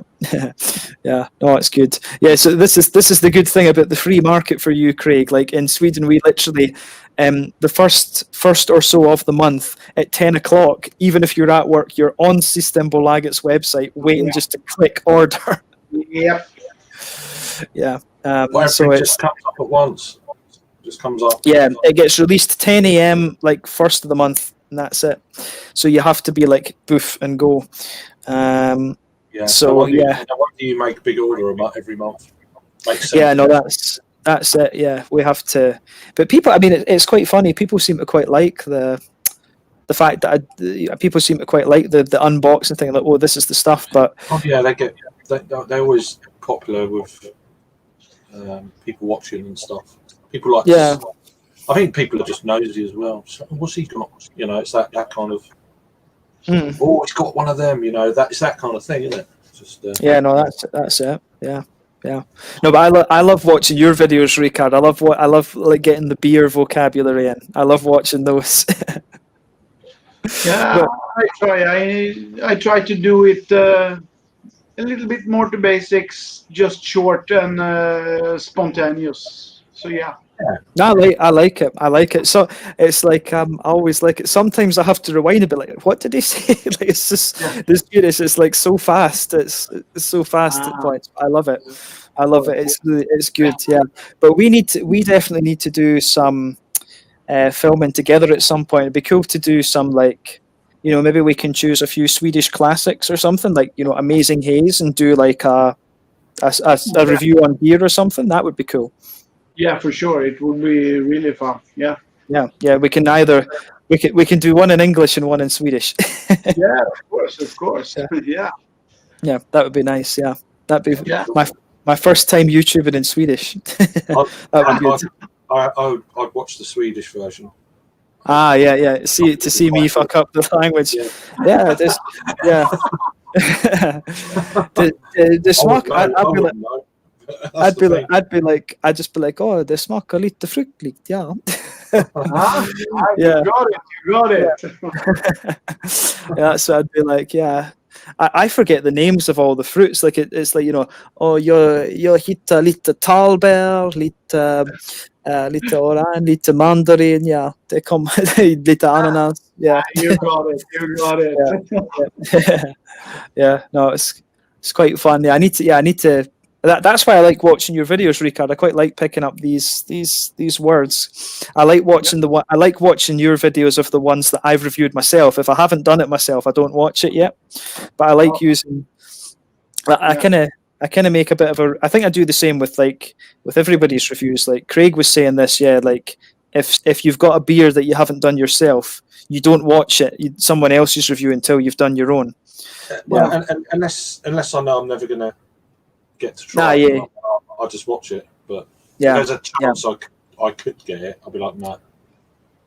Yeah, no, I mean that's actually one of the beers that I actually got. I got the My Little Sabroni from Arbor because I saw Harry's review, but I can't remember what he said about it now. I just remember he said this is one you should try because it was months ago I watched that. So I mean that's another thing is like if he had one, he thought it was amazing. Then he went and bought another 12 or something stupid. Harry likes to get back 10 or 12 cans of it. He got I think it was back in the summer. Yeah, no, that's it. Yeah, Harry just goes mental on these things. But we've got Harry. This is quite a cool comment actually. This guy Harry Mitsuyuki. He's from Finland. He is one of the. It's a shame he didn't comment when Riku was on actually. But Harry and Yako, they came to the Pilsner Urquell brewery when we got taken to Pilsner Urquell in Czech. He came with us, and his blog, Ratehouse blog, it means like ratings blog. That's like one of the how do you say?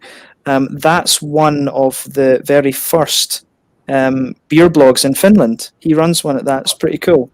That's cool. Yeah, Harry actually gave me a couple of homebrewed beers to review, and they were really good actually. I think that review went up quite a few years ago. Actually, that one. Yeah, he gave me like a Sati, like a Finnish smoked beer, and I think it was an IPA was the other one if I remember right. But his homebrewed beers were good. So no, Harry, that's cool to see you watching away. That's awesome. Nice to see you. We should, Harry, if you want to join the live stream sometime, let me know, drop me a message and we can get you in as well. That'd be quite cool. Do a Finnish special. Because that's the thing, like hardly anybody knows about Finnish beer. It's one of these countries that it doesn't, it's like France or, like Slovenia, like they just, people don't know about these countries, these beers. Finland, the Finnish beers that I've had from Riku have been like really good. Been very impressed with them. But yeah, that's had a few, nothing. I think is it Maku. I think. Maku. Probably the next one you'll find coming out of Finland will be Coolhead. I think that I've heard of them, and I think they've been around in the UK, but I think they were at London Craft Beer Fest last year. I can't remember, but I think so. Yeah.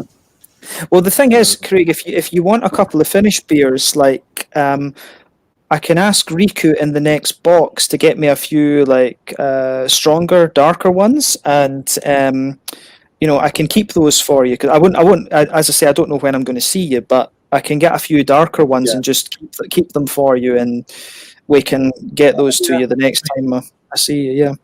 No, there's no be great, but you know what I'm like. I'm like, oh, it's, yeah. There's always around. So. Yeah, I mean, I'm collect. Yeah, well, I mean that's it. I mean, I've got a couple sitting in the fridge for the guy I've told you about in Japan, Nevitt, the American guy that does videos. So I've got one or two. I'm picking a few, like, you know, Amar, Herr Fredriksson, and things like this. I'm picking a few to him. Yeah, I'm picking a few like bigger beers to take out to him when I go east later in the year. But yeah, no, I need to do. I need to sort out a box for Adam at some stage as well. So, but yeah, if you want some finished stuff, then I can get that to you, get you a few darker ones, and then sit on them till I see you. And like if you want some finished stuff as well, Ricard, then we can do that. If you're going to come down Brewskival or something like that, that would be cool. We can chat about it. Yeah, we can chat about it. There's no kind of great rush and stuff. Yeah, no, that's it. I mean, I've got a big fridge full of stuff, and it'd be good if one of the shelves wasn't. It'd be good if one of the shelves wasn't taken up by my beer. Yeah, yeah, don't collapse. Yeah, yeah. But I need to get. I've got my beer fridge is just. I haven't had a beer for. I've been a bit unwell the last couple of weeks, so I haven't had a beer for quite a while, and I've got all my Christmas stuff, presents and stuff, and it's just all in the fridge, and it's like. Oh yeah, no, I got a few beers. I got a couple of winter beers and stuff that were sent to me by the breweries and things, and I just didn't get round to them. So I need to film those. Like that's the first thing when I get back is film those winter beers. One of my local breweries brought round like 6 beers for me about a week before Christmas. Yeah, there you go. We've got a new version of this beer you've had before. Tell us what you think about it. And of course, I've not. They're all still in the fridge. I've got a couple of stouts that I've had before. Just gave me some more, like this one from Time and Tide. Like space there. It's a bit out of focus. I think I've showed it before. I've done a review of it already. But it's a chocolate stout. Ah, nice. Yeah, really, really doing some good beers. So I've got a couple of them. I've still got this mini keg here of an oatmeal stout from another brewery up the road. I've had it for ages now. But eventually I'll get back into it. Just having a break. It's not the time of year you kind of stay off the beer, but I've kind of kind of wanted to. Yeah, that's it. Yeah, I had a beers this year, so it's you got to drink them. It's not the end of the world. I will, but yeah, I'm just gonna. I'll probably be cutting down when I do drink it. I'm going to be cutting down a bit. So yeah. I need that's the thing for me is like I went to Estonia, then I went to the Netherlands, took back a bunch of beer from these places. Then suddenly, on Beer Dome, the Brazilian beers appeared, and I was like, I'm never going to get the chance to get Brazilian beers. So I was like. And then, so that was I brought that. I was making progress on the Dutch and the Estonian things, and then I was like, and then the Brazilian stuff appeared, and I was just they were IPAs, and I was just like, oh man, they would have to be IPAs. It couldn't just be stouts and stuff. Yeah, I've seen in the past. I've seen a lot of Brazilian stuff on Belgium as well. Right, okay. So they every now and again they get some Brazilian stuff. So yeah, no, I just bought on that Beer Dome order. I got there was a couple of Russian things like Bakunin and was it Black Cat they were called? Because I was like right, if I'm ordering these Brazilian things, what other random stuff have they got? So I got that Hop Hooligan one from Romania, and I got the 2 or 3. I got one from Stam because I don't see Stam that often. Bakunin and Black Cat. So that was it. Was just like the Rush. I like the Russian beers. The Russian stuff's good. It was one of those things where I was basically literally like fuck it, 120 euros. Yeah. Do Hop Hooligan? I think Hop Hooligan do a cucumber sour, don't they? Oh, I couldn't tell you. Most of the ones that they had on that website were New England IPAs, and I literally there was. I'm joking. Yeah. I'm joking. Don't worry. That was just. Yeah. Okay. All right. No. Yeah. The cucumber sour. Oh yeah. No, I didn't. Bit slow. Yeah, but it's a cucumber sour fermented with bike seats in the barrel. You know. There we go. Oh, I still love that. Don't know how that's patter, but anyway, yeah. Whatever. It's just whatever. Oh, it's just funny. It's just juvenile. It's just funny. Yeah. There we go. There we go, man. Yeah. No, it's all good. It's all good. Yeah. But I know it's crazy beer. Crazy beer. Yeah. All over the world.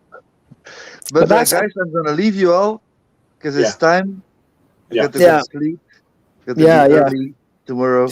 Well, I tell you what, James and Ricard. Mm-hmm. Bye, guys. See you later, man. Next time, maybe. Nice to meet you. Yeah. Bye. Cool. Nice to see you, Joe. Nice to have you on. Yeah. Thank you, guys. Enjoy Cheers. the evening and have some more beers, okay? Yeah. Cheers. Happy New Year. Yes, yeah. I was impressed. I have to say, I was impressed by the amount of stuff that Yo was putting away. These beers. I had this today. I had this today. I had this today. Yeah, it's like Jesus. Yeah. You wouldn't see me for a year if that was me. Oh, jeez. Yeah. Maybe Yo is capable of 100+% ABV beer. I don't know. Wow. Who knows? Yeah. No, he definitely seems to like his beer, which is good. That's good. That's it. Yo's a nice guy. Guy. Yeah. He looks like Dean's twin brother. Dean's Belgian cousin. Yeah. He looks like Dean's twin. Yeah. No, I spoke to Dean the other day and he's keen to join at some point, but I think his schedule, he's just out delivering shit all the time with work. Yeah. Dean's schedule's crazy, yeah. It's absolutely nuts. I don't talk to him enough. I should say hello, really. Yeah, but that's the thing when I'm doing these streams, it's like I'm right, I need to remember to send the link, because I think it was like Ricard when you come. It's like, oh shit! I should have sent that to Ricard earlier. It's like stuff like this you forget to send to. I had no worries. I had lots of shit to do, and then I sat down, and then the notification came. I can check, and I got nothing. So no worries.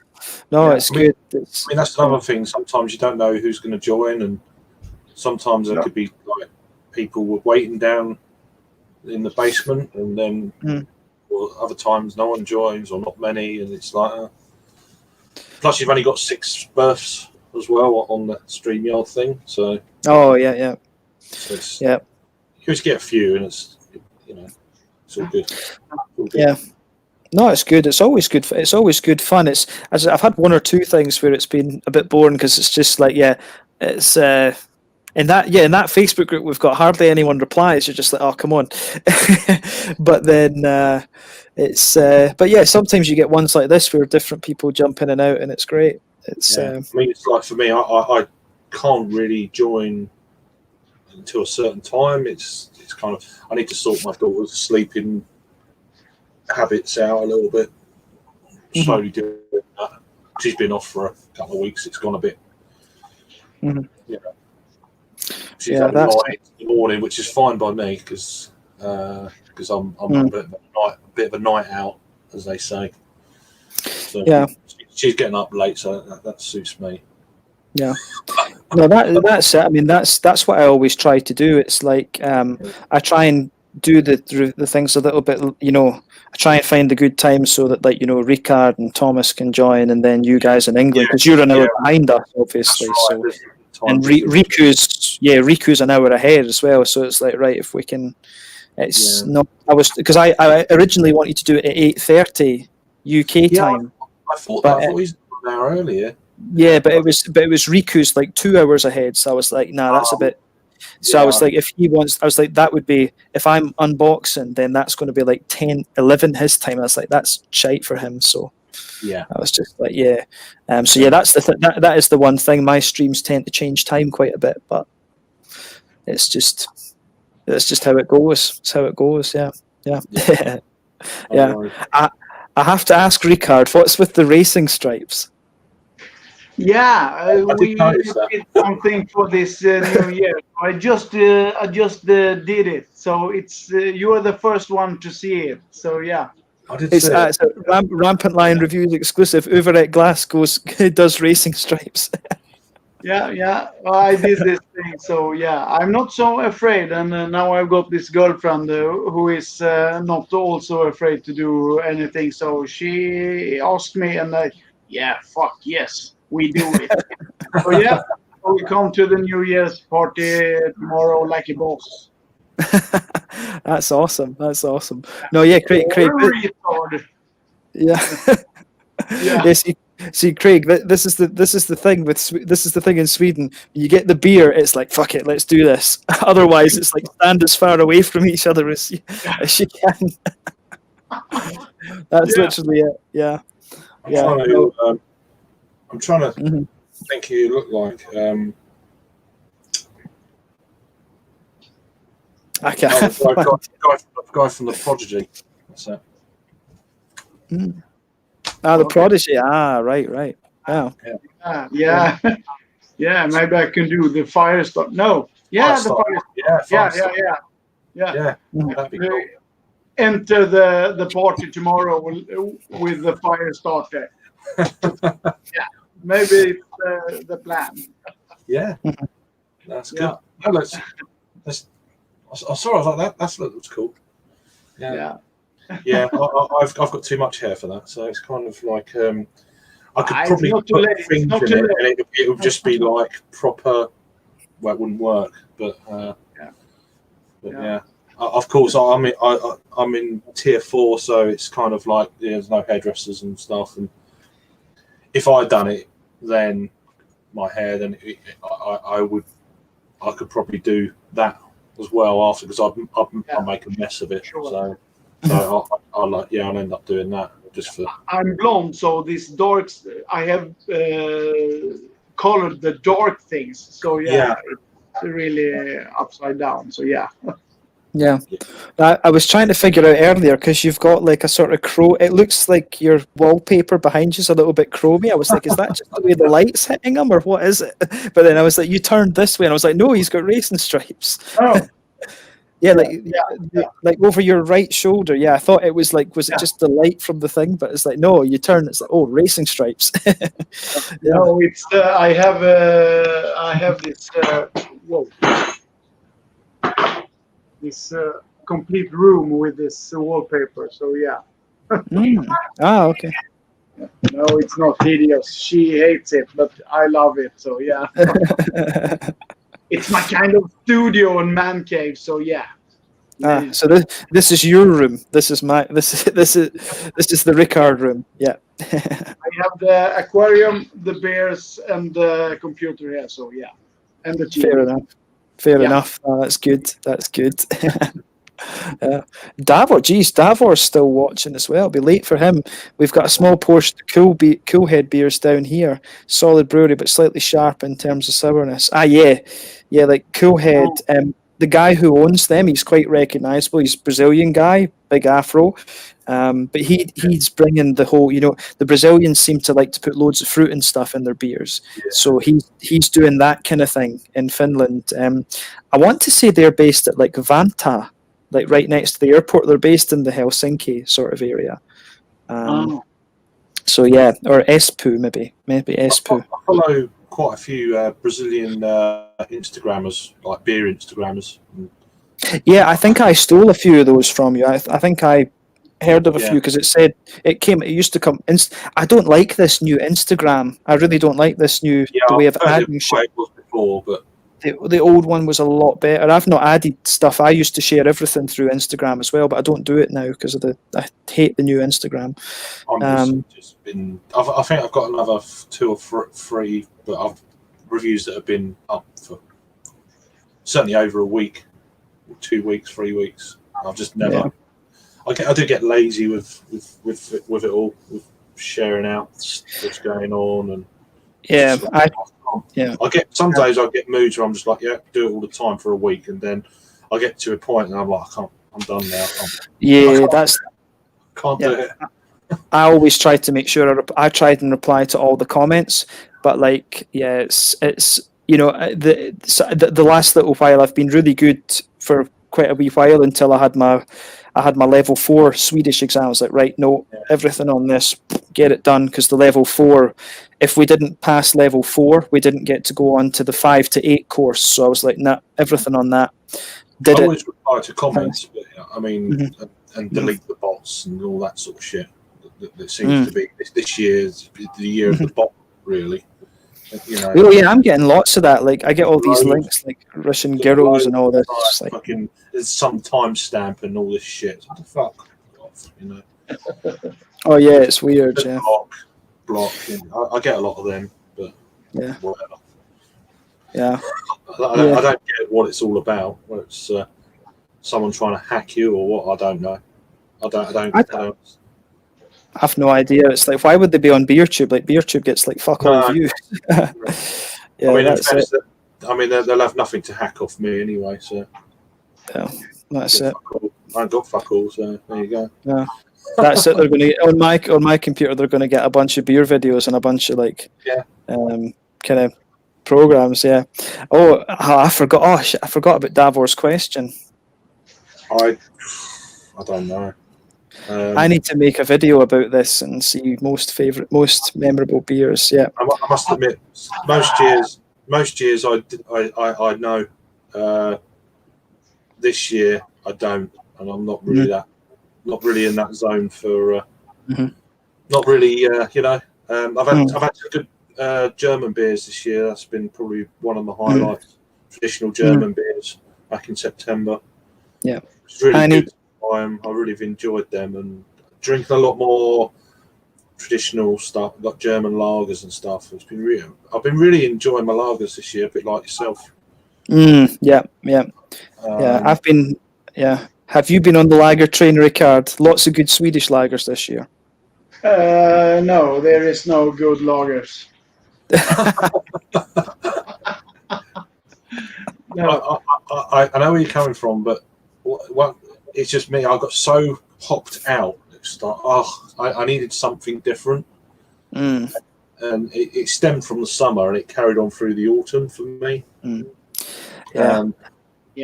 There is a lot of shit lagers, don't get me wrong, but there's some bloody good ones as well, you know. Yeah. I'm over exaggerating, so yeah. Yeah, I mean, I was the same. I wouldn't say I was hopped out. I just got bored of it being all haze craze. I was like, I wanted some black IPAs, some West Coasters and stuff. But I think, in fairness, you know, beer. We've actually had quite a fair few red IPAs come out in the Tillfällig, the locals in Sweden. There's been a few black IPAs. There's actually been a fair few Schwarz beers over the last 18 months or so as well. That's, for some reason, that style became weirdly popular. I had one local brewery. They done a Schwarz beer. It was really good. Really damn good. I've actually had. It was just maybe a month ago, this local brewery here, Stallarholmen, outside of Strängnäs, maybe 40-50 kilometers from here. They did this Imperial licorice stout. It was so amazing. I have never. Yeah, you have had this licorice taste, but you have never had it. Yeah, it was this really boom. So I probably think that was the best beer I've had this year. I mean, that is one of the things that you really can find. That's why I like doing the local. You know, I just try stuff from random breweries. I mean, you can find stuff from really random places, like from these, because the home brewing is so good. You just find, like, there's a brewery in like Småland, Emma Buda. They've got a really good West Coast IPA, a really good. And then you've got like Fireside on Öland. You've got Gemedalen Hantverksbryggeri away right in like Kilax or Shilax or whatever it's called. They brew like 5,000. Calix, that's it. Calix, yeah. They brew like 5,000 liters a year, and their stuff their sour beers are awesome. Yeah. No, that's. I've still got an Imperial Sour from Omapollo from the summer. I think it's 12% or something bloody stupid. I can't remember what. It's got one with a. It's got like a. Oh, I can't even. It's like it's like a female symbol type thing. You know, the round and then. Oh yeah. Something like that. I can't remember. I mean that's one of the things. Omnipollo release a lot of stuff that never comes out in Sweden that we can't get because it doesn't go to Systembolaget. You know, it's well, and those are. It was part of a tasting box with Omapollo and Cave Direct. It was in the summer, obviously, but that's the only one I've got left. I'm not a massive lover of these kind of over fruited, especially mango. I'm not really a massive lover of mango in beer. Yeah, this is mango, but it's just like my guts like don't appreciate strong kind of that acidic. I can't. There's something about mango that clashes with beer that my guts just don't. It can't do it. You know? I don't know what it is. But. Yeah. Here's one actually, because I remember, Rickard, last time you were saying you weren't a fan of these big, the flavour essence stouts from Omnipollo. I remember you said you weren't so into those.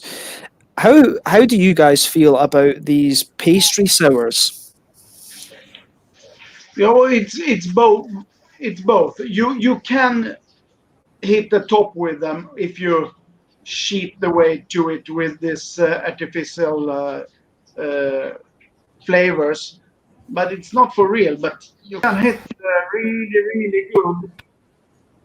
So it's either other, good or bad, pretty much. I think. I've never had one. I know that they originate in the States, didn't they? Yeah, there's. You should try. I had one from Vault City. Wait a second. This one. Oh right, is that one? Is it? Oh right. Yeah. And this. So Rickard, if you ever see Vault City, if you ever get a chance for these.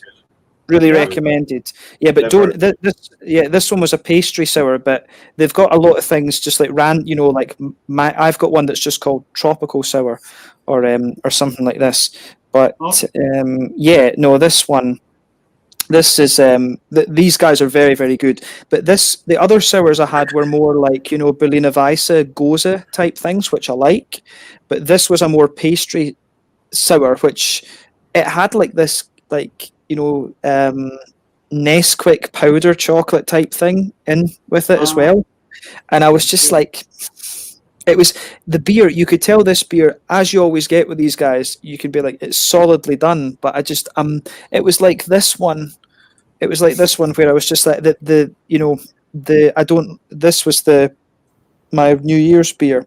It's like it's an imperial stout, an imperial milk stout, sweet stout basically, but they put Belgian candy sugar in it, so it had that phenolic.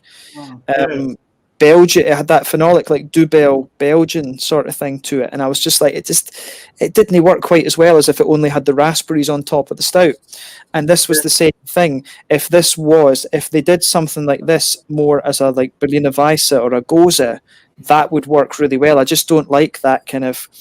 There's just some flavors I think that just don't suit, and I don't know if it's. I think we've all got quite refined palates and stuff, but sometimes you just get something that's it just feels like it shouldn't be there. Yeah, but it's like you say, these Omnipollo that the best of them, they are really good, but then you have those 10 others down under, which just doesn't deliver. You have to hit that certain thing, and then it's under that it's not good. Yeah, because I mean the thing I would say about Omnipollo is that when they do like the Fata if we go back to Fata Morgana and we go to Nebuchadnezzar, the pure beers, those are awesome. And the Levon, I bought the Levon today. I mean, in fairness, I like the Biancas. I really like those, and I think they've got the real fruit in them, but they've also got the flavour essence to kind of round it off almost. Yeah. But yeah, I've tried one of them. I went into a bar. One of my mates. Oh, come over here. We're sharing this out, and he gave me a drop of one of them. I can't remember what it was. I think it was a raspberry one. I can't remember. And it was really good, but that was enough for me. I couldn't drink one of them.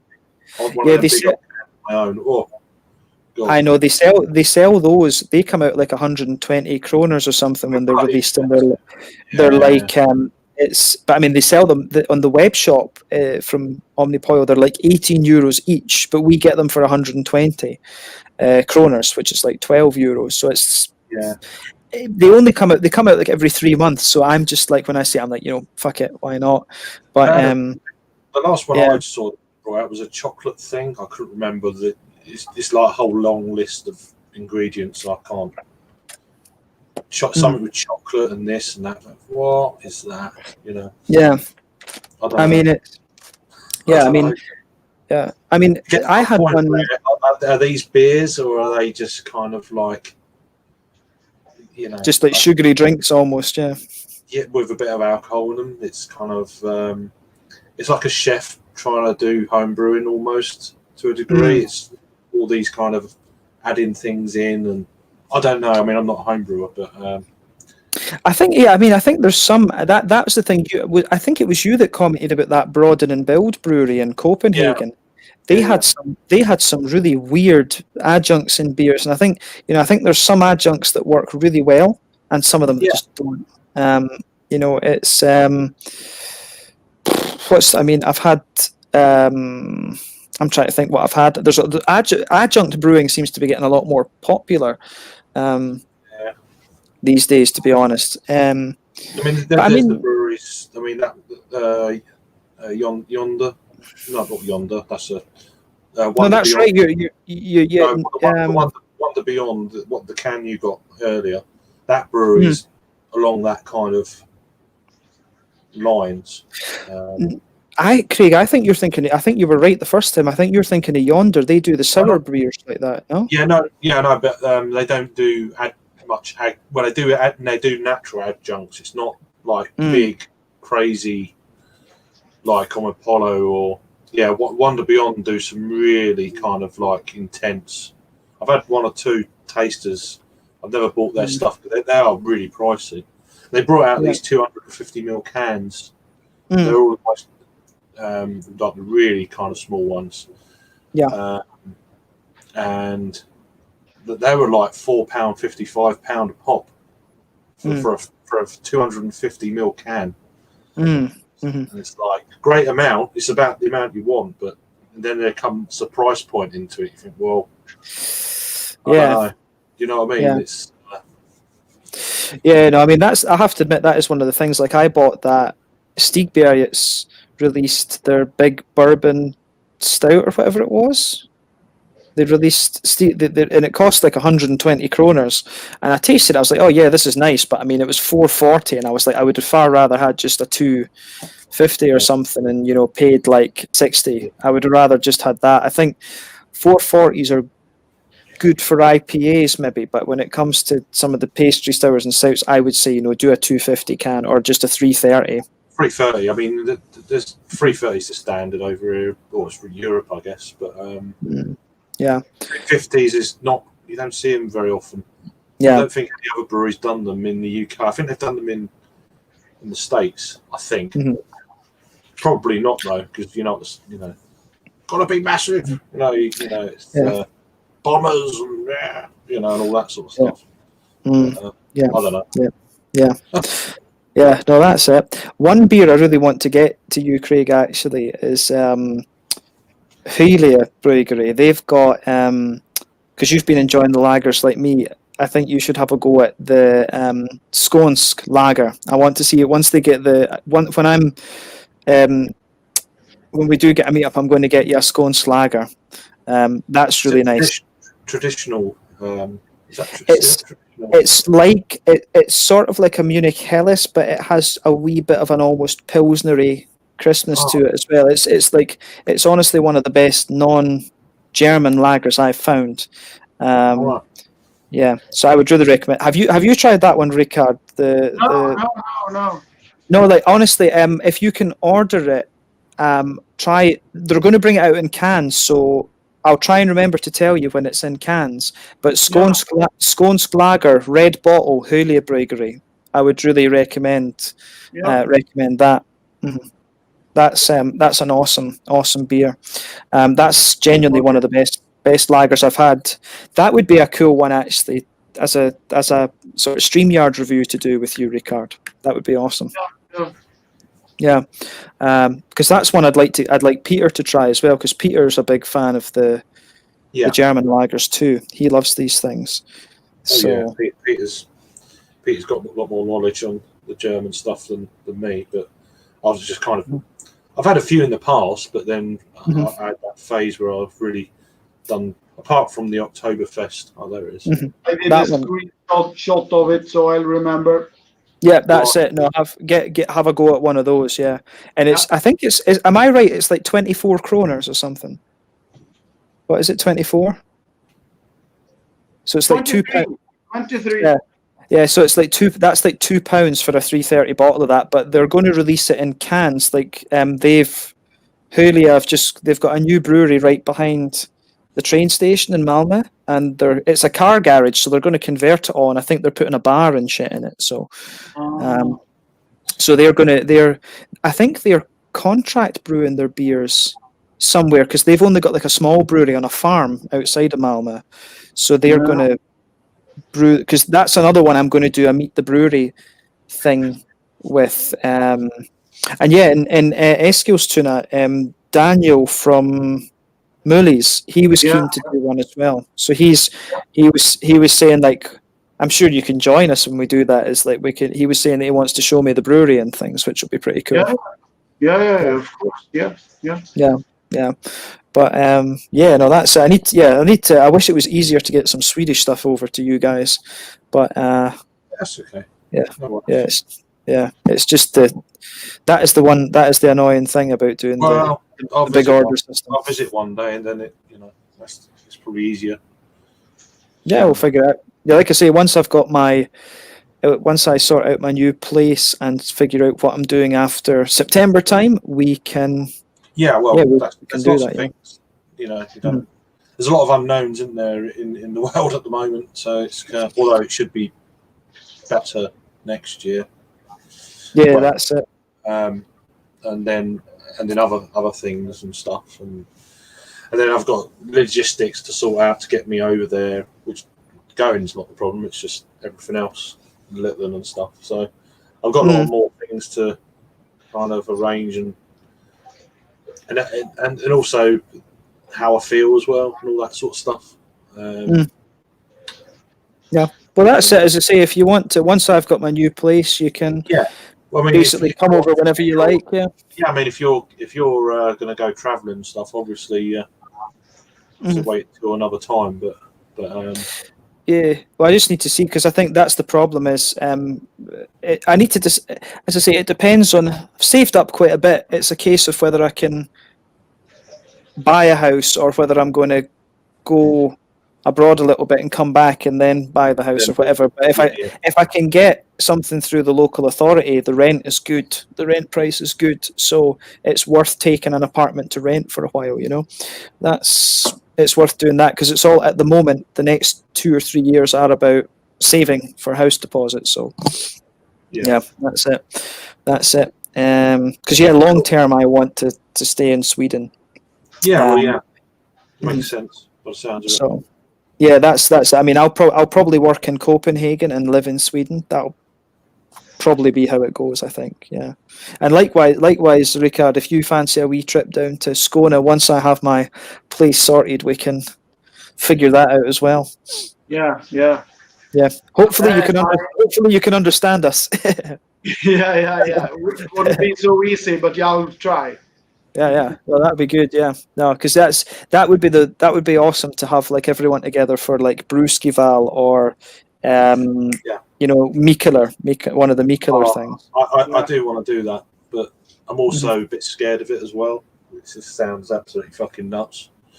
So, yeah. It's not bad. I mean, what I would recommend, well, we can figure that out. I mean, it's good, but as I say, like some of the I'm not a great fan of crowds. That's the one thing, and it does get a bit.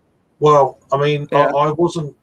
I mean, I don't like crowds anyway. But then hitting this year and not having crowds at all, and then you know what's going to happen once the shitstorm passes. Everyone is going to be doing everything you want to do. I'm not sure how I'm going to cope with that. Loads of people. Yeah, I've had a year of. It's going to be weird. It's going to be weird. Oh, people here. You know, it's like weird. It's going to be weird. It's going to be COVID 20, isn't it? COVID 20 will be the. It's just going to be. Yeah, I'm not sure how I'm going to deal with normality returning. To be honest with you, everyone wants it to come back, and I'm like, oh. I think to be fair to you, I mean, I think to be fair to you, I think Sweden and Denmark will probably be okay, to be honest, because I think in Sweden we've not had such restrictions, and I think the Danes have had it for a few weeks, but the Danes don't really. To be quite honest, that stuff when you had all those massive crowds at the beach, that's something I think even in Scotland you wouldn't really get that. I think that's something that is a little bit unique to England, to be honest. People just went as soon as they said, "Oh, lockdown's done," out. You know, that was. Oh yes, that was just. I think that was something that just. I don't think that would happen in many other countries. Things do get back to normal. I'm just going to wait a while until that kind of novelty, you know, of going out and being normal again, kind of slightly wears off. Then I might go out. Yeah, 2 weeks or a month, I think you'll need for that. Yeah, it's just going to be nuts. Whenever that time comes, it's just going to be, oh my word. Oh yeah. Great. And I'm still going to be stuck at home, you know. Ah yeah. Yeah, no, that's it. I would be furious if I couldn't get my kebab pizza, honestly. Well, I'll just order that. I'll just order that in. Oh yeah. No, I mean that is something you need to experience. I need to take you to Sesam and Lund and get you a Swedish kebab pizza, because there's nothing. Yeah. There's nothing. There's nothing like it. Pizzas. There's a place in Madeira where we get pizza out there. It's just phenomenal. It's just amazing. But they use fresh cream in it and stuff. It's it's so good. It's like chicken and bacon, but it's got an underlayer of cream and stuff. And oh my word, it's so good. Yeah, but the Swedish kebab pizza is definitely a bit different from that. It's like kebab. It's like cheese, tomato sauce, kebab meat. You can get chips, fries on top of it, and then you just blast the thing with garlic sauce. It's amazing. Oh, it sounds. I'll certainly give it a try. I mean, I've octopus pizza. I've had that, so you know that's a bit weird. But it works in Madeira because that's it's one of their local cuisines. So, but yeah. No, that's it. Yeah, but I need to go, guys. Yeah. Well, I was just thinking to call I was thinking just to call it anyway. So just quickly, Shredder. Oh yeah, he's been following the channel for years. Calix. I actually think it was him that recommended that Yemadal and Handwerksbryggeri to me. So I'd recommend that for you, Ricard. They've got a few really good beers. They are a bit pricey because they're sours, obviously, but I would really recommend. Two at least I've tried, and they were really good. Yeah, they're like, if they were they would have no problem scaling up, and if people knew about them, that's their only thing, because they're literally in the middle of nowhere. Yeah. I just tested maybe a couple, but it's Bräckeriet class. Yeah. No, they're awesome. Yeah, they're the Yemadal and Handwerksbryggeri. They're really good sour brewery. Yeah. Craig's this Tefna collaboration with Vale Brewing, and then we've got John saying, tomorrow night in Scotland is a massive night, as you know, and we're stuck at home, as Craig said. Yeah, so that's Hogmanay. It's the famous thing in Scotland, the Edinburgh celebration. So that'll be, that's be the first time Edinburgh's like dead on New Year's Eve. That's like world famous celebrations and stuff. But cool. But as we said, let's call it there. So there's still 8 people watching, and we're 4 hours and 45 minutes in. That's pretty decent. But yeah, no, guys, all of you who are watching, thank you for tuning in. We've had I'm just thinking we've had Riku from Finland. We had Davor briefly from Slovenia. We had Rob Hopsine. We had Harry at Blue Nose Beer Reviews. We've got Ricard from Over at Glass. We had Yo from Belgium. Is it Yo's Beer Reviews or Yo Buys Beer Reviews?